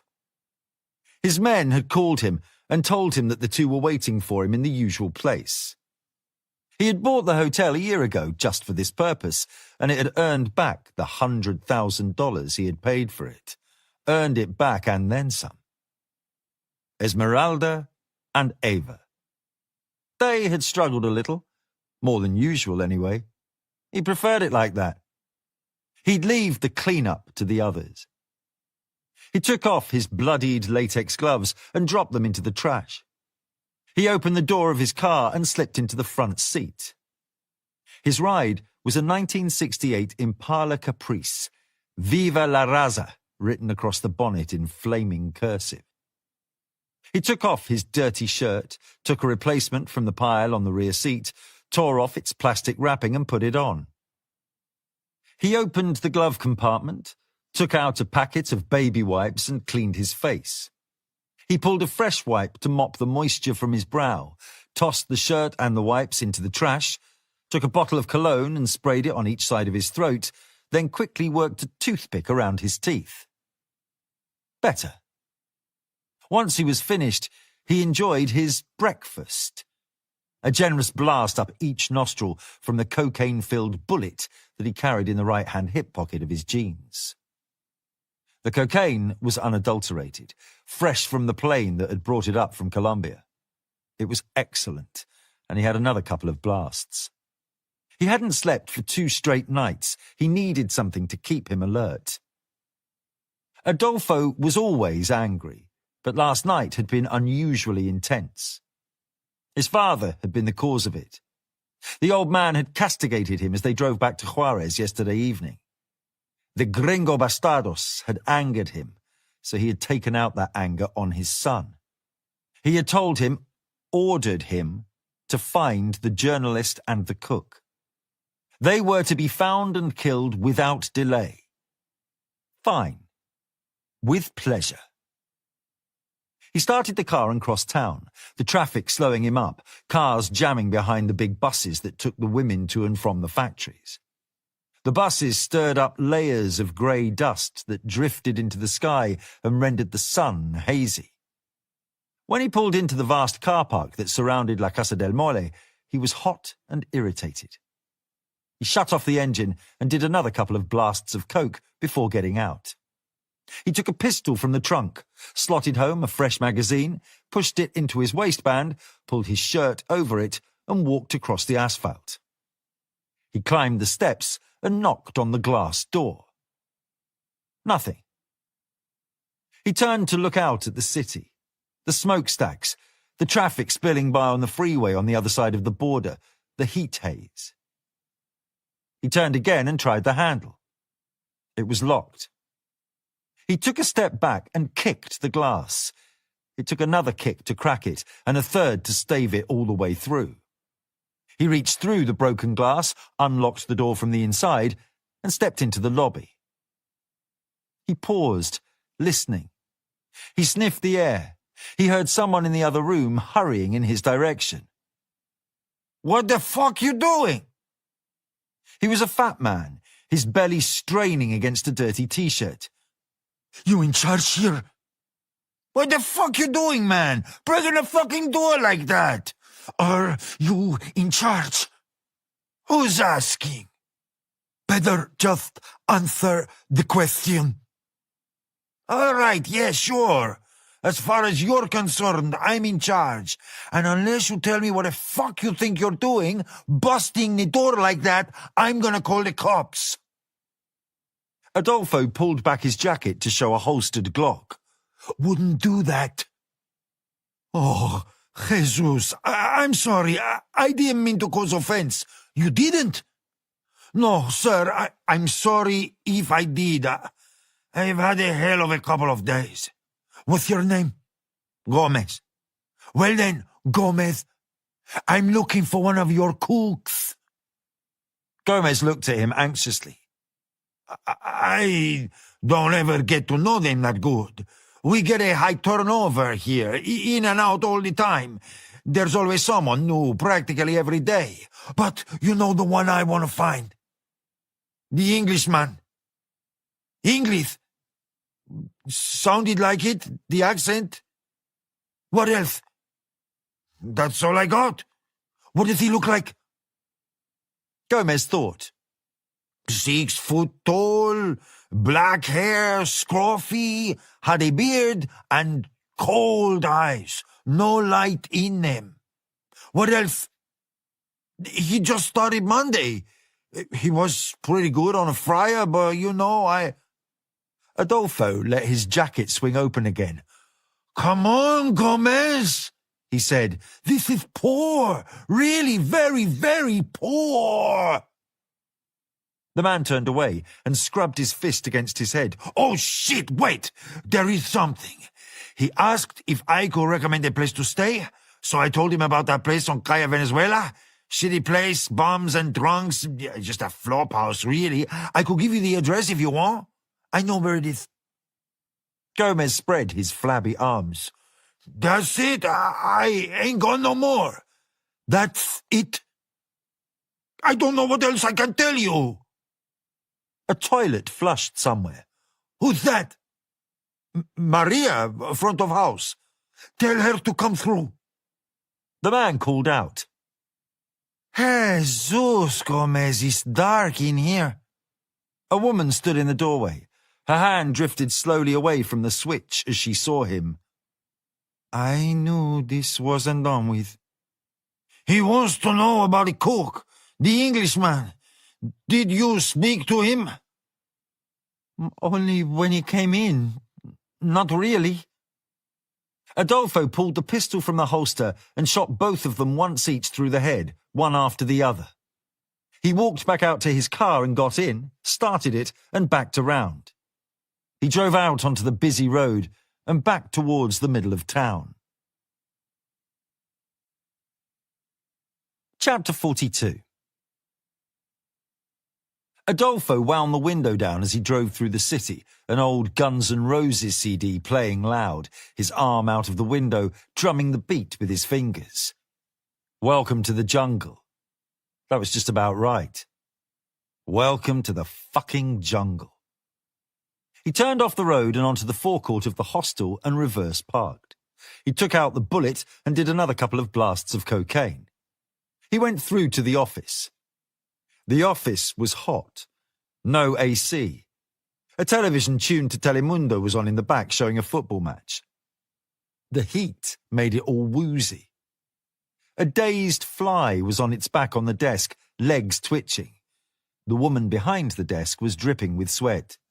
Hola, senor, she said. Can I help you? You have an Englishman staying here. Who's asking? Yes or no? I can't tell you anything about gay, senor. Adolfo smiled, pulled his shirt aside and took out the pistol. Yes or no? The woman's eyes bulged. Yes, he ain't here. How long has he been staying? Got in the day before yesterday. Say much? It's just that he wanted a bed. That it? Quiet type. Hardly ever here. Not here now neither, like I said. He leave any things? Couple of bags. Show me. The dormitory was empty. 10 beds pushed up close together, curtains drawn, swelteringly hot. A strong smell of sweat, dirty clothes, and unwashed bodies. The woman pointed to a bed in the middle of the room. It had been neatly made, the sheets tucked in snugly. All the others were unmade and messy. Adolfo told the woman to leave, and she did. He stood before the bed and sniffed the air. He took the pistol and slid the end inside the tightly folded sheets, prizing them up an inch or two. He yanked the sheets all the way off and looked inside them. He prodded the pillows. He looked beneath the bed. There was a bag. He took it and opened it, tipping the contents out onto the bed. A pair of jeans, 2 T-shirts, running shorts, a pair of running shoes, underwear, books, English. The unbearable lightness of being, great expectations. No money, no passport, no visas. Adolfo's cell phone vibrated in his pocket. He fished it out and pressed it to his ear. Yes? It's Pablo. What do you want? You know Bo Baxter? Works for our friends? He's in town. Spotted him an hour ago. Where? Plaza Insurgentes. Avenida de los Insurgentes. Driving a red Jeep Cherokee. Adolfo ended the call and went back to the office. The television was still on, but the woman wasn't there. He went outside, got into his car, and left. Chapter 43. Anna straightened the hem of her skirt and knocked on the door. Come in. There were two men with Control. Anna, he said, thank you for coming. That's all right. Do you know the Foreign Secretary? Only from the newspapers, she said. She took the man's outstretched hand. Hello, Anna. I'm Gideon Code. Pleased to meet you. Anna noticed Control was fidgeting with his pen, and as she glanced at him, she heard him sigh. He was uncomfortable introducing her to the politician, that much was obvious. She turned to the older man and gave him a polite smile. She was not nervous at all. She felt comfortable, not least because she had done a little illicit research before leaving the office last night. There had been rumours of Code's extramarital affair with a male researcher, and, true enough, it had been easy enough to find the evidence, emails, bank statements, text messages, hotel receipts, to demonstrate that those rumours were true. Anna would have been fired on the spot for an unauthorised and frivolous deployment of GCHQ's resources for the purposes of muckraking. But if you were good enough, and she most certainly was good enough, there were simple enough ways to hide your footsteps. There was another reason for her amusement. She was right at the heart of government now. That was good. It was confirmation that they knew nothing about her at all. Control turned to the second man. And this is Captain Pope. He was tall and grizzled, serious eyes, a nose that had been broken too many times, cauliflower ears, and yet, to her mind, not unattractive. Anna recognized the type, unmistakably a soldier. Captain Pope is one of our agents, Control explained. like Captain Milton was. He cleared his throat. As you know, the Foreign Secretary has asked for a briefing from you about your findings. Fine. Here. She handed them each a folder labelled John Milton, Captain. The name was followed by his government record number neatly typed on the cover. It was a much slimmer volume than the reports she typically provided, but since her predecessor had found nothing at all, she felt that her smirk of pride was justified. You wanted everything I could find about him. I've written up his early history, plus sections on his time in the army and the SAS. His friendships? That's a short section, although interestingly there's mention of you, Captain Pope. Relationships with the opposite sex? Even shorter. Where he lives, his bank accounts, medical records, the cars he's driven, and so on and so forth. Everything I could get my hands on. I've found a decent amount. There are 300 pages. Pope and Control had shared a look at her reference to Milton's mention of Pope, but nothing further. Anna noted that a little tension had been stirred up. Code looked at the report with a dismissiveness that Anna found maddening. The potted version will be fine for now, please. She mastered the annoyance that threatened to flash in her eyes, nodded with polite civility, and, when she began to speak, her voice was clipped and businesslike. Milton is a very private man, but even so I was able to build up a picture of his life in the years before he disappeared. He's 45 years old, as you know, single. He married a Danish national in 1999, Martha Olsen, a librarian. There were no children, and the marriage didn't last. They were divorced 2 years later. Olsen has remarried and has 2 children, and save for a couple of emails and texts between them, they don't appear to have kept in touch.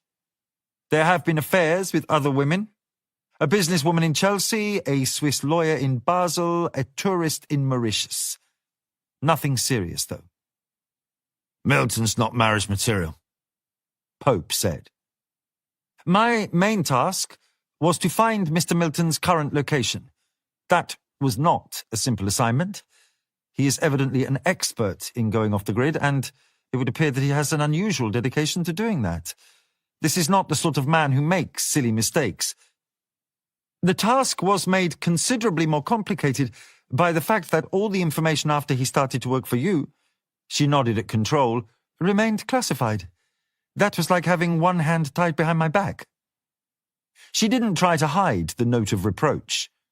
Control glared at her and then turned to the Foreign Secretary. Some things about Milton must remain private. Quite. Get on with it, Miss Thackeray. I ran all of the usual searches, but none of them paid off. I wasn't able to find anything on him at all, no obvious sources of income. Then how is he affording to live? Frugally. There was a withdrawal of £300 in Liverpool before you lost him, but nothing since. He has £34,534 left in the account. It's been untouched for 6 months. He's not stupid.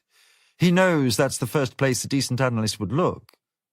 There is another savings account with another £20,000, also untouched.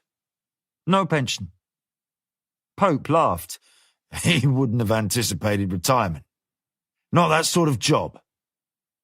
My guess would be that he has been picking up work on the way. Bar work, bouncing, something that attracts migrants. Cash in hand, no questions asked. I don't think we'll be able to find anything substantial. How detailed shall I be? Whatever you think is relevant. There's been no correspondence with any of the few contacts I was able to find, she continued, casting a reproachful look at Control. He has no family, and there have been no emails, calls, or texts to the friends he does have, including you, Captain. She fixed her eyes on Pope, who nodded in confirmation before she spoke again. He simply dropped off the face of the earth. And yet you found him? Mostly down to a stroke of luck. He was fingerprinted in Mexico, Ciudad Juarez. The Mexican police upload all their data to a central database in Mexico City, and we picked it up en route. Pictures, too. She flicked to the page with a picture of Milton in the police station. And there he is, Pope said. This was taken on Monday night. Standard procedure. The passport he gave to the local police is a fake. He'll have several, Pope observed. I'm sure he does. What else? Knowing which passport he has been using made it much easier to get more on him, like where he's been for the last 6 months, for example. She flipped forwards to a double-page map of South America. The red line marks the route that he's taken. Passport data is collected at most borders these days, and that data is very easy to find. Once I knew the number of the passport he was using, it was quick to find out where he's been. He landed in Santos in Brazil in September. He came ashore from the MSC Donata, a cargo ship registered in Panama. It sailed from Liverpool 2 weeks earlier. From there, he started west. He crossed into Paraguay at Pedro Juan Caballero, then into Bolivia and Peru. Since then, he's always headed north: Ecuador, Colombia, Nicaragua, Guatemala, then Mexico. Most of the time, he was photographed at the border, and I have those pictures too. She flicked through to a series of photographs. The tall cranes of Santos appeared in one picture, and the barren deserts of the Brazilian interior in another. Milton was looking into the camera for some of them, bored and impatient. Others had been taken without him noticing. She scratched her head. The Foreign Secretary examined her with searching eyes. So, he's been in South America since you lost track of him, she said. No idea what he's been doing in between his border crossings, but we do know where he is now. He came across the Mexican border at Tapachula 4 weeks ago, traveling by bus. He's been heading north, and it looks like he got to Juarez earlier this week. We've got the police pictures and the prints, so I tried to find something else. I ran facial recognition on everything I could think of and picked up these. They're from CCTV of a restaurant in the city. She turned to the series of stills she had grabbed. Milton was approaching the camera across a broad parking lot. He had a rucksack slung over his shoulder. Black glasses obscured his eyes. He was tanned and heavily bearded. How did you find that? Code asked. The software's pretty good, if you can narrow the search for it a little. There was a disturbance at this restaurant the same day this was taken, a shooting. 7 people were killed. Footage from all of the cameras in the area was uploaded by the police. I was already deep into their data, made it a lot easier to find. Control scowled at the pictures. Was he involved? Don't know. Was he arrested? Don't think so. Code held up his hand. He paused for a moment, drumming the fingers of his right hand on the armrest of his chair before turning to her again. Do you know where he is now? No, she admitted. You've checked hotels? First thing I checked. Nothing obvious. He'll be paying in cash. So, where do we look first? Lieutenant Jesus Plato, the policeman who fingerprinted him. He's the best place to start. And if we should decide to send agents to Mexico to find him, what is your estimate of the odds that we would find him? But I can't answer that. I'd be speculating. Then speculate, Control said. If he's as good as I think he is, he won't stay in one place for more than a week or two, and he's been in Juarez since Monday. Plus, there's the danger that what happened at the restaurant might have spooked him. But if you're quick, like in the next couple of days, decent odds, I'd say. He won't know you're coming. If he's moved on, he won't be far away. A good analyst might be able to pick up a trail. Control looked across at Code, and at the latter's curt nod, he turned back to Anna. We have been in contact with the Mexican government. They've given us approval to send a team into Mexico to bring him out. Captain Pope will be in charge. 6 agents, and you, Miss Thackeray. Oh? Are you willing to go? I'll do what I'm told. Pope nodded at her. Juarez is not a small place, he said, and if you've done your research, you'll know it's not the easiest city in the world to find something. It's overrun with drug cartels. Normal society is broken down completely. We might need help tracking him down. Well? Code said. Of course, she said. Control nodded brusquely. You'll be flying from Northolt and landing at Fort Bliss in Texas. You'll go over the border from there. Do you have any questions? When? She said. First thing tomorrow. Chapter 44. Anna rode home, changed out of her leathers, and went out for a walk. Pittville Park was nearby, and she made her way straight for the pump room and the ornamental lakes. She slowed as she approached the usual bench. She sat and pretended to watch the dogs bounding across the grass. When she was satisfied that she was not observed, she reached down beneath the bench, probing for the metal bars that held the wooden slats in place. Her fingers brushed against the narrow plastic box with the magnetic strip that held it against the rusted metal. She retrieved the box, opened the end, and slid the memory stick inside. It contained her full report on Milton, plus the regular updates that she provided on the operation and scope of GCHQ's data-gathering activities. She didn't know how long she would be out of the country, and she did not want to be late in filing. She paused again, checked left and right, waited, and then reached back and pressed the case back into its place. As she left for home, she swiped the piece of chalk that she held in her hand against the side of the metal bin next to the chair. Chapter 45. Captain Michael Pope took off his boots and his jacket and went through into his kitchen. It was late, and his wife was asleep upstairs. He looked in the fridge, but there was nothing that took his fancy. He took a microwave meal from its paper sleeve, pierced the film, and put it in the oven to heat. While he was waiting, he reached the bottle of whiskey down from the cupboard, poured himself a double measure, added ice, and sipped it carefully to prolong it. He rested his hands on the work surface and allowed his head to hang down between his shoulders. Did he know Milton? He did. He knew him very well indeed. They had met over 20 years ago during the First Iraq War. Both young recruits, too green and too stupid to be scared. They served in the same regiment, the Royal Green Jackets, but in different battalions. Milton in the 1st, Pope in the 2nd. They hadn't crossed paths in the desert, but after it was all over, Pope transferred into the 1st Battalion landing in B Company, same company as Milton, and eventually the same rifle platoon. It was a typically random army introduction, but it worked. They found they had plenty in common.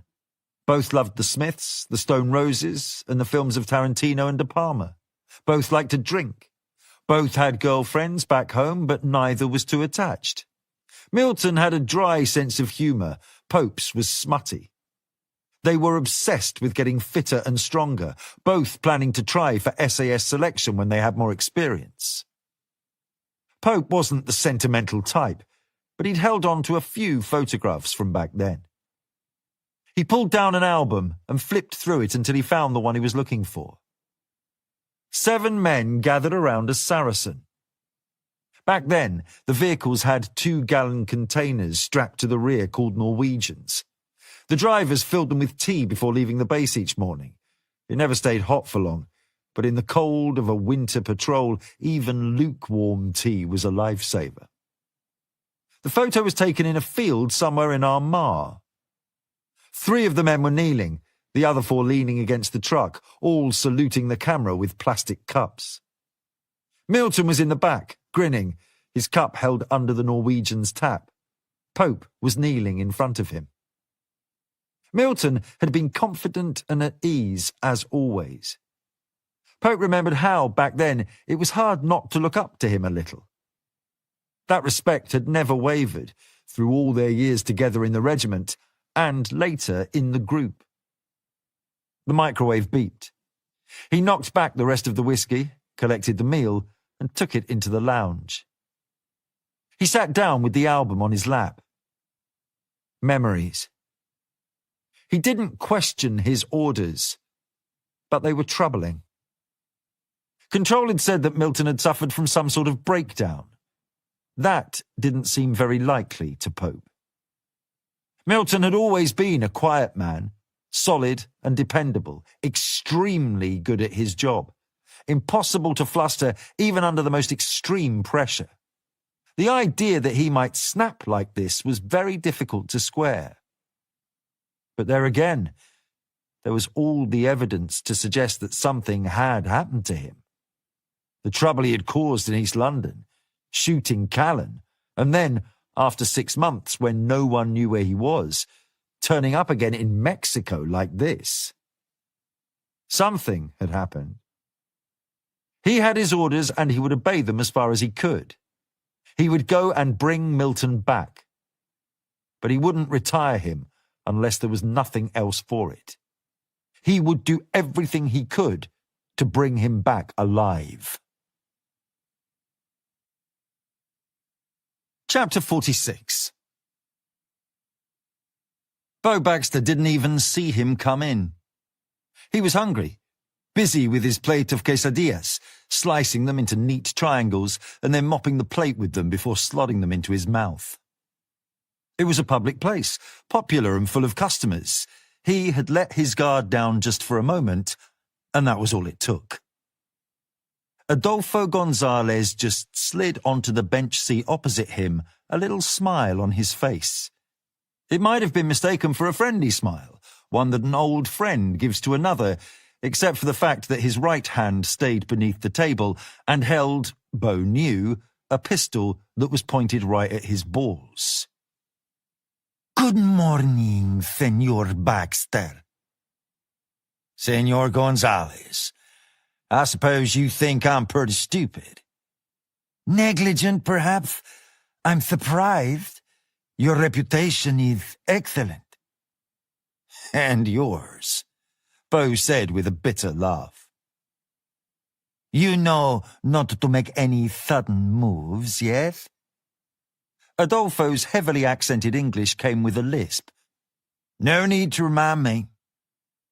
Nevertheless, there's no need for this to end badly. It won't, Senor Baxter. At least, not for me. Bo tried to maintain his composure. He laid the knife and fork on the plate, nudging them so that they rested neatly alongside each other. Let me go back to New Jersey. I'll tell them to lay off. I could let you do that. They'll listen to me. I'll explain. But they won't, Bo. Do you mind if I call you Bo? You know they won't. I killed your employer's brother. I removed his head with a machete. I killed 5 more of their men. They want that debt repaid. I'd be the same if the roles were reversed, although I would do the business myself, rather than hide behind a panocha's skirts. I've got money in the car. 25 grand, I'll give it to you. That's the price they put on me? Half. You're worth 50. 50? He laughed gently. Really? Bo, I'm disappointed in you.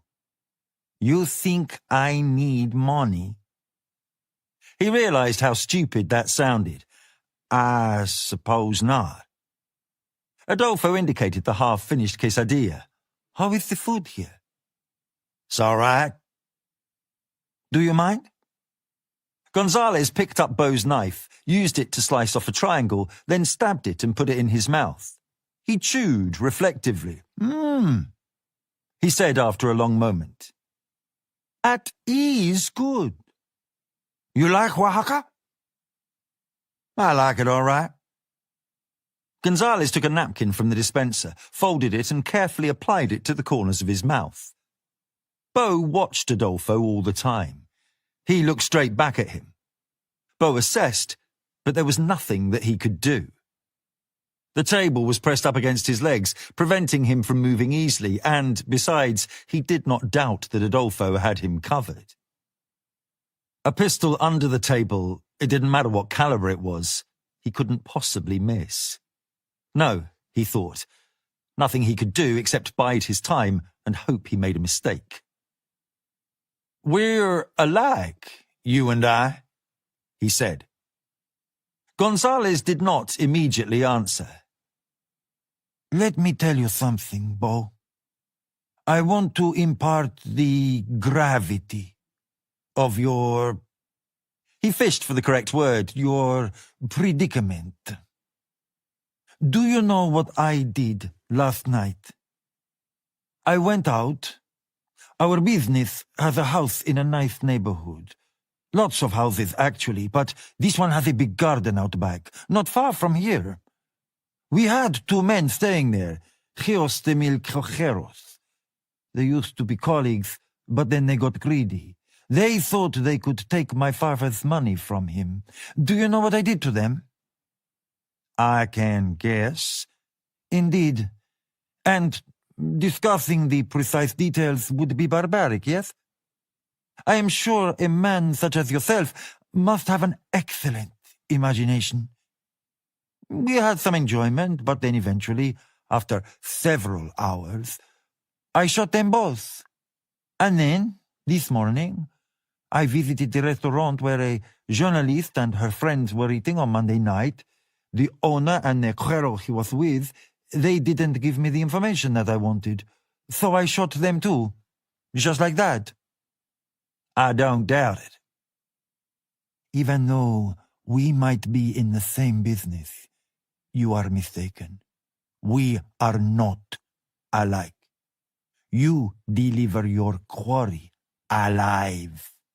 You even allow them to bargain with you, to negotiate, to offer you a better deal. Mine cannot. I do not make bargains, and I do not negotiate. I am not open to persuasion. And I can't be dissuaded with whatever you have in your car, by the money in your bank account, or by any other favor you might offer me. Once I have decided a man must die, that is it. They will die. I believe you, amigo. A final question before we leave. You have killed people? Not many people, I know, but some. That's right. Tell me, what does it feel like for you? Feels like business. Again, a point of difference. For me, it is everything. It is the sensation of having someone's life in the palm of your hand and then making your hand into a fist, tightening it, squeezing tighter and tighter until the life is crushed. That is power, Bo. The power of life and death. The man leaned back. He studied Bo. I'll be honest. You will die today. It will not be quick or painless, and I will enjoy it. We will record it and send it to your employer as a warning. Anyone else you send to Mexico will end up the same way. The only questions are where, when, and how.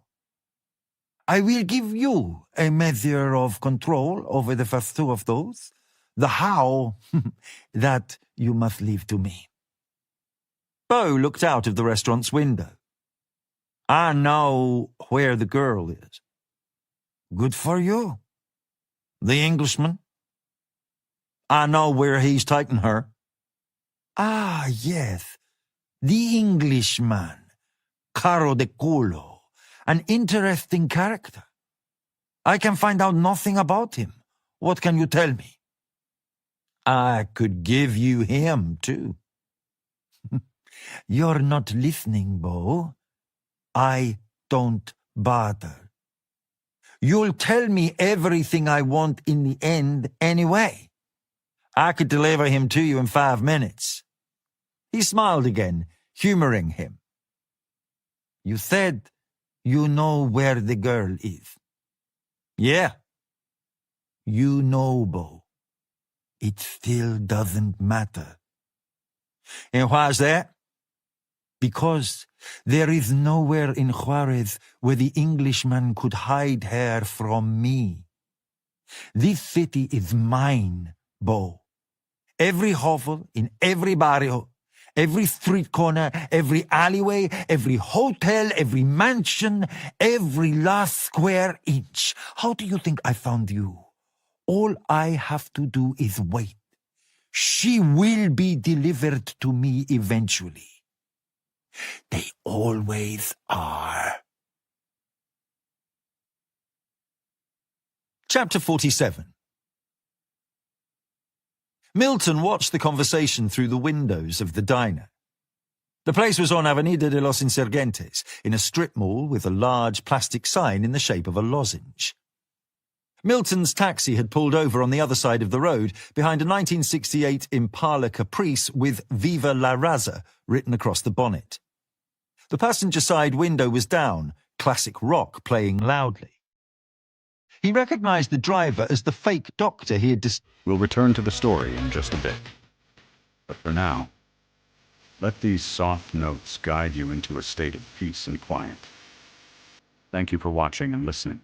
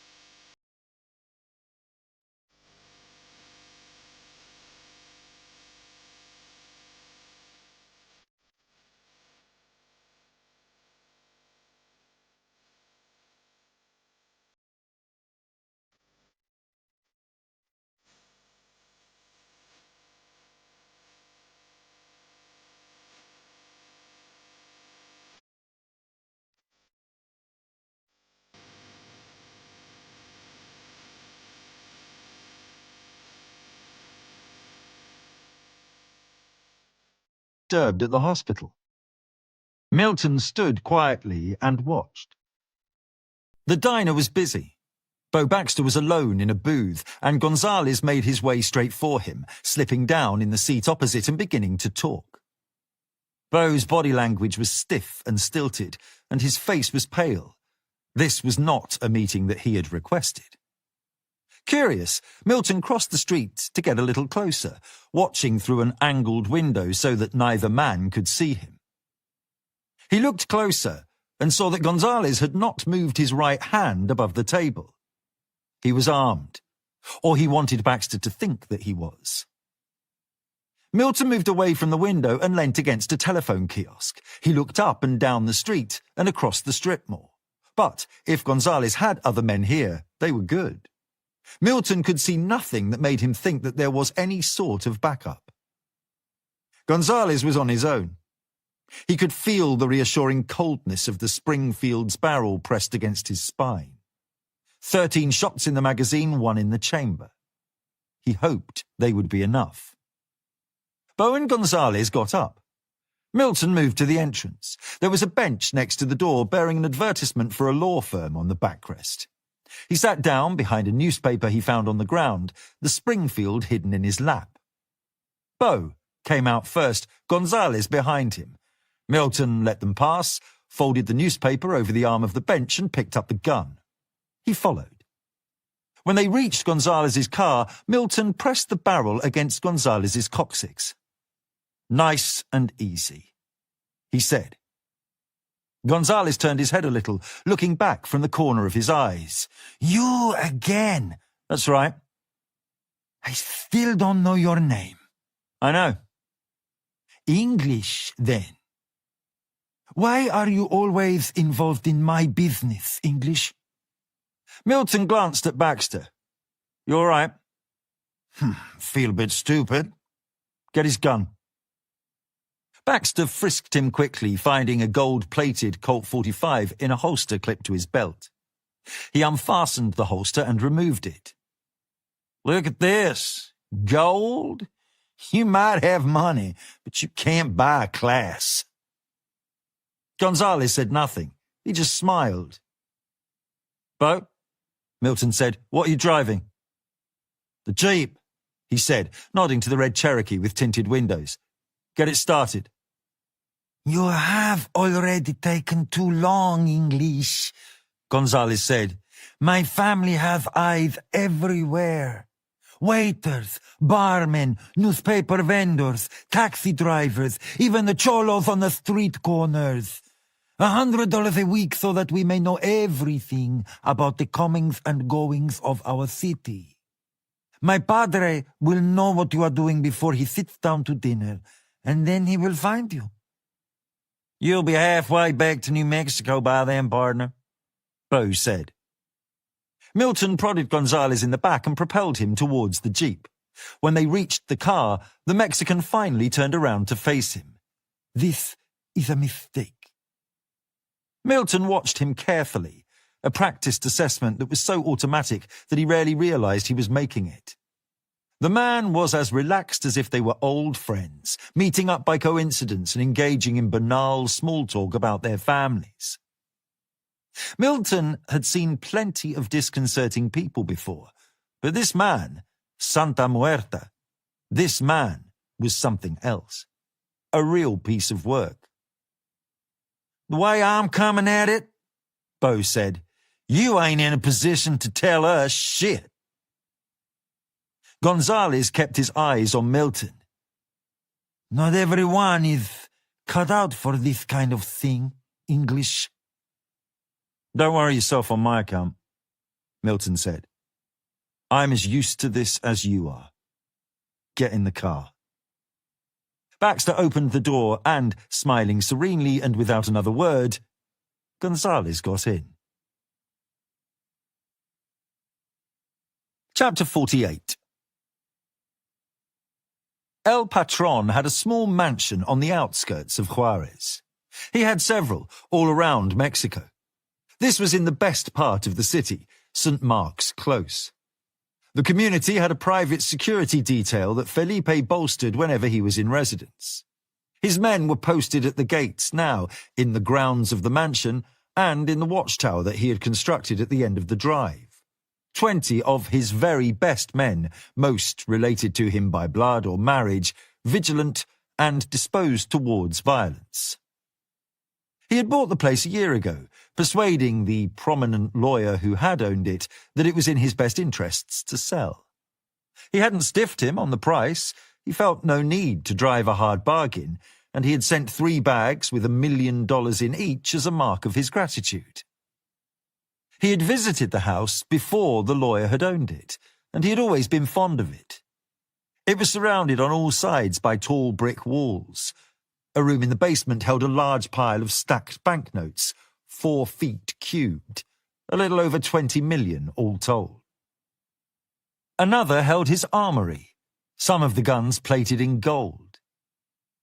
There were just a few street-facing windows throughout the property and, at his insistence, the best security system that money could buy. The house was busy tonight. He was hosting a party for the gringos. Plenty of his lieutenants were present, together with a significant delegation from the city, including the deputy mayor, representatives from the federales, and senior officers from the army. They had erected a wrestling ring in the garden, and a tag team of luchadores were putting on an athletic display. Wiry, masked wrestlers who grappled and fought, climbing the turnbuckles to perform ever more impressive dives and twists. The best cueros from the brothels that Felipe owned had been brought to the house to provide their own kind of entertainment. Drink and drugs were unlimited. He and Isaac were enjoying a bottle of very expensive wine. Isaac's colleagues were partying with the women. They were gross Americanos. Both were drunk. No style or class. Que te den por el culo, he thought. He had no respect for them, none at all, but he put on a wide smile and played the generous host.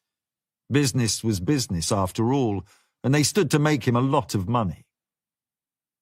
"Are you happy, Isaac?" Felipe asked. "Yes, el patron. Our arrangement is satisfactory to you." "Are you kidding? It's perfect." They had discussed the arrangement for a couple of hours. Felipe would deliver his product across the border in a number of different ways, by truck and car through Juarez, by ultralight into the fields of New Mexico and Texas, and through the tunnel that he was in the process of building.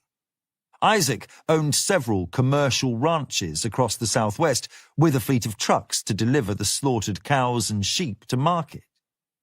The product would be hidden inside the carcasses of the animals and distributed to a network of dealers that the two would arrange together.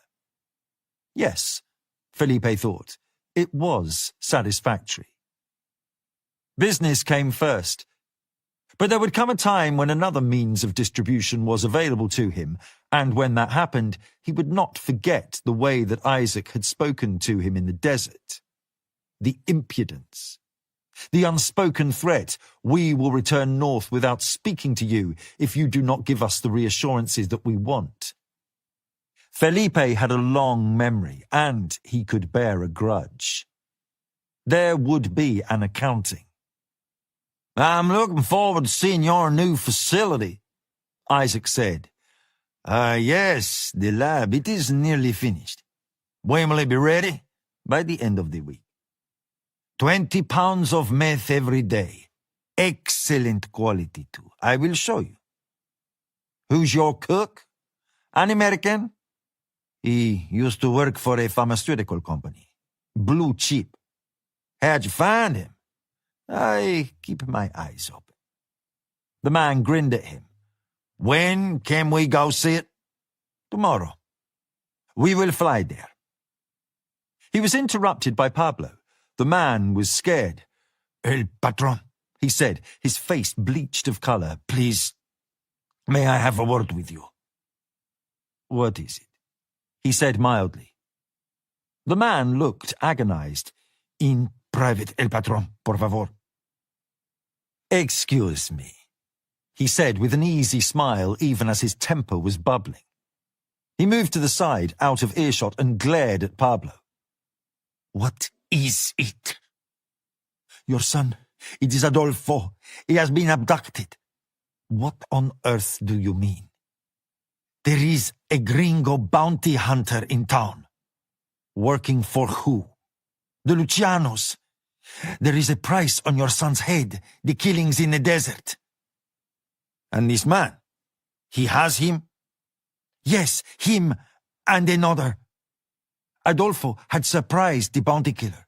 We were going to take him out into the desert and kill him, but as they left the place where they had met, he was stopped by a second man. We think he was the man at the restaurant on Monday night. And who is he? We don't know, El Patron. His temper flared. Do we know anything? He's been protecting the journalist from the restaurant. Adolfo visited her this morning to finish her off, and this man was there. He is English. There is some connection between them. Then, if we cannot find him, we must find her, and then he will come to us. He put down his glass of wine. Isaac was looking at him quizzically. He replaced the angry mask that had fallen across his face with a warm and reassuring smile. Call the police. He said quietly to Pablo, They are to put roadblocks on every road out of Juarez. No one leaves without the car being checked. And put the word out. $1 million to whoever can bring her to me. $1 million if anyone can bring me him. Tell all our falcons, I want them found. Chapter 49. Anna had been picked up from her 2-bedroom flat in Cheltenham High Street at 4 a.m. The car was a black BMW with tinted windows and a uniformed driver. She wasn't used to being chauffeured, and she felt a little out of place, her grubby Doc Martens against the spotless cream carpet inside the car. The driver said very little as they headed west, following the A40 until it became the M40. That suited her well. She slept for the first half hour, and then, roused as the sun rose into a sky of wispy low clouds, she took out her laptop and reviewed, for the 100th time, the report she had made on John Milton. She was excited. It wasn't unheard of for an analyst to be sent out into the field, but it was the first time that it had happened to her. The rationale was obvious and made sense. If Milton slipped beneath the surface again, it was best to have an expert in situ to help track him down again. The trip also promised to furnish her with a much better idea of how Group 15 worked. Her true employers had always been unable to find out much about them, save the rumour and gossip that occasionally reached the ears of the Federal Security Service. It was unheard of for any of their agents to have been on actual operations with them. That, she knew, would stand her in excellent stead with Colonel Sherbakov. The driver turned into Ickenham, and then, after a further few minutes, turned and slowed to a stop outside the armed guards stationed at the entrance of RAF Northolt.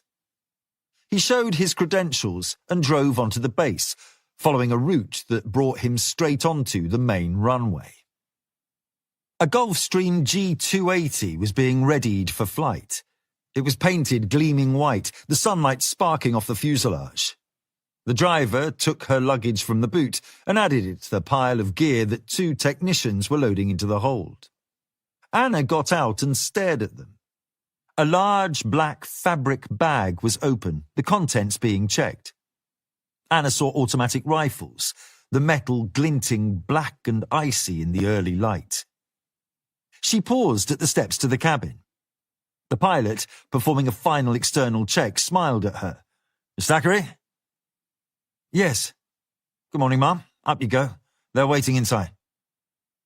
Anna climbed the steps and entered the jet.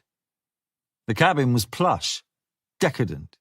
8 handcrafted leather seats, a workstation and a 3-person sofa. Large porthole windows. One of the windows faced the door and she glimpsed her reflection. The boots, the ripped jeans and the faded and frayed T-shirt looked completely out of place. She swallowed, daunted, her usual confidence knocked just a little. She almost wished that she had worn something more appropriate. 5 men and a woman were arranging themselves around the cabin. She felt self-conscious. Hello, she said. Captain Pope turned to her. Good morning, Miss Thackeray. Morning. He looked at her and frowned. It was quizzical, perhaps even amused, and not disapproving. Get yourself settled. We'll be taking off soon. Introductions first? He smiled patiently. You know who I am? Lance Corporal Hammond's over there with the headphones. That's Lance Corporal Callan, Corporal Spencer and Corporal Blake are playing cards, and Sergeant Underwood is sleeping. Anna looked the others over. The woman, Hammond, looked to be in her early 30s. At 5'8", she was compact and powerful, and her black hair was cut severely. Callan was tall and slender, strikingly handsome. His hair fell in tight curls, so blonde as to almost be white, and his skin was white too, like alabaster. There was a cruelty to his thin lips that Anna found unsettling. Spencer was shorter, bald and heavily muscled. Blake was a little exotic, foreign, perhaps. Underwood had a sleeping mask over his face, obscuring his features. They looked up at her, but no one spoke. Pope smiled at her. Take your seat, he said. Wheels up in 5 minutes. Chapter 50. There was a sign on the wall of the room that said that the motel had Wi-Fi. Katerina booted up her laptop, located the network and joined it. She had installed police scanner software, and it was then listening to those disinterested voices, bracketed by static, that she heard about the body of the missing girl who had been found. The police said that the girl had been identified as Guillermina Marquez. The body had turned up on scrubland near to the Estadio Olímpico Benito Juárez. The Indios played there. Leon had taken her to see them once. It was close to the motel, a 20-minute walk maximum, 15 if she ran. She thrust her camera and her notepad into her rucksack, scribbled a quick note to Milton explaining where she was going, locked the door behind her, and set off towards the river. It was growing late, and the light was leaving the city. Katerina crested a shallow hill and looked out across the border to El Paso, the lights twinkling against the spectrum of greys across the desert and the mountains beyond. She wondered what it was like over the border. She had never been. She had an idea, of course, on a superficial level.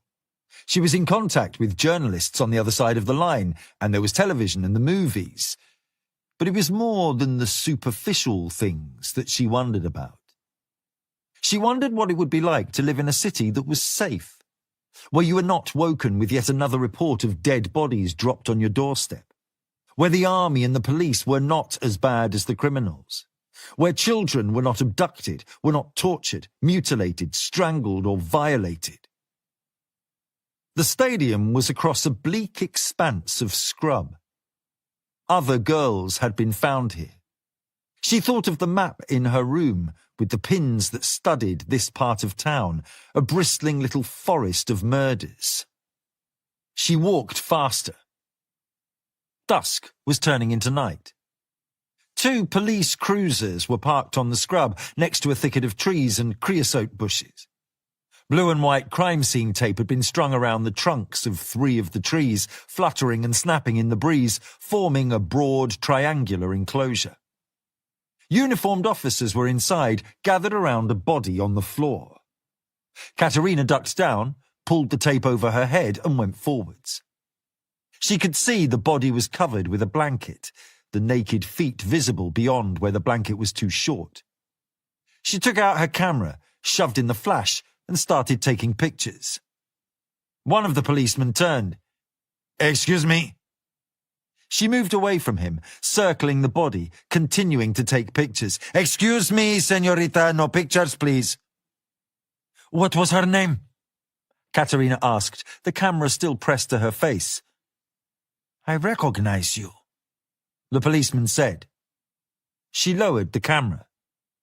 Do I know you? I'm Capitan Alameda. You don't remember? No. It's Katerina, isn't it?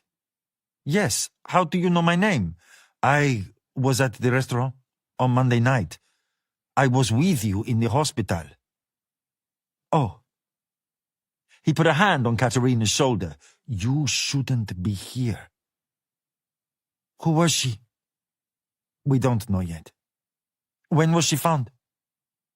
A couple of hours ago. He guided her back and away from the covered body. Come on, it's not safe. I thought you were going over the border. Soon. Tomorrow, I think. You need to keep off the streets until then. If they find out where you are... Look, where are you staying? She paused. Don't worry, I know the cook is looking after you. My colleague, Teniente Plato, he has been speaking with him. I'll take you back there. We can talk about what happened here in the car. I'll answer all your questions. She paused. Come on, you can't be here. She relented. Chapter 51. Felipe excused himself from the party. The garages were busy with activity. He had called in his best men, his best sicarios. Their cars were parked in the wide bay before the triple garage, and they were milling there, waiting for his instructions. Pablo had opened the arms cache and was in the process of distributing the heavy artillery. The way Felipe was thinking, if Adolfo wasn't returned to him soon, he would have to do something to focus the attention of the authorities. Firing a few AR-15s in the marketplace, tossing in a few grenades, that ought to do the trick. They knew, but perhaps they needed to be reminded, there were some things that could not be allowed to stand. An unmarked police car rolled up the slope that curved around the mansion and parked next to the garages. Two of the men broke away from the rest, their hands reaching for their pistols. Felipe watched as the door opened and a man he recognized stepped out. The municipal cop. Capitan Alameda. The two men recognized him too and stepped aside. El Patron. Not now, Capitan. I'm busy. I heard Pablo's call about Adolfo. My men are readying the roadblocks you requested. Then you'll understand why this is not a good time. No, I think I know who has him, and how you can get him back. Felipe turned to Pablo. You go in 5 minutes, he called. Pablo nodded as he continued with the preparations. Be quick, Alameda, and don't waste my time. The girl from the restaurant, the one you didn't get, the Englishman is trying to keep her safe, and I have her. There was a body in the park next to the stadium. She was there taking pictures. Where is she? He nodded in the direction of his car. In the back? Get her. Alameda went back to the car and brought the girl out. She was cuffed, her wrists fastened behind her back. Do you know who I am? Felipe asked. She spat at his feet. She's feisty, Alameda suggested. Took a good swing at me before I got the bracelets on. Where is the Englishman? Come mierda y muerte! El Patron felt the fury burning within her. If you help me get my son back, I'll let you go. You have my word. Your word's no good. Felipe shifted his weight. Look around. You're on your own. The Englishman can't help you now. You don't have any other choice. Chapter 52. Bo pulled the Jeep into the motel parking lot. Milton opened the rear door, stepped outside, and pulled Adolfo out with him. Bo followed close behind, the barrel of his pistol pushed tight into the small of the Mexican's back. Milton unlocked the door and opened it. The room was empty. Caterina? The bathroom door was open. Milton checked. It was empty too. Where is she? Bo said anxiously. I don't know. Her laptop was on. Milton checked it. A police scanner application was open, the crackle of static interrupted by occasional comments from the dispatcher. A scrap of paper was on the desk next to the computer. A note had been written down. There's been another murder. She's gone to cover it. We don't want to be hanging around, partner. The sooner we get them both over the border, the better. Not without her. I know, but we're not on home turf here. It's not open to debate. You can go whenever you want, but he stays until I have her back. Milton's phone started to ring. He looked at the display, an unknown number. Hola? He didn't recognize the voice. I think you have the wrong number, he replied in Spanish. The caller spoke in accented English. No, I have the right number. Who is this?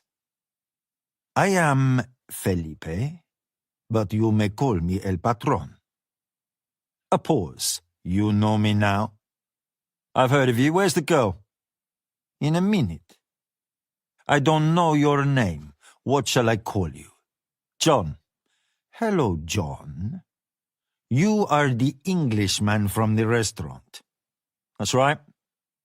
You have caused me some awkwardness. I'm just getting started. Where's the girl? She's here, safe and sound. Where is my son? With me. He's fine. We seem to be at an impasse. Seems so. What do you want to do about that? Felipe paused. Milton knew he was trying to sweat him. Pointless. I'm waiting, he said. There was not even the faintest trace of emotion in his voice. Felipe was brusque. We each have something the other wants. I don't know why you have involved yourself in my business, but I am going to propose a short truce, an exchange, the girl for my son. Where? There is a village south of Juarez, Samalayuca. Turn right off the 45 and drive into the desert. We can meet there, tomorrow morning, 9.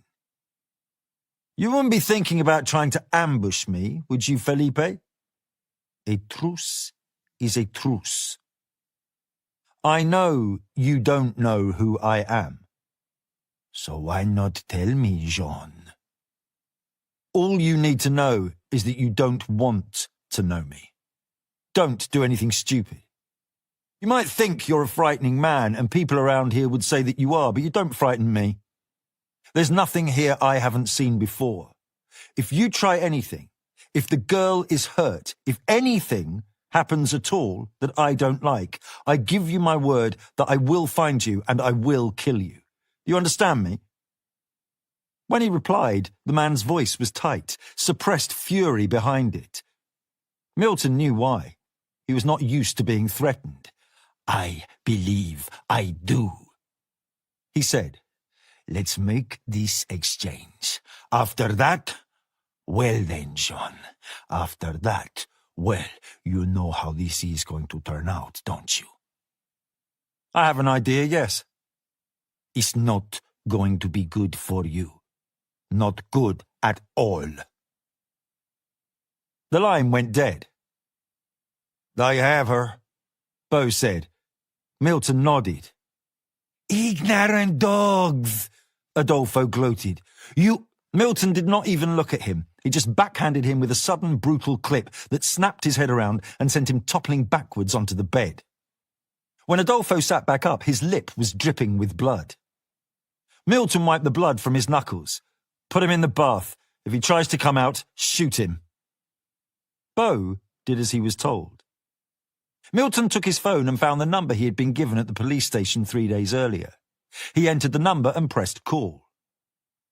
It connected. Plato. It's John Smith. John, what can I do for you? I need to talk to you. It's the girl. What about her? She's been taken. An audible sigh. When? A couple of hours ago. You said you were going to the hotel. I'm here now. I went out and now she's gone. You left her? Temporarily. She left on her own. You know that for sure? She left a note. How do you know I just had a call from Adolfo's father. Coger! Plato cursed. I'm guessing he's in charge around here? Felipe Gonzalez, el patron, he is La Frontera. What did he say? I'd rather not talk on the phone. Can we meet? Milton heard the long sigh. You better come over here. Do you have pen and paper? Yes. Milton took down the address that Plato dictated. Chapter 53. Jesus Plato slid underneath the hull of the boat, hooked the pot with his hand, and dragged it toward him. He dipped his brush into the paint and started to apply it. He had been looking forward to this part of the project for weeks. There were few things that made an old boat look better than repainting it. The Amelia had a tatty, ancient gel coat finish, and Plato was going to replace it with 2 new coats of urethane paint. The paint wasn't cheap, but he figured it'd be worth it for the difference it would make. It was calming work, meditative, and something where the gratification from the job would take time. That was nice too. A taxi turned into the road. He looked up as it slowed to a halt. Milton got out, paid the driver, and walked up the driveway. Plato slid out from beneath the boat and then stood, pouring a handful of white spirit into his palms and wiping away the stained paint. In here, he said, leading the way through the open garage door. He hadn't told Emilia that Milton would be coming over, and he didn't want her to worry. The boat's gas engine was in pieces on his work desk. He had a small beer fridge in the corner and he opened it, taking out a couple of cans. Thanks, but I don't drink. Suit yourself. Plato put one back, tugged the ring pull on the other, and drank off the first quarter. It was a hot day, and he had been working hard. The beer tasted especially good. You better tell me what's happened. I met a man at the hospital. He's a bounty hunter. He's here for Adolfo Gonzalez. Good luck with that. He says he can help get the girl over the border and set her up on the other side. Well, he's doing that out of the goodness of his heart? Of course not. I said I'd help him find Gonzalez. Plato sighed. I was going to meet him to talk about it, a restaurant. Gonzalez was there. We've got him. Plato watched him carefully over the rim of his can. You've got him? Baxter does. The bounty hunter. Bo Baxter. You know him? I've heard of him. He used to work on the line before he got into what he does now. Border Patrol. And? Back then, he was old school, a hard man. But I don't know about now. You don't normally get much integrity out of men in his line of business. You're saying he's got Adolfo now? Milton nodded. And you don't think he'll just up and leave? Get him over the border and get paid? Milton's icy blue eyes burned with cold. I saved his life, and he's not that stupid. All right. Milton clenched and unclenched his fists. When I got back to the hotel, the girl was gone. It didn't happen there. No sign of a struggle, nothing disturbed. I looked through her stuff. She'd written this down. Milton handed him a piece of paper. Plato recognized the address. The note said that she had gone to investigate a murder. There was a body found earlier, Milton said. Another of the dead girls. That's right. It was on the radio. She must have gone to cover it. I'll ask around. Maybe whoever was there might have seen her. Thank you. This phone call you had with El Patron, what did he say? He knows we've got his son. He wants to exchange her for him. You do know you can't trust anything he says. Of course. I've dealt with men like him before, Plato. I doubt it. He said, shaking his head. Not like him. Where does he want to meet? A village south of Juarez, Samalayuca. I know it. It's off the 45. Not a good place for you. Why? Open ground, no one is around for miles, and he'll know it well. I've been out there more than a few times over the years. One of their favorite places for dumping bodies. That's one of the reasons I'm here. I'm going to need some help. Plato shook his head. There's me and Baxter, but I don't think that's going to be enough. I'm sorry. I need someone who's good with a rifle. No, Smith, I'm sorry. I just can't. Don't think about me, Lieutenant. Don't think about Baxter. It's the girl. You know if we don't do something, they'll kill her. I know, and it's awful, but she knew the risks, and it doesn't make any difference. I still can't. See, I've been dealing with the cartel about as long as they've been around, at least in the form they're in at the moment. Over the years, I got to see some pretty awful shit. The line of work I think you're in, I'm guessing you've seen those things too. And I have met bad men. But recently, things have gotten worse. The men have gotten worse, younger, and the old rules don't apply. Milton looked at him. Had his face softened a little? Look around, man. I've got a family. Wife and kids. And look at me. I am 55 years old. I retire on Friday. I'm going to fix up this boat, drink beer, and go fishing. There is no place for a man like me in a world like that. You always have to go to work, knowing that there's a good chance you might get shot today. I could live with that. But now it's worse. Now they'll go after your family too, and I won't do that. I have done my time. I'm out. You understand? Milton did not answer. There was no disapproval, just a quick recalibration of circumstances. I understand. This place, Samalayuca. Can you give me directions? Part 4. Day 4. Chapter 54. Bo Baxter lay flat, his body pressed against the uneven ground, with his elbows braced in the rough scree. He adjusted his Stetson, pushing it back just enough to ease the string that bit into his neck. Beside him, resting on a rock, was his rifle, a Weatherby Mark V Deluxe, chambered for the .257 Magnum cartridge.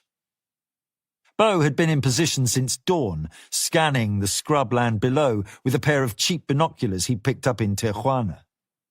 He spotted the dust cloud first, just a blur in the shimmering heat, drifting north as the desert breeze caught it, nudging it back toward the city. It stretched out into a long yellow streak, growing longer by the second until it spanned nearly a mile. At the front, he made out the hire car Smith was driving. The car jolted off the asphalt and onto the rough track, slowing as it maneuvered around the deeper potholes. Bo raised the binoculars again, focusing on the vehicle. Eventually, it was close enough for Bo to see Smith at the wheel and in the back, Adolfo Gonzalez. The cloud of dust kept drifting north. Bo still wasn't sure that he was doing the right thing. He had Adolfo. All he had to do was cuff him, wrists and ankles, put him in the back of the Jeep, cross the border and pick up his money. Smith would have let him do it too, if it hadn't been for the girl. Bo had watched as Smith spoke to El Patron, and although he had kept his voice calm, he had seen the flashes of anger in his eyes. He would never agree to let him have Adolfo now, not until they had Katerina back again. Bo wondered for a moment about drawing down on him, just taking the greaser and bugging out for the border, but there was something about the Englishman that told him that would be a very bad idea.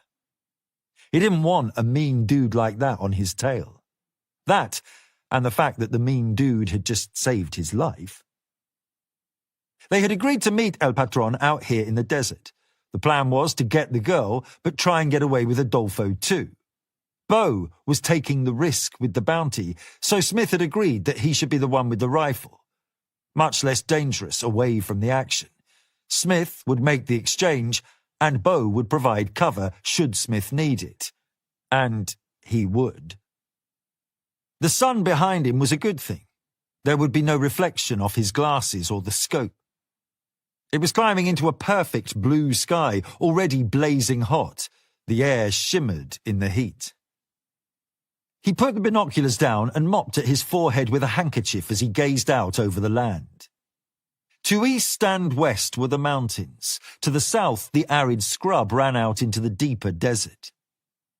He saw another cloud of dust on the 45. He picked up the glasses again and found the road. It was another car, an SUV with tinted windows, a narco car. It turned off the road and followed Smith down the same long track. He replaced the glasses, took a slug of water from the canteen shaded by his hat, and picked up the rifle.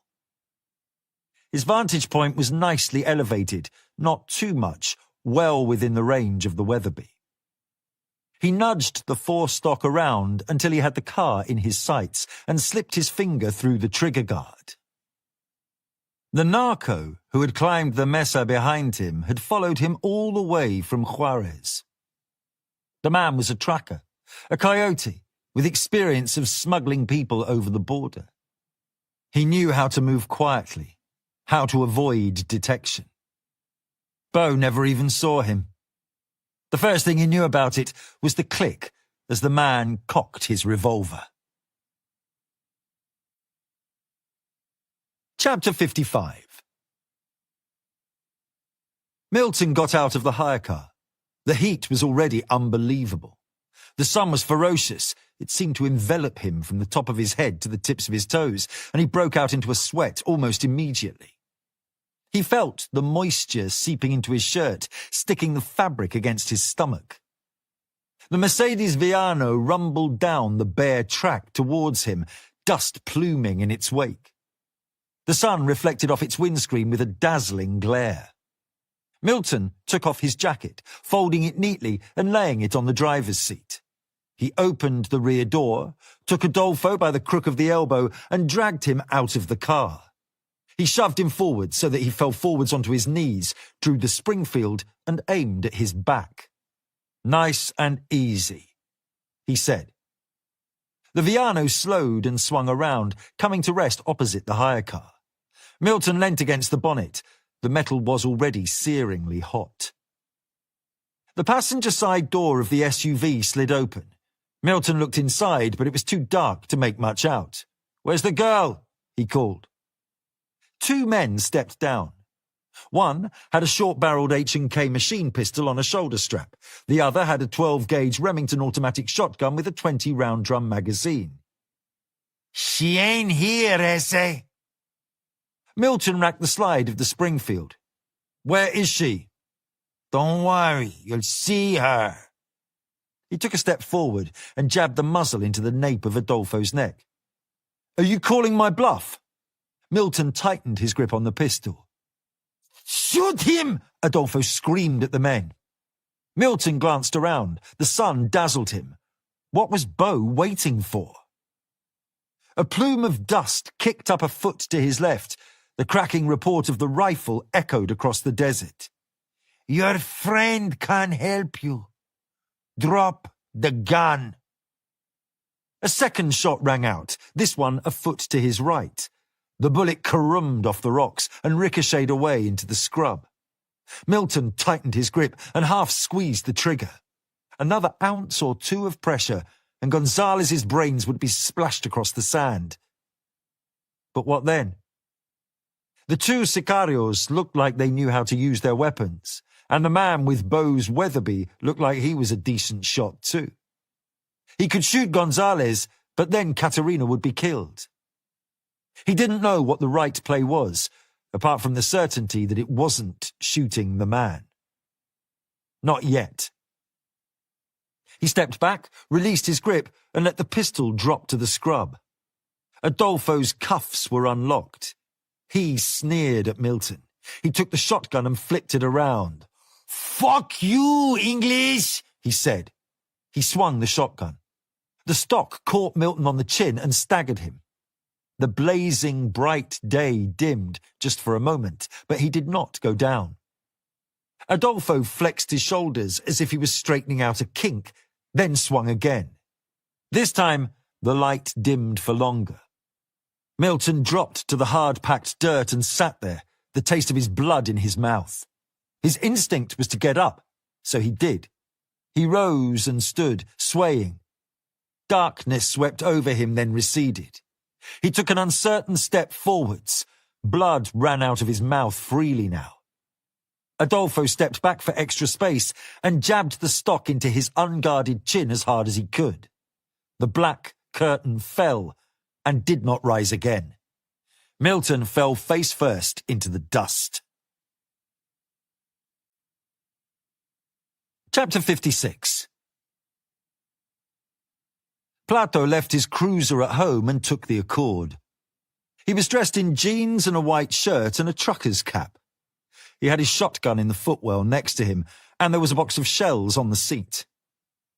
He reversed out of his driveway and set off to the south. He didn't look back. He didn't want to see Amelia's face in the window. He wondered sometimes whether the woman was psychic. She always knew when he had something on his mind. He had managed to avoid her this morning, creeping out of bed and leaving the house as quietly as he could. Even then, he had heard the floorboard in the bedroom creaking as she got up. He'd nearly stayed then, the reality of just how stupid this was slapping him right in the face. But then he thought of his old man and his badge and what that all meant, and he opened the door and set off. The lights out of the city were all on green for him, one after the next, the whole sequence, all of them green. He wouldn't have minded if they were all red this morning. He couldn't help the feeling that they were hastening him towards something terrible. Plato escaped the ring of maquiladoras arranged in parks on the outskirts and accelerated away. He knew Samalayuca. It was hardly a village, just a collection of abandoned huts. The road, the 45, cut right through the desert. The Baleal was a prime cartel dumping spot. He had lost count of the number of early morning calls that had summoned him to Samalayuca, Rancheria, or Villa Ahumada. A trucker who'd seen a body on the side of the road. A pack of coyotes tugging on fresh meat. Vultures wheeling over carrion. And those were just the bodies that La Frontera wanted them to find. How many more hundreds were buried out here? The right-hand turn approached. The junction had no stop sign, just thick white lines that had melted into the blacktop. To the right, the road became a dirt track, cutting across the desert. He slowed the car and pulled to the side of the road. He wound down the window and hot air rushed inside. He glanced left and right, south and north, and saw nothing at all except shimmering heat and distant mirages. He left the engine running, reached across to the passenger seat, took his binoculars and scanned the country, looking across the caldera towards a low ridge of rock. A mile away on the floodplain were two vehicles parked 40 or 50 feet apart, a late model Ford sedan and an SUV. He put the binoculars down so that he could scan the entire vista. It was already hot, stifling. He wiped the sweat out of his eyes. He raised the glasses again. There were men in between the cars. Two of them were armed. One was motionless on the ground. A fourth man was above him, kicking and stamping at him. Was he too late? He watched. The man on the ground was hauled to his feet. It was Smith. He was unconscious. They dragged him through the dirt to the SUV. They tossed him inside, and then the other men got inside too. The SUV reversed. Plato dropped the glasses on the seat, pulled out on the highway, and continued south. After half a mile, he swung around on the margin, rattled over the bars of a cattle grid and stopped. He fetched the glasses. The SUV was on the road and heading back towards the city. There was little he could do. Confronting them would be suicide, and he did not have a death wish. He was frightened, for himself and his family. His instinct told him to switch off the engine and let them drive away. But he couldn't do that. Finding out where they were going would have to be enough. He put the car into gear, pulled onto the asphalt again, and, keeping a safe distance behind them, he followed. Chapter 57. Katerina had tried everything. The door was locked and the window too. She had wondered whether she might be able to take a chair and smash it, but it was toughened glass and, anyway, it looked down onto a sheer 30-foot drop. Then her thoughts had turned to weapons. Could she arm herself? The only cup in the room was plastic and too strong for her to break. There was the chair again, but it was too well put together to be broken apart, and too unwieldy as it was. There was a mirror in the bathroom, and eventually her hopes focused on that. She unplugged the table lamp and used the base to smash the glass. A jagged piece fell free, and she picked it up, wrapping the thicker end in a towel. It wouldn't be easy to use, but it was sharp, and perhaps, if she was careful, she might be able to maintain an element of surprise. She took it to the bed and hid it beneath the pillow.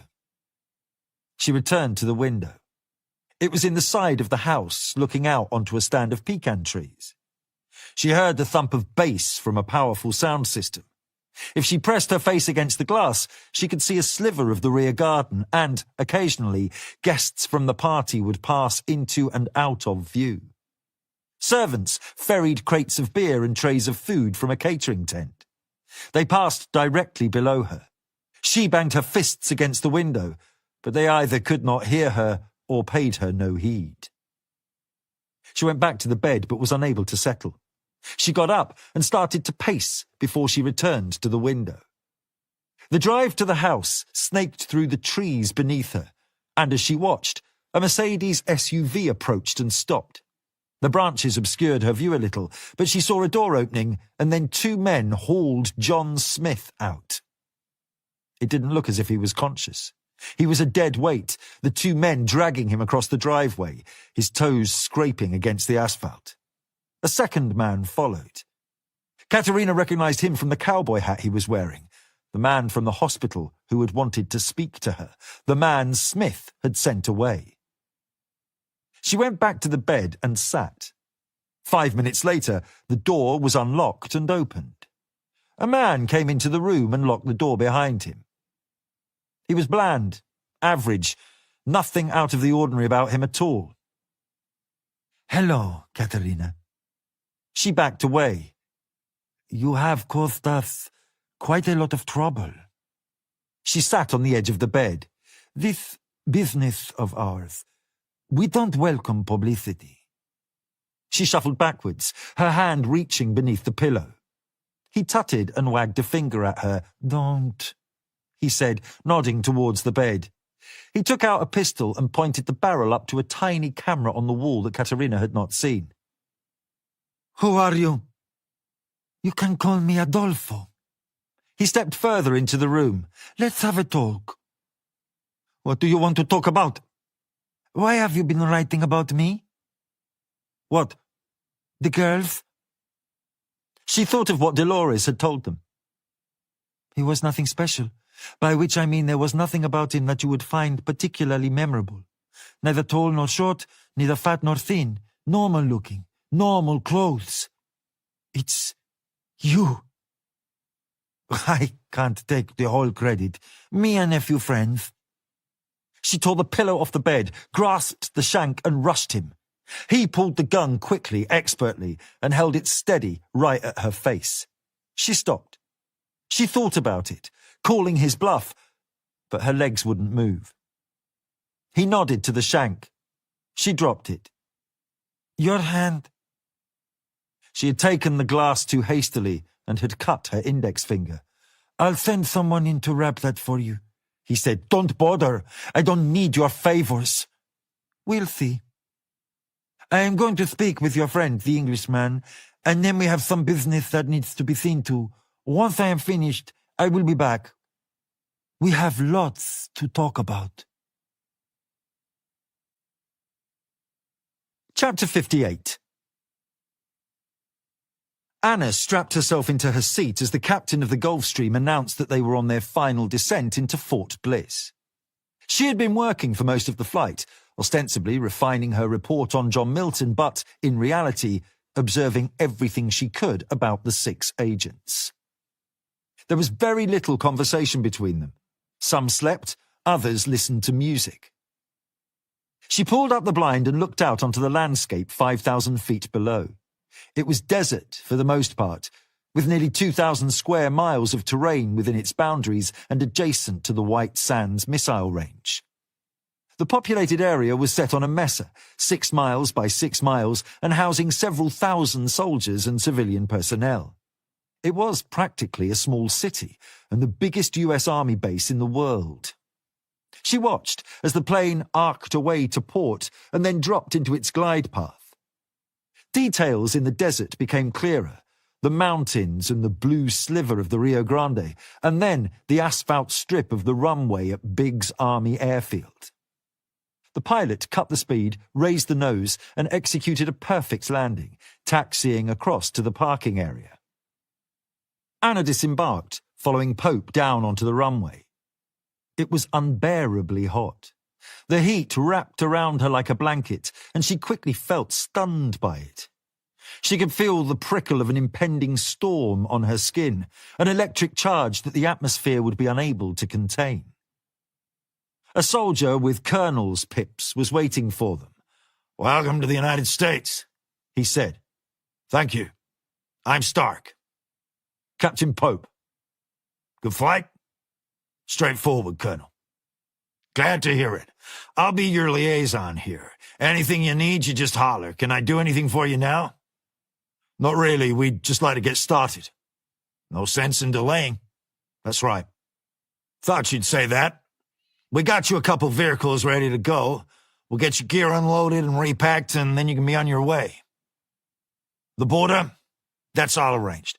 The Mexicans know you're coming. We'll get you straight across." "That's very helpful. Thank you, Colonel."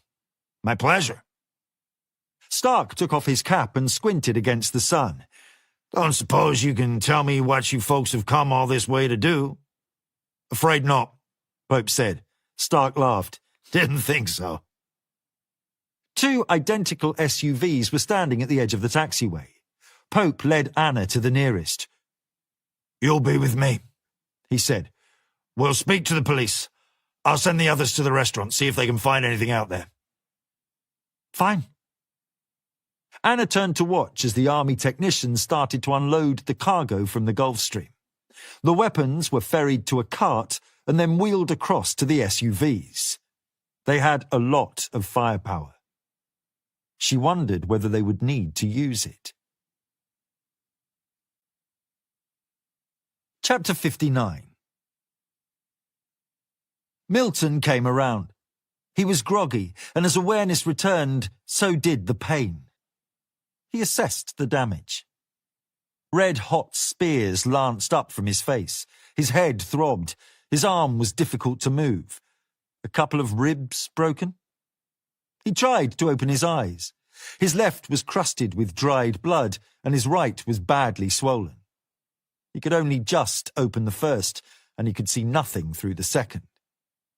There were bones broken there, the orbital perhaps, and something in the bridge of his nose. He felt a stubborn ache from his shoulders and realized that his hands were cuffed behind his back. "You all right?" He looked to his left. It was Beau. "I'll live." "You don't look so good. They worked you over some. I saw when they marched me down the mountain. They pretty much had to pull Adolfo off you."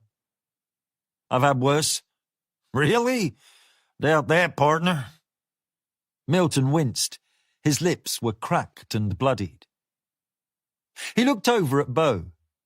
His shirt was ripped to the navel, revealing a tiger's tooth that he wore in a chain around his neck. He was sitting down, leaning back against the wall. His arms were shackled with flexicuffs behind his back. "You got any bright ideas?" Beau asked. "Not at the moment. Has anyone been in to see us?" "Not yet." "Where are we?" "Back in the city, south side. Looked like a pretty swanky neighborhood, at least by standards around here." "My guess is we're in one of El Patron's houses." "And this room?" "First floor, end of a corridor. I didn't get the chance to see all that much." "Anything else?" "Only that I'm not sure why they didn't just cap us out in the desert." He strikes me as the kind who'd want to make a point. "I reckon that's right. The way I'm thinking, that roughing up they gave you out there ain't going to be a pimple on a fat man's ass compared to what they're going to do to us next. It ain't going to be pretty for us." "Or them." Beau laughed bitterly. "Jesus, man! Has anyone ever told you you're full of it? Look around, will you? We're cuffed in a locked room, waiting for a psychopathic motherfucker to come and do whatever the fuck he wants to us. This ain't the time for bravado." "It's not bravado, Beau. They should have killed me when they had the chance. They won't get another." Beau was quiet for a minute. Milton assessed himself again. Save his face and some bruising down his arms and trunk, there were no major breaks or internal injuries. He flexed his muscles against the cuffs. The sharp edges bit into the skin on his wrists. "You think the girl's still alive?" Beau asked him. "I don't know." "If she is, she probably don't want to be." Chapter 60. They didn't have to wait long. The door was unlocked and Adolfo and another man stepped inside. The second man was older and bore a passing resemblance to Adolfo. His skin was unnaturally smooth. Milton guessed there had been a lot of plastic surgery involved. "Hi, Adolfo," Beau said. "Hola, Beau. I'm guessing this is your old man." I am Felipe. The man said calmly. "You are Senor Baxter, And you are Senor Smith? That's right. I don't suppose you want to get these cuffs off me." The man smiled broadly. I don't think so. "I was saying to Adolfo earlier, things don't have to be unfriendly between us." It's a little late for that, isn't it? "You came here to murder my son." Oh, come on, man. Who said I was going to murder him? I was paid to deliver him. Another indulgent smile. We both know that would have been the same thing. Milton tensed against the flexicuffs again. The two men were close enough to him. If he could free his hands, he knew he could take them both, but the plastic was too strong. He tried again. There was no give at all. Damn it! Felipe noticed him. Senor Smith, unlike Senor Baxter, I know very little about you. Not much to know. I doubt that.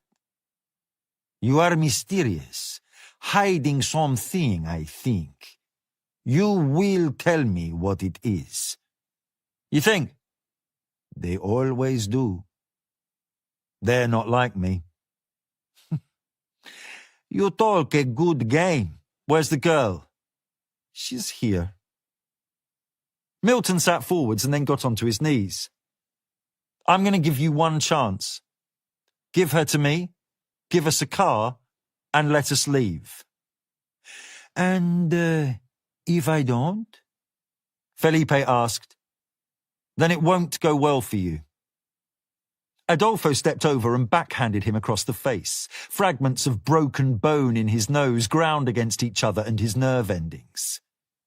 Milton looked up at Adolfo and smiled. or you. Adolfo drew back his foot and kicked him in the ribs. Pain flared and Milton gasped. Felipe put a restraining hand on his son's shoulder. Enough. You will both stay here for now. We have business to attend to. We'll send for you when we are ready. They stepped outside. The door was locked behind them. Come on, man, Bo said. what was that about? You got a death wish? Something like that. Chapter 61. Let me do the talking, Pope told Anna. all right? All right? If there's anything I need to know, I'll ask you. Fine. Anna, Captain Pope, Lance Corporal Hammond and Lance Corporal Callan had been the first to cross the border. The SUV was plenty big enough for the four of them and the extensive amount of weapons and other equipment that had been unloaded from the hold of the Gulf Stream. The second SUV had followed behind. They had dispensation to cross the border, passing swiftly through a filter lane reserved for the Army, Border Patrol, and government agents. Anna had never been to Mexico before, and the sudden abrupt change from the affluence of El Paso to the poverty of its twin was shocking. The buildings south of the border were dilapidated and scarred, and the people bore the fatigued look of the perpetually defeated. It was all a stark contrast to the optimistic, banal chatter of the hosts on sunny 99.9 FM, still within range as they drove south. They had been busy. The second van had peeled off for the restaurant, but their first stop was the headquarters of the municipal police for details on Lieutenant Jesus Plato. After being made to wait for an hour, they had finally been directed to a block station in the west of the city.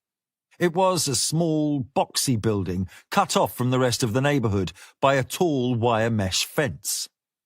There was a second line of concertina wire, the windows had bars, and they had to wait for the door to be unlocked. Pleasant neighborhood, Pope said. He led the way inside. The receptionist regarded them with wary eyes. Teniente Plato, please. Take a seat. Anna sat down. Pope did not. She watched him from behind a magazine as they waited. He stood, arms folded, impassive. There was no expression on his face. He made no effort to engage with her. The woman behind the desk tried to get on with her work, but she didn't find it easy. There was a restive presence about Pope that was impossible to ignore. The officer who came out to see them was old. Anna would have guessed mid-50s. His hair and moustache were greying, and he was a little overweight. I'm Teniente Plato. Who are you? Pope. Is there somewhere we can talk? I'm just going to smoke a cigarette. We can talk outside. They went back out into the humid morning. We're here on behalf of the British government, Pope began. That right? Pope took out a passport. Plato glanced at it. That's a coincidence. How's that? Had an Englishman in here 3 days ago. The man you arrested. Didn't arrest him, but you fingerprinted him. Standard procedure. Name of John Smith. That's right. How'd you know all that? We need to see him. I need some reciprocation here. Okay, senor? What did Mr. Smith tell you about himself? Next to nothing. That's not surprising. But there's more to him than he's letting on, right? We're here to help him. We work together. Doing what? Pope made a show of reluctance. Let's call it intelligence and leave it at that. You know, he said he was a cook. What's he done? Lieutenant, please, we need to speak to him. Please. You're going to have to move fast. He's in a whole heap of trouble. Plato dragged down on his cigarette. Someone he has been helping out has got herself mixed up with the cartels. A journalist writes about them. Not a good idea. They abducted her last night. This morning, your friend went out to the desert to try to negotiate with them to get her back. Didn't go so well. The cartels, they're not big on negotiating. Him and another man who went with him were taken away. How do you know that? I was watching, he said. The answer seemed to embarrass him. Where? Place out of town. Got any idea where they take him? Better than that, I know. I followed. Place not too far from here. You'll take us? Plato shook his head.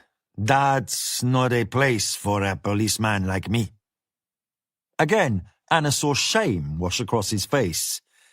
I am done with getting myself into scrapes like that. But no one's stopping you. You want? I'll give you directions.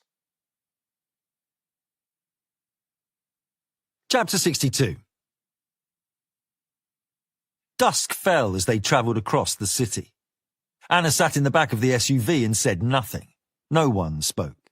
There was a sense of anticipation among the three agents. Determination. Callan had disassembled his handgun and was cleaning the mechanism with a bottle of oil and a small wire brush, as ritualistic as a junkie with his works. Hammond was listening to music again, her eyes closed and her head occasionally dipping in time with the beat. Pope was driving, his eyes cold and resolute, fixed on the road ahead. Their equipment was laid out on the floor in the back. MP5 SD3 suppressed submachine guns equipped with holographic sights and infrared lasers. A large M249 squad automatic weapon. H&K machine pistols. A Mossberg 500 shotgun. 3 9mm M9 Beretta pistols, M67 grenades, and a Milcor Mark 14 launcher, M84 flashbangs, respirators, and night vision goggles. The agents were each wearing jeans, t-shirts, and desert boots with khaki load-carrying systems strapped on over the top. Each gilet was equipped with pouches for ammunition, hooks and eyelets for grenades and flashbangs, and each was reinforced with Kevlar plates. The second SUV was directly behind them.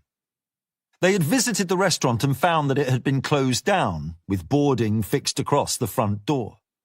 They had asked around at the other businesses nearby and discovered that there had been a second shooting 2 days after the first. The owner and the woman who ran the front of house had both been shot dead. No clues as to who did it. It was them who they needed to talk to. Since they couldn't, that trail had run cold. But it looked like they didn't need that trail after all. Anna was nervous. She would have preferred to stay behind, but Pope had insisted that she come. If the operation proceeded as he hoped, they would not delay in getting out of the city and back across the border again. There would be no opportunity to detour and pick her up. Pope had explained what she would have to do calmly and without inflection. Stay in the SUV, don't get out, leave it all to us. And Pope needed her help too. He parked 100 yards away from the gated entrance to the compound. Anna saw a guard shack and 2 men, both of whom were armed with rifles. All right, Anna, Pope said. There's the house, see it? I'm not blind. Do your thing. She opened her laptop and connected with the internet. Her slender fingers fluttered across the keyboard as she navigated to the website for the Comisión Federal de Electricidad and, after correctly guessing the URL from the firm's intranet, forced her way inside. I can't be surgical about this, she said. It'll be the whole block. Doesn't matter, can you do it? Just say when. Ready? Pope asked the others. Both Callan and Hammond replied check. All right then, here we go. They quickly smeared camouflage paint across their faces. Pope put the SUV into gear again and slowly pulled forwards. When they were 20 feet away from the gatepost, the guards came to attention, one holding up his hand for them to stop. The SUV had tinted windows, and the 2 of them were unable to see inside. The men made no effort to hide the automatic rifles they were carrying. Pope pulled a little to the left, opening up an angle between the driver's side of the vehicle and the gatepost. One of the men spat out a mouthful of tobacco juice and stepped into the road. Hammond brought her MP5 up above the line of the window, aimed quickly, and put 3 rounds into each guard. Anna was shocked. The gun was quiet, the suppressor so efficient that all you could really hear was the bolt racking back. The men fell, both of them dead, before they hit the ground. Anna's heart caught. She had never seen a man shot before. Suddenly, it all seemed brutally, dangerously real. Pope calmly put the SUV into gear again and edged forwards through the gate. Anna compared what she could see in the gloom with the map she had examined earlier. It was a crescent-shaped street that curved around a central garden. Mansions were set back behind tall fences. One of the gardens was lit up more brightly than the others. Strings of colourful lights had been hung from the branches of pecan and oak trees, and strobes flashed. The sound of loud norteño music was audible. Pope pulled over outside the driveway of the mansion. He, Callan and Hammond pulled on the full-face respirators and added their night vision goggles. They collected their weapons. The time on the dashboard display said 21:59. Now, Anna. She hit return. Her logic bomb deployed. The time clicked to 2200 and all the lights went out. The street lights, the lights in the mansion, the colourful lights in the grounds. The music stopped. "Go, go, go!" Pope said. Chapter 63. Plato and Sanchez ended up on their usual jetty looking out onto the sluggish river. The brown-green waters reached the city as a pathetic reminder of what it once must have been before the factories and industrial farmers choked it upstream for their own needs. They were beneath the span of the bridge, sitting on the bonnet of Plato's Dodge. The headlights were on, casting out enough light so that they could read the graffiti on the pillars.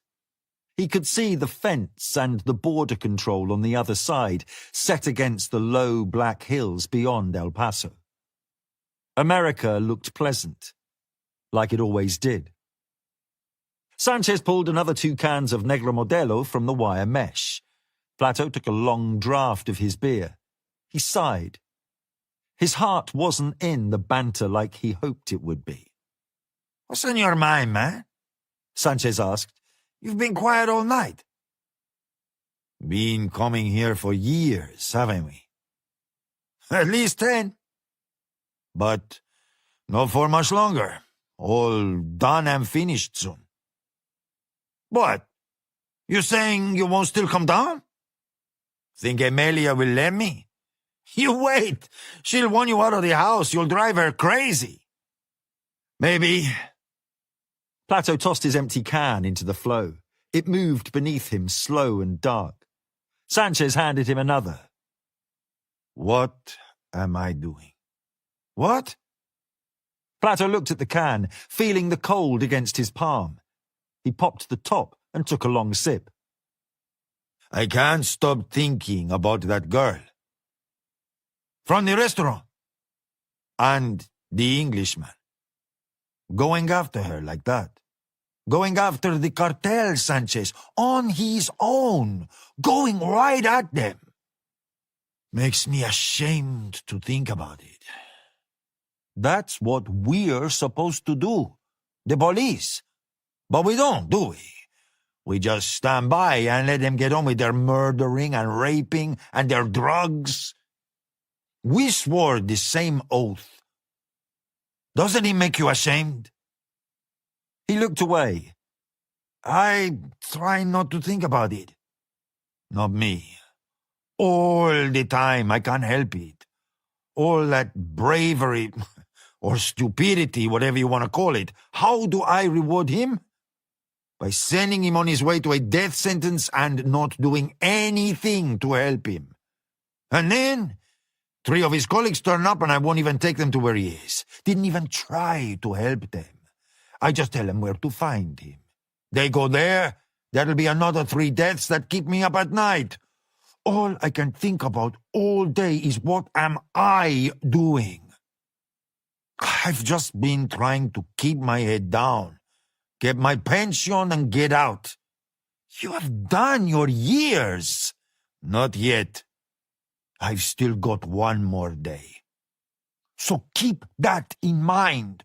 One more day, then all you need to worry about is your family and that stupid boat. No, I don't agree.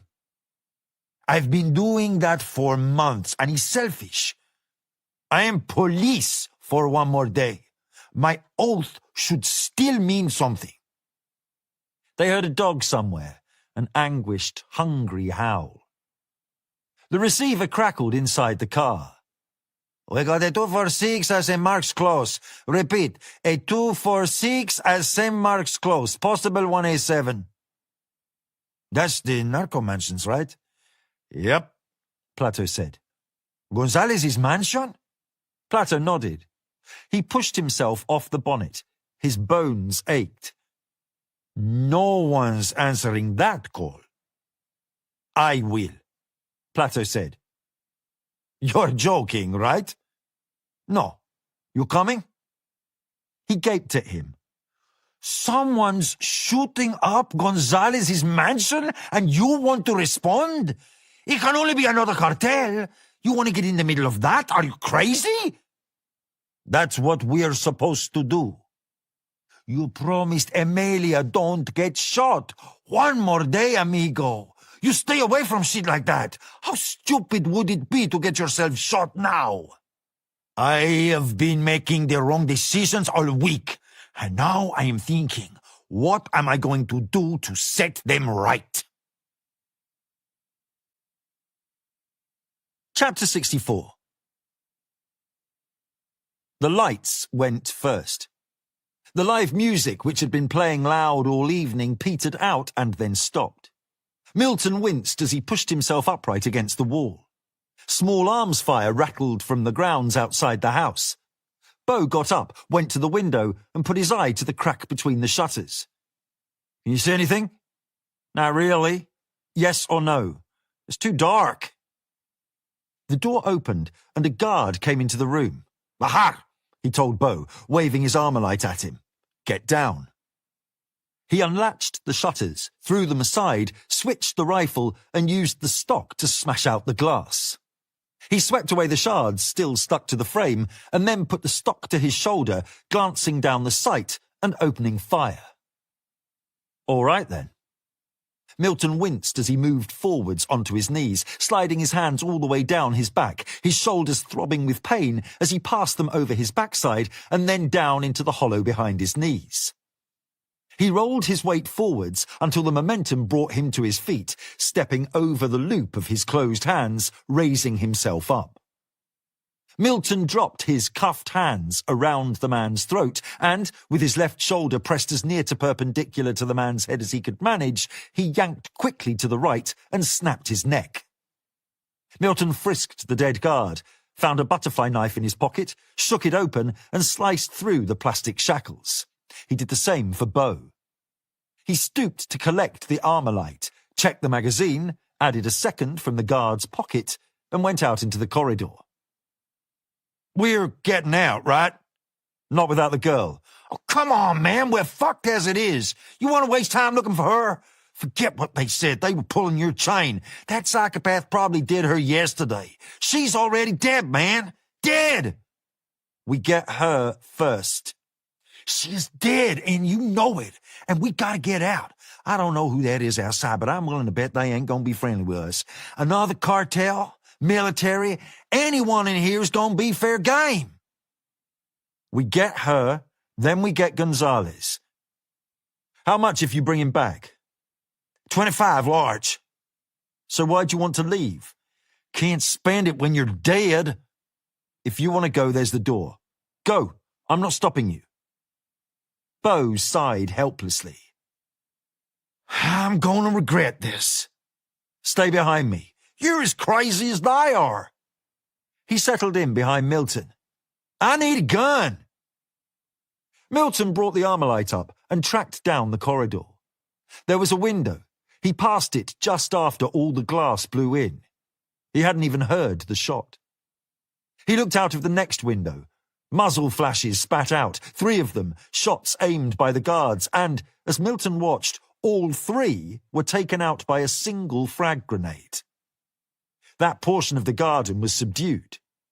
Milton saw a flash of khaki as a figure in night vision goggles crab-walked to a forward position, an MP5 cradled easily between practiced hands. "It's not a cartel," he muttered. The next room to the one in which they had been held was occupied by 2 men. They were pressed against the wall on either side of an open window. One had a shotgun, the other had an M15. Shots from outside passed through the window and jagged across the ceiling. Milton turned into the doorway and raked both men with a quick burst of fire. "Smith, look out!" A third Mexican was coming up the stairs, reaching for a small machine gun he carried on a strap.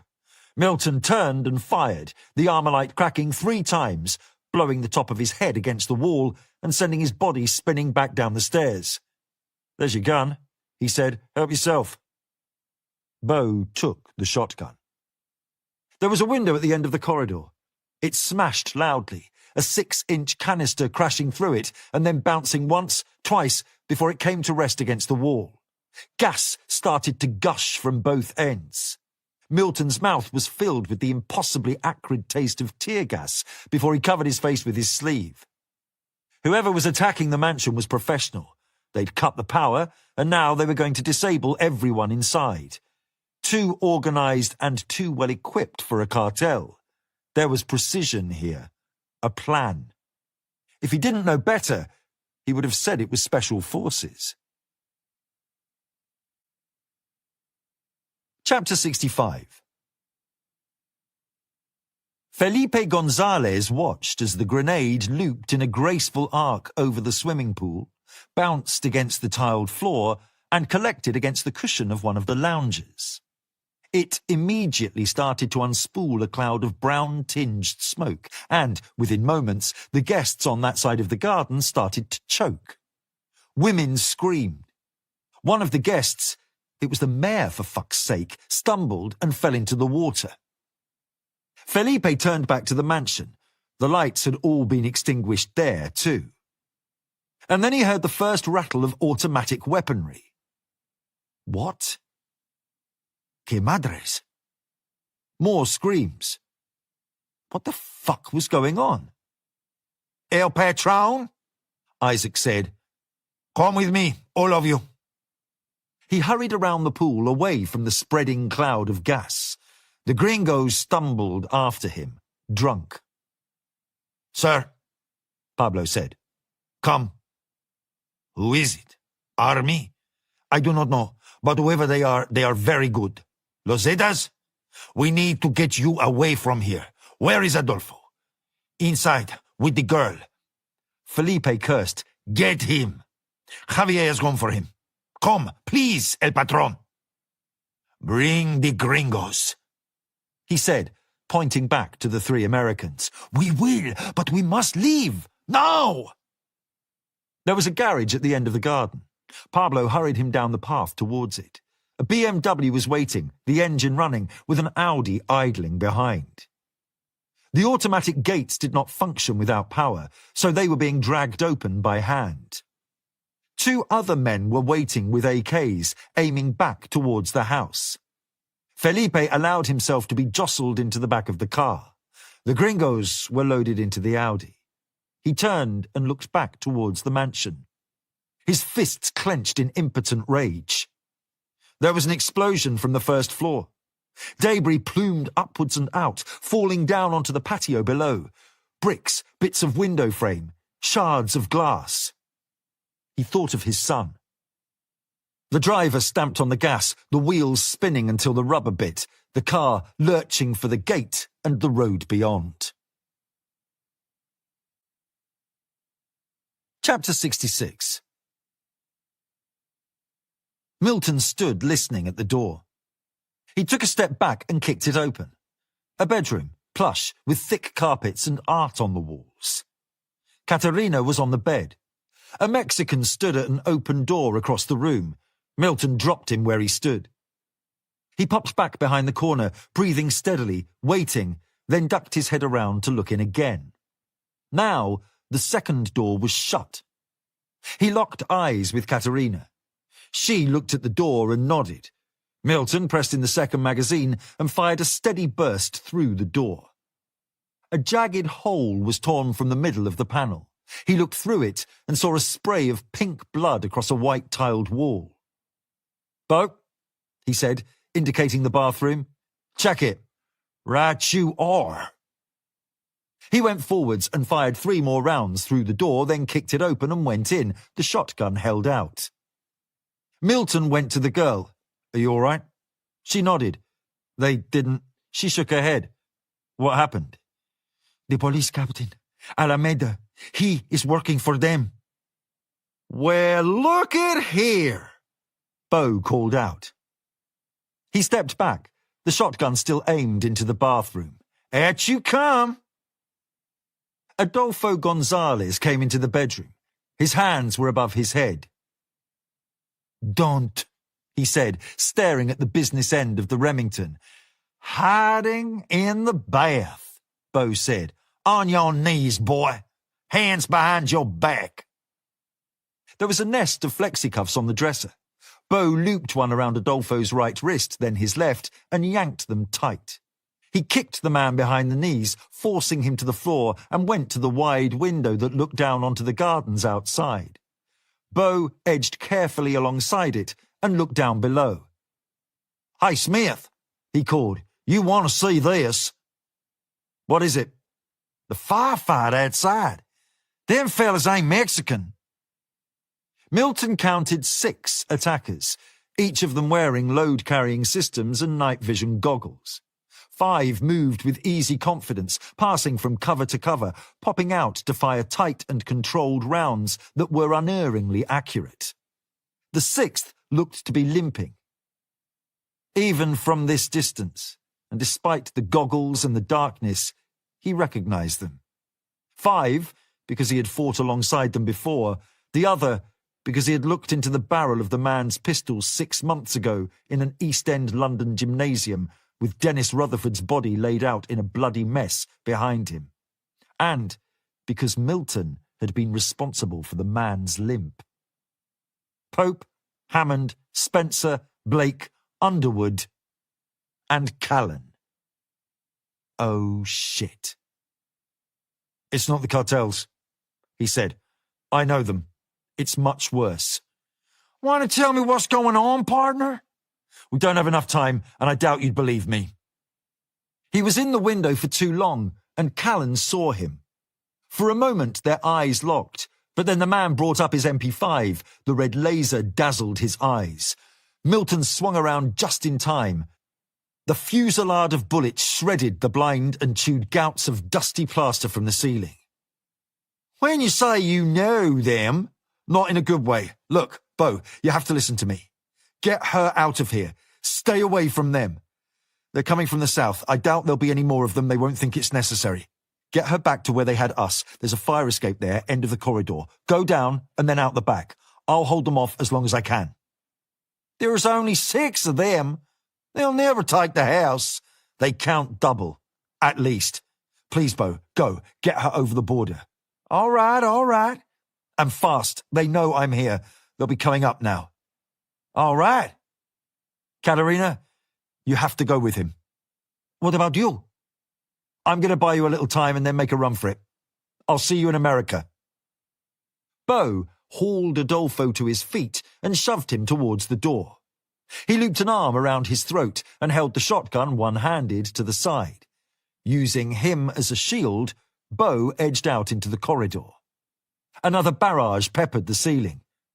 "Get going!" Milton implored her. And, after a moment, she did. Chapter 67. Milton knew there was no sense in running. The only chance Bo and Katerina had was if he gave the agents what they wanted. If he didn't, they would chew through the house, room by room, taking out anyone and everyone they found until they had who they were there for. Him. He thought about it. 6 months. It had been a good run, but it was always going to end, eventually. He wondered vaguely how they had found him. He started downstairs to meet them. The first-floor half-landing gave him a good view into the darkened gardens. The cartel members were either dead or gone. A few people from the party that he had heard earlier were scattering. One man, older, portly, was pulling himself out of the swimming pool. A lost hairpiece floated towards the filter. Pope and Callan were working through the gardens and poolside area, the flash of their laser sights raking ahead of them. Emptying canisters leaked gas into the night. A dead narco was draped over a piece of topiary pruned into the shape of a machine gun. Another was laid out in an elaborate swing set, as if he was gently reclining, everything normal apart from the smoking hole in his guts. The patio doors had been blown in. Hammond was crouched in the empty doorway. Milton propped the Armalite against the balustrade, raised his hands, and came down the rest of the stairs. "Here I am!" She brought her MP5 to bear. The red laser sight blinded him as she brought it to rest on his forehead, right between the eyes. "Knees," she said, nodding her head downwards. Milton did as he was told. She tapped a throat mic to open the channel. "Got him." Chapter 68. They took him outside to the front of the house. There was an SUV parked in the road with a young woman inside. Milton did not recognize her. They took off their goggles and scrubbed their faces, puckered red outlines around their eyes. Pope, who had swapped his MP5 for a pistol, took him by the arm and led him towards the vehicle. John, "Pope?" you've led us on a merry dance. "Sorry about that." You didn't think it could last forever, did you? He said quietly. "I don't know. It was going pretty well." What the fuck's been going on? "What did he tell you?" That you're a couple of sandwiches short of a picnic. He shrugged. "Well, you know." Fine, Pope qualified. even more than usual. Control's been crucified about this. He's made you his personal project. Trying to make me feel special? And Callan? Probably best not to get me started on him. Callan was all for putting a bullet in your brain right now. You really fucked up his knee. He's lucky that's all I did. Well, that's as maybe, but you're not on his Christmas card list. I don't have the same predisposition, and luckily for you, I'm the ranking officer, so that's not going to happen. What is? I have to take you back, John. Back over the border to Fort Bliss. We've got a jet there. Back to the UK. I'll help as best as I can, but whatever comes next is between you and Control. Do whatever you have to do. Pope paused and looked at him with sudden concern. What's this all about, John? Really? What's going on? It got to the stage where I just had enough. I'm not interested in doing it anymore. So, what have you been doing instead? Milton paused. Something useful. I heard you were a cook, Pope said with a jocular smile. He could hear sirens. Come on, Pope said. The sirens grew louder. Milton turned to the development's ostentatious gate as a police car rushed through, past the two dead bodies on the pavement, and towards them. Chapter 69. Plato got out of his car. There were 6 soldiers. The oldest of the 3, the one who had spoken to him at the station, was with Smith. Plato could see dead bodies in the gardens behind him. He saw 3 at least, maybe 4. A massacre. His stomach turned over.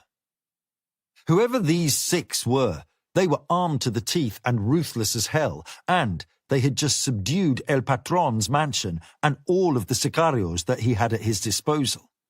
And now Captain Pope had a gun pointed at Smith's chest. Someone going to tell me what's happening here? This is the man we're here for. We're taking him back over the border. You told me he was a colleague. He is a colleague. And you were going to help him. That's true. This is helping him? He's also a wanted man. For what? That's classified. Not good enough. I'm afraid it's going to have to do. Plato shook his head. He drew his Glock and aimed at Pope. What are you doing, Lieutenant?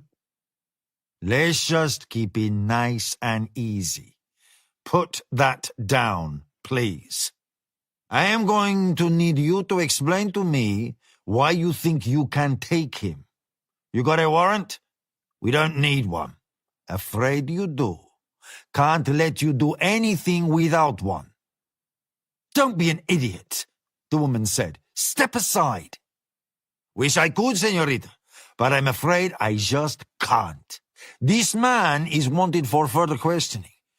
That ruckus at the restaurant on Monday seems there's a bit more to that than we thought there was. And unless I'm mistaken, this is Mexico, and I'm an officer of the law. The way I see it, that gives me jurisdiction. Pope spoke calmly. Think about this for a moment, Teniente. We are here with the approval of your government and with the cooperation of the American military. This man is a fugitive. There'll be serious consequences if you interfere. Maybe so. Your job, for one. Plato laughed.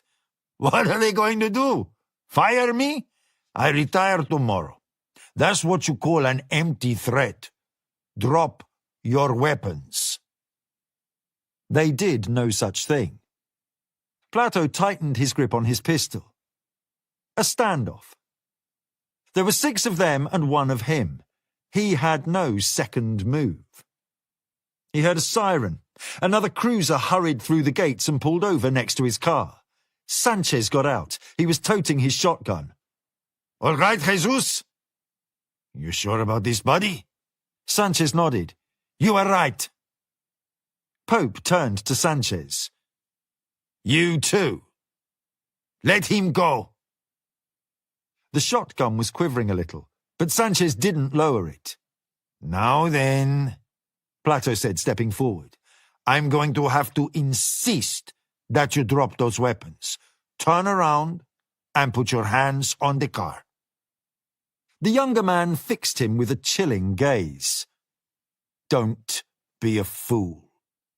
We're on the same side. I think in all this noise and commotion, it's all gotten to be a little confusing. I think the best thing to do is we all go back to the station and work out who's who in this whole sorry mess. If we don't want to do that, I suppose you'd have to shoot us, but do you want to do that? British soldiers in a foreign country murdering the local police? Imagine the reaction to that. International outrage, I'd guess. Not what you want, is it? All right, Pope said. Do as he says. He took a step backwards. Sanchez raised the shotgun and indicated to the car with it. Now then, the gun's on the floor, please. They finally did as they were told. Senor Smith, Plato said. You're riding with me. Senor Pope, you and your friend stay with Teniente Sanchez, please. Sanchez said that he had called for backup and that it was on its way. Plato turned to Smith and took him by the arm. As he moved him towards the waiting cruiser, he squeezed him 2 times on the bicep. Chapter 70. Milton watched the streets of Ciudad Juarez as they rushed past the windows of the Dodge. Plato looked across the car at him for a moment. You all right? Fine. You don't look fine. Milton saw his reflection in the darkened window of the car. His right eye was swollen shut, lurid purples and blues in the ugly bruise. There was dried blood around his nose and from the cuts on his face. He probed his ribs gently. They were tender. Looks worse than it is. Want to tell me who they are? Ex-colleagues. They seem pretty keen to meet with you. They've been looking for me for 6 months. You think it was my fault they found you? Those fingerprints you took get emailed anywhere? Mexico City. Probably was you then. Doesn't matter. What do they want? He sighed. I used to do the same kind of job that they do, then I didn't want to do it anymore. I know the feeling. But the problem is, mine's not the kind of job you can just walk away from. And they want you to go back to it again? He chuckled quietly. We're well beyond that. Plato mused on that. Where's the girl? With Baxter. He got her out. As far as I know. Did you speak to her? Briefly. And? I don't think they touched her. But you've got a problem. I know. He said grimly. Milton nodded. Alameda. I think I have known for a while. He ducked out when they attacked the restaurant. And if you asked me to bet, I'd say it was him who called Gonzalez from the hospital, then disappeared so he could do what he went there to do. I checked who responded to that murder too. When she was taken, it was him. She said he took her. Plato sighed. What are you going to do? Haven't worked that out yet. What's the plan now? Milton said. You don't want to see them again, right? Not if I can help it. Thought so. Sanchez will keep them busy for an hour or so. Papers to fill out and such like. Give you a bit of a head start. The only thing to decide is where do you want to go? North, eventually. My opinion? El Paso's too obvious. I'm guessing your passport is shot now, and even if you could bluff your way across, it'd be easy to find you again from here. I think so. So if it was me, I'd go east and then go over. You can walk across somewhere like Big Bend. It's not easy, it's a long walk, but the coyotes take people over there all the time. I've been hunting there too. I can show you the best place. You'll need some gear. A tent for one, a sleeping bag, a rifle. I'm not going yet. Plato glanced across at him. Why not? There's something I need to do first. But I'm going to need your help. Am I going to regret that? Probably. Can we go to your house? That's where we're headed. I was going to kick you out. He slowed, turned left across the flow of traffic, and headed into a pleasant residential estate.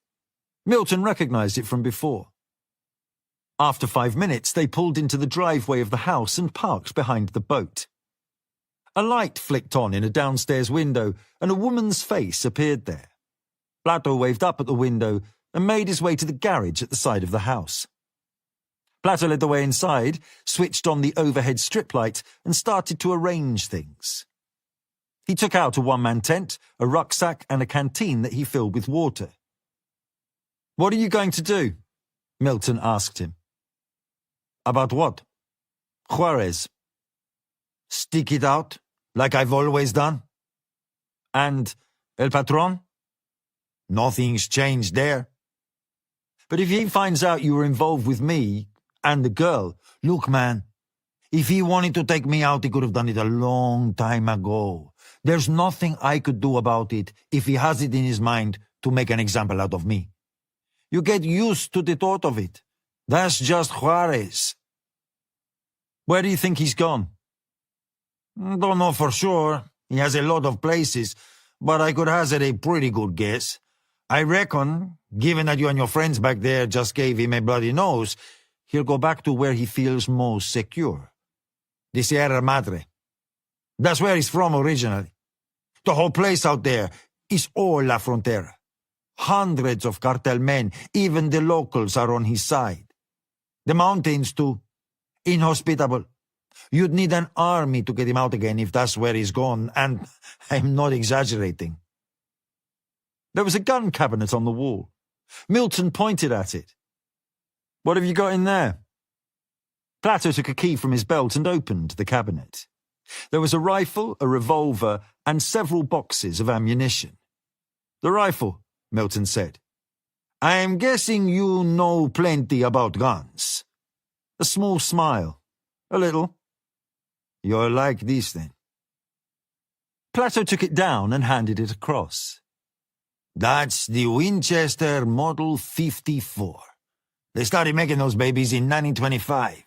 Chambered for the .3006 Springfield. It's a beautiful rifle." Milton ran his fingers across the walnut stock and the hand checkering. The gun had good rifling and a strong muzzle. The bolt throw still had a good, crisp action. It had been oiled regularly and kept in pristine condition. "You ever fired one?" Plato asked. "Not like this." "Most accurate gun I ever used. Belonged to my father originally. He took it to war with him. I killed my first deer with it.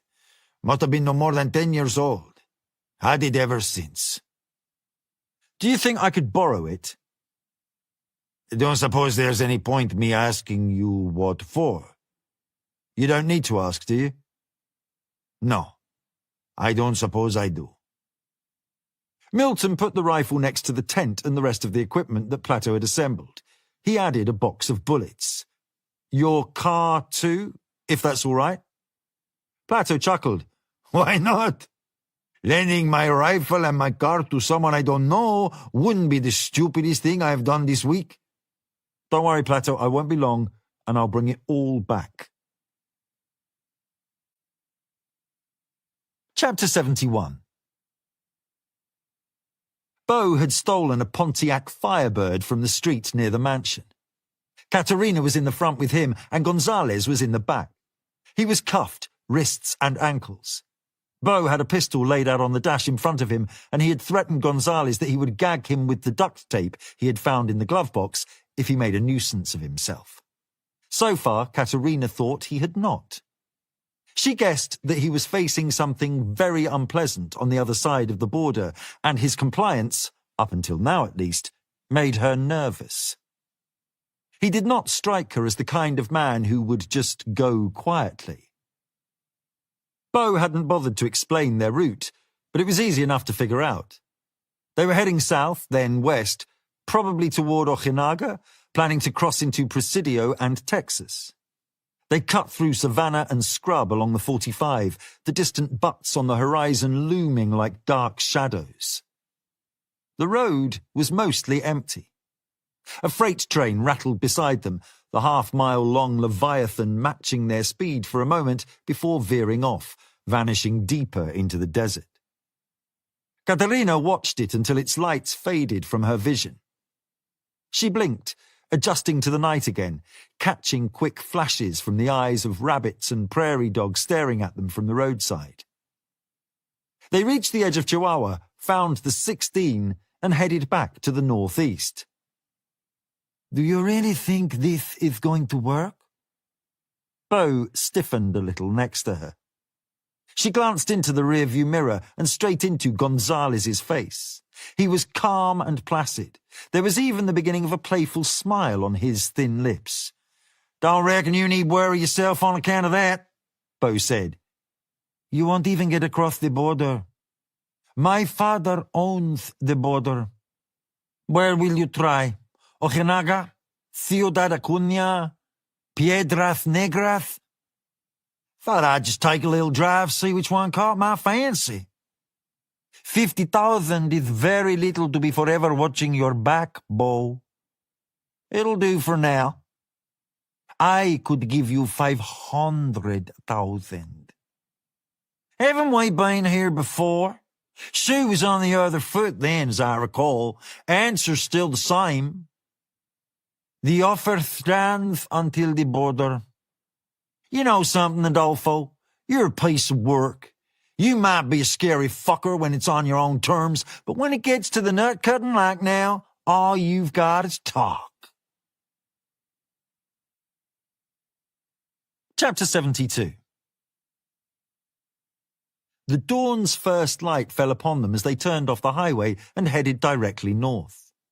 The landscape changed suddenly. the flat scrubland replaced by ridges and plateaus, the mountains filling the distance all the way to the horizon. The rock turned from black to blue and then to green as the sun climbed in the sky. Dust devils skittered across the road. The next twin towns on the line east from Juarez and El Paso, Ojinaga and Presidio, clung together against the awesomeness of the mountains. It was the most isolated of the crossings. Here, the Rio Grande was supplemented by the waters from the Conchos, and, rather than the insipid trickle that apologetically ran between Juarez and El Paso, it was a surging, throbbing current that was full of life. Bo stepped on the gas. "Caterina," Gonzalez said. Bo turned to her. "Don't." "I am not frightened of him." "Long as he's trussed up like that, there ain't no need to be. But a fella like him, the only thing he wants to do is put things in your head. Thoughts you'll worry about, cause problems down the line." Katerina set her face and turned a little. "What do you want?" she said into the back of the car. "Those girls. You want to know what he was like?" "Shut your mouth," Bo ordered. "Come on, Caterina. You're a writer. You're curious. I know you are. This is your big story.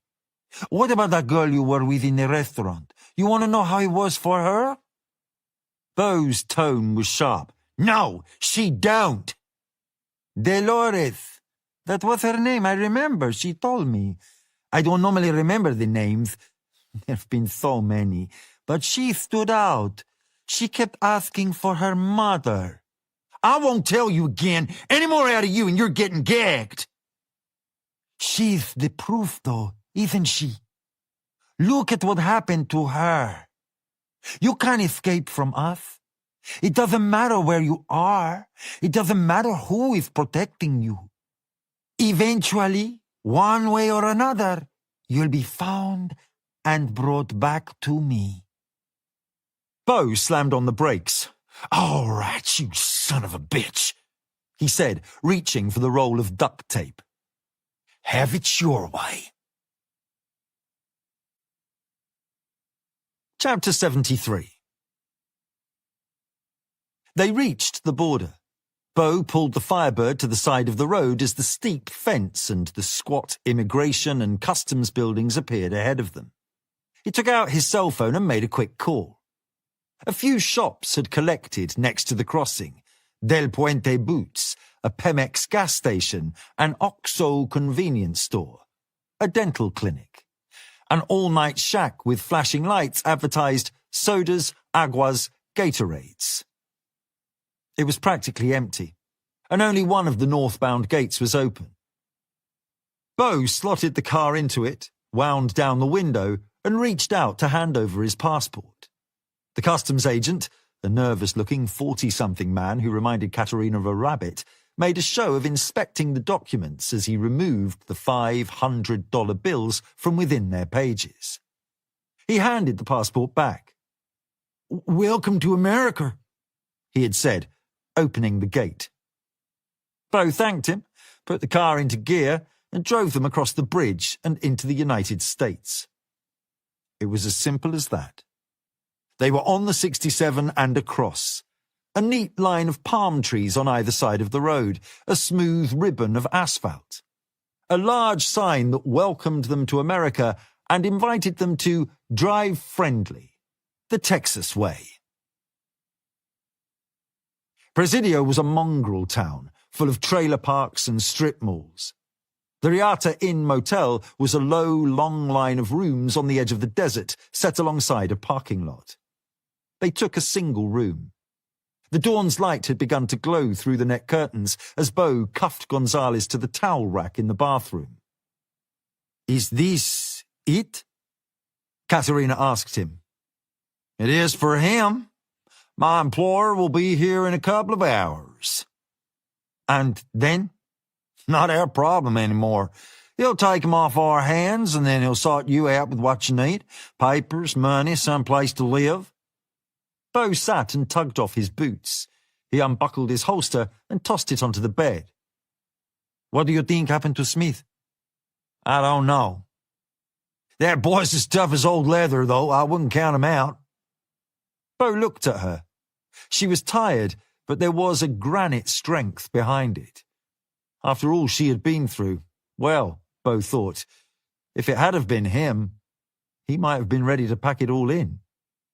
Long night, she said. Tell me about it. I'd kill for a cold drink.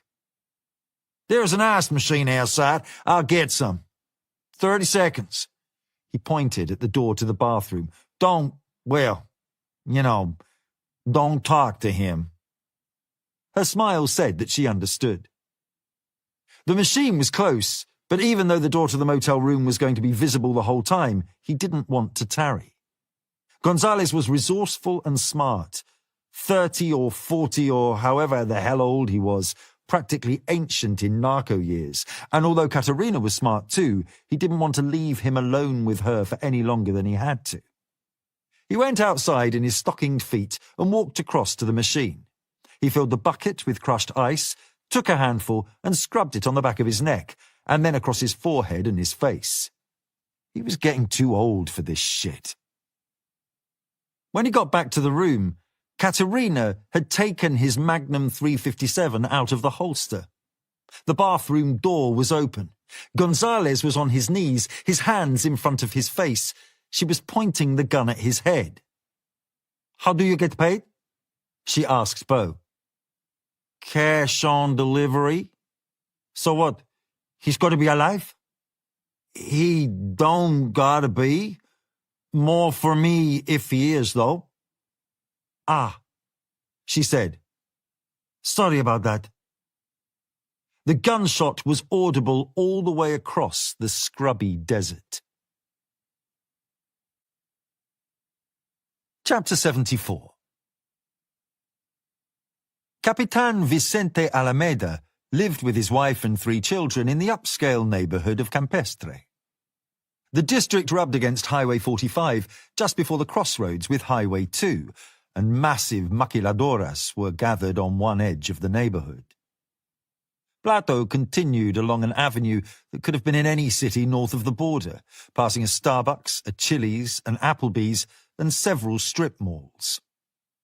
He turned into Alameda Street and parked. Razor wire lined the top of the brick and stucco walls. Uniformed guards stood watch at gated entryways. Parked in the driveways were numerous BMW and Lexus sedans, many with Texas license plates.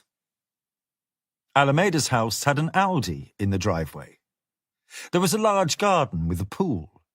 4 or 5 bedrooms, judging from the windows on the 2nd floor. A set of gates, although they hadn't been closed. It wasn't a policeman's house. Plato got out of the car and looked up. The sky was full of stars, a rind of moon hanging over the silhouette of the factories on the edge of the neighborhood. He pressed the intercom. Yes? Capitan, it's Jesus Plato. Plato? It's late. Do you know what time it is? I know, but I need to talk to you. Tomorrow, Jesus, all right? No, sir. It has to be now. The intercom cut out. Plato stood at the gate, staring through the bars at the home beyond. The curtain in one of the large windows on the 1st floor twitched aside, and Plato saw Alameda's face. He held his finger on the intercom for 10 seconds. He would wait for as long as it took. After a minute, the front door opened and Alameda came outside. He was wearing slippers and a dressing gown. Plato slipped between the gates and met him in the garden. What the fuck are you doing? Alameda hissed. You're walking the children. I must be some kind of idiot. How long have we known each other? 10 years? Exactly. 10 years. And you've never invited me here. We have had barbecues at my place and at Sanchez's, but you never did the same. Don't know why that never struck me as odd. Now I can see why. What are you talking about? The first thing I would have asked is where you could possibly be getting the money to afford a place like this. He's not on a captain's salary. I know that much. Not wondering about that could all have been stupidity on my part. I am capable of that, but I don't think so. Not this time. I think it was willful blindness.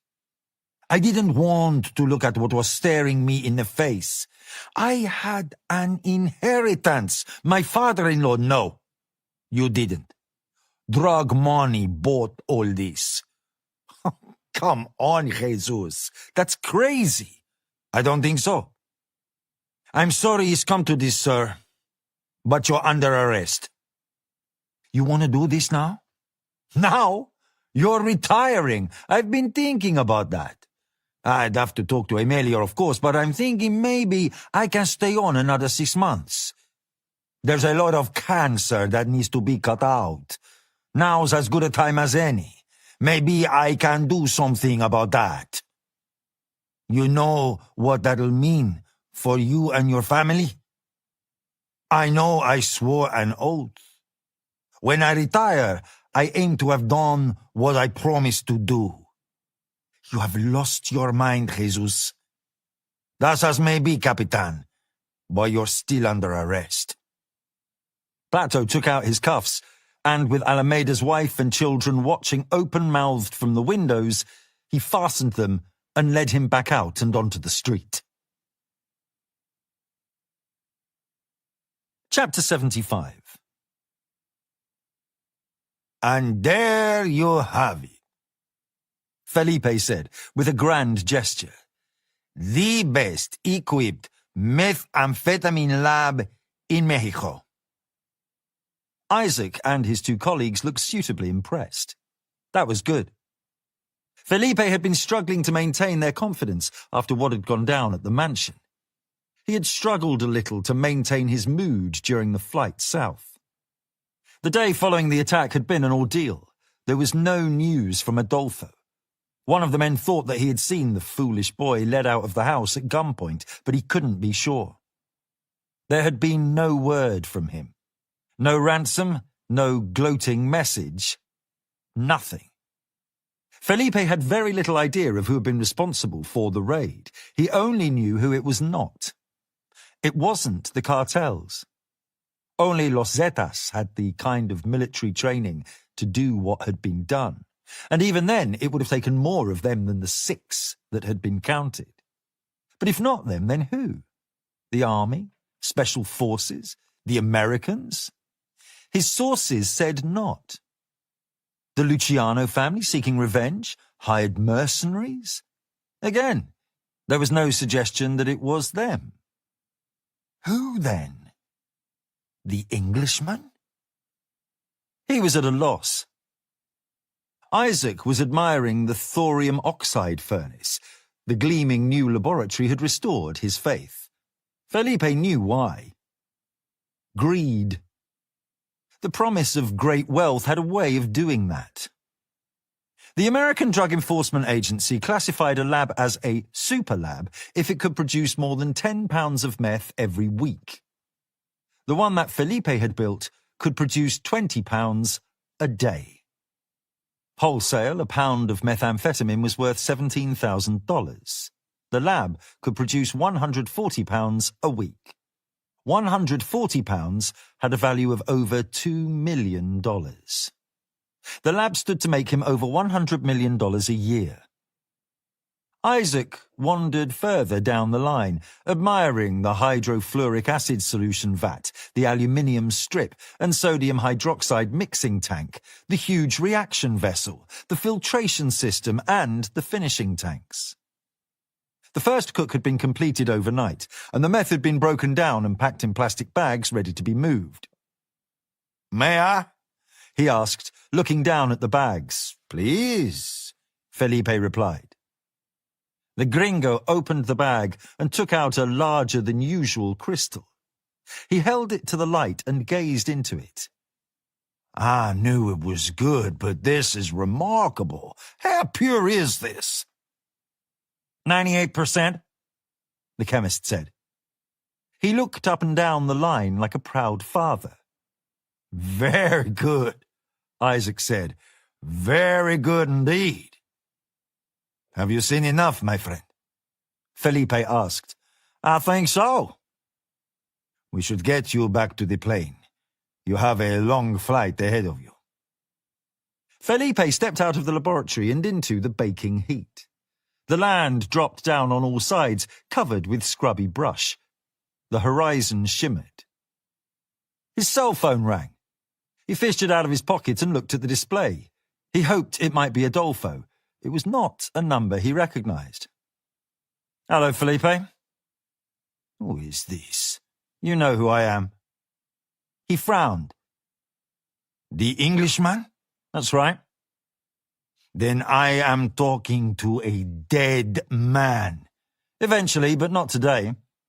What do you want? I told you. You told me what? That I'd find you. There was a loud crack, and one of Felipe's guards fell to the ground. He looked over at the man. The initial response was one of puzzlement, but as he noticed the man's brains scattered all across the dusty track, the feeling became one of panic. Isaac screamed out. Felipe spun around, staring into the mountains for something that would tell him where the Englishman was. A puff of smoke from his rifle, a glint against a telescopic sight, anything. But there was nothing, just the harsh glare of the sun. Felipe? He still had the phone pressed to his ear. Listen to me, Felipe. What? I wanted you to know your son is in America now. He's been delivered. The mafia, isn't it? How will that go for him? Felipe pulled his gold-plated revolver from its holster and shot wildly into the near distance. Where are you, you bastard? He started in the opposite direction, towards his second guard. The man was on one knee, his AK-47 raised, scanning the landscape. A second crack echoed in the valley, and a plume of blood fountained out of the guard's neck, bursting between his fingers as he tried to close the 6-inch rent that had suddenly been opened there. Felipe? Show yourself! Isaac and his men ducked down behind the car. I should thank you, really, the Englishman said. He crept backwards towards the entrance to the lab. For what? I thought I was bad, irredeemable, and maybe I am. He backed up more quickly. A bullet whined through the air, slamming into the metal door and caroming away. Stay there, please. Felipe wailed at the rocks. What do you want from me? You reminded me. I'm bad, but there are plenty worse. I'd forgotten. The rifle shot boomed. He turned in time to see the muzzle flash 50 feet to his left and 20 feet above him. A stinging pain in his leg, and then the delayed starburst that crashed through his head. His knee collapsed. Blood started to run down his leg, soaking his pants. He dropped forwards, flat onto his face, eating the dust. He managed to get his arm beneath him and raised his head. Through the sweat that was pouring into his eyes and the heat haze that quivered up off the rocks, he could see a man approaching him. The details were fuzzy and unclear. He had black camouflage paint smeared across his face. He had a thick, ragged beard. He was filthy with dust and muck. He had a long rifle at his side, barrel down. Felipe tried to scrabble away, his good leg slipping against the scree. Isaac! Felipe yelled. Help me! There was no sign of him. The hazy figure came closer. Please! Felipe begged.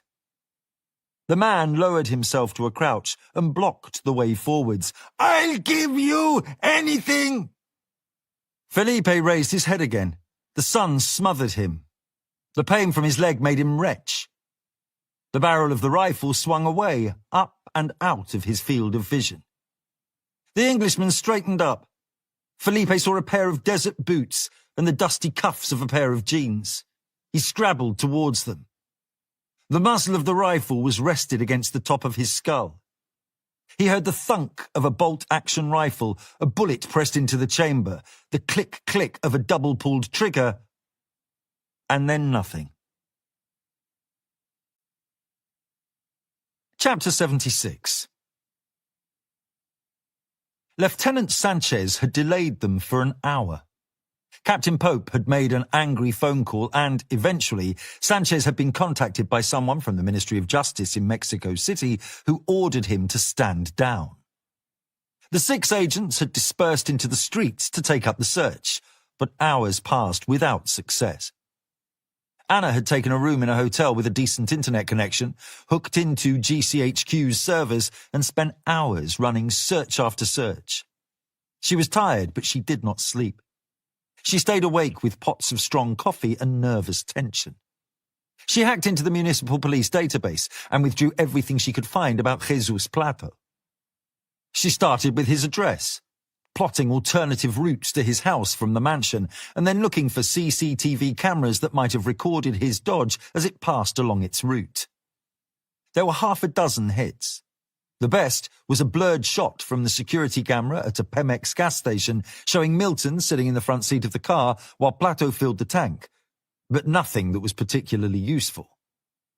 She extracted the details of Plato's private car and ran that through the number plate recognition system that had recently been installed on the Mexican highway system. That was more successful. The Honda Accord was recorded heading south, first on the 45, then past Chihuahua and onto the 16. It was picked up again on the outskirts of Parral, leaving the city on the 24 and heading southwest, towards the Sierra Madre. 14 hours of driving. She told Pope. He left with 2 of the others. It was a long shot. They were hours behind him. Then she skimmed intelligence from the army that said that Felipe Gonzalez, the boss of La Frontera cartel, had been shot to death in the mountains. It was all across the mainstream news hours later. It started to make more sense. The Accord was recorded heading north again, on Highway 15 this time, heading up the coast. The camera had taken a usable picture too. Milton was driving. He turned west at Magdalena, back towards Juarez. She warned Pope that Milton might be meeting with Plato. They put his house under surveillance. They watched the police station. No sign of Milton.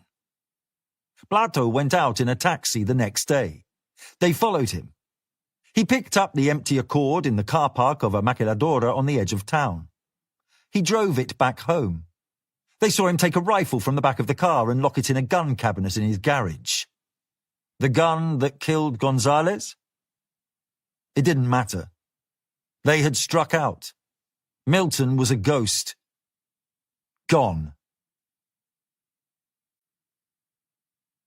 Chapter 77. Anna excused herself for half an hour and found a payphone in a grocery store. The phone was in the back, inside a half booth that was fitted to the wall. It looked private enough. She dialed the number she had been given several years before. She had never had the need to dial it before, and she was anxious as she waited for it to connect. It did. "My lawn is full of moss this year. The weed killer isn't working." "You need to cut it more often." "I've tried that. The moss just grows back again." "Thank you," the operator said. "Please wait." After a moment, the call was transferred. Anna Vasilyevna Dubrovsky. She held the mouthpiece close to her mouth. Hello, Roman. How is Mexico? Hot. "Did you find the man?" We did, but then we lost him again. "And now?" He is still lost. They are looking for him. Are you still working on the case? I believe so. And do you think you can find him again? It depends on him doing anything foolish like allowing himself to be fingerprinted. And if he doesn't? Maybe. I have a better idea where he is headed now, and I know where he has been in the last couple of weeks. There might be something there that I can use, so maybe. Sherbakov wants to talk to you about him. The colonel? Your trip to Moscow is postponed. He is coming to speak to you instead. In London? Next Monday, Be at the usual place at 8. You will be collected. Now, she really was nervous. The Colonel was coming to London. Fine. The man, you saw him? Very briefly. What did you make of him? He had been beaten. But there is something about him. He is not the sort of man you would want to have as your enemy. Why is he suddenly so important? The Colonel will explain. But an opportunity has arisen that requires a special kind of operative. Someone just like him. You know he won't work for us. We think he will. We have someone that he wants. Epilogue. Milton looked up at the sky. Midnight, and the stars scattered across the black like diamonds burned brighter than usual. He thought about those stars, dead for millions of years, their light only now reaching Earth. He paused, straightening a kink in his boot, feeling the weight of fatigue. Dropping his pack, he let himself sink into the sand. He sat there, staring upward, lost in the brilliance of the night sky. The blackness seemed to stretch into infinity. He felt utterly and completely alone, as if he was the only man in the universe. It was a sensation that he recognized, one that had been with him for most of his adult life, and certainly for the last 8 years. He was comfortable with that. Part of his solitary journey through South America had been to give himself time to come to terms with what, he knew, was the only possible way that he could live out the rest of his life. He had done too many bad things to deserve happiness, and even if he could have accepted that he did deserve it, he was too dangerous to allow anyone else to drift into his orbit. That had been demonstrated to him in spades in London, with what had happened to both Sharon Warriner and Dennis Rutherford. She had been burned half to death, and he had been shot in the head, all because they had allowed him to cross their paths. Death followed him, always close at heel, always hungry. And now, control had found him again and flung his agents at him from half a world away. What if he had allowed himself to draw closer to someone, perhaps one of the women whose bed he had shared over the last 6 months? What if he had allowed himself a wife, children? The thought was preposterous. The group would offer him no quarter, and anyone who was found with him would be executed. It would have to be that way. What might he have told them? What secrets had he divulged? He knew what the orders would be. No loose ends. No. There had already been too much innocent blood spilt. He could only ever be alone. He pulled off his boot and massaged his heel. 38 hours on the move. A couple of naps in the car, parked on the roadside, but nothing more. He was dog-tired.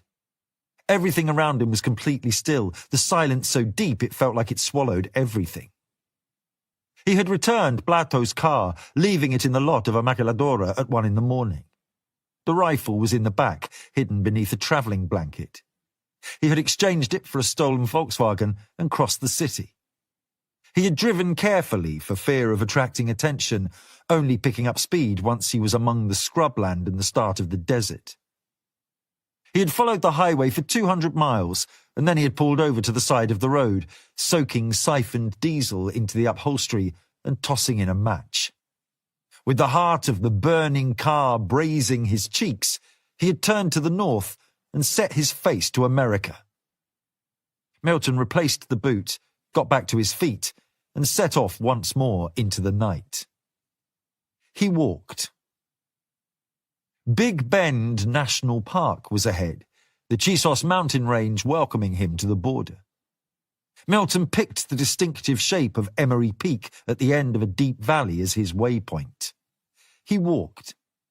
It hardly seemed to draw closer at all, but distance was almost impossible to judge, as was the way of it in the desert, and especially so at night. Milton was not concerned. He had navigated through bleaker landscapes than this. He was close. He walked. He came across an abandoned railway track, a row of boxcars daubed with graffiti across the rust. The darkness was weakening. Dawn was coming up now, lilac blooming at the edges of the horizon, the light heralding the glorious golden desert sunrise that would be on him all too quickly. Somewhere on the mesa, a coyote howled. The long, mournful wail was followed by a yipping chuckle until it almost sounded as if the dog was laughing. John Milton trudged across the border as the light turned from black to mauve. The sun coming around again. You have been listening to Saint Death by Mark Dawson, narrated by David Thorpe. Published by Quest Audiobooks, an imprint of W.F. Howes Limited. This recording is copyrighted by W.F. Howes Limited.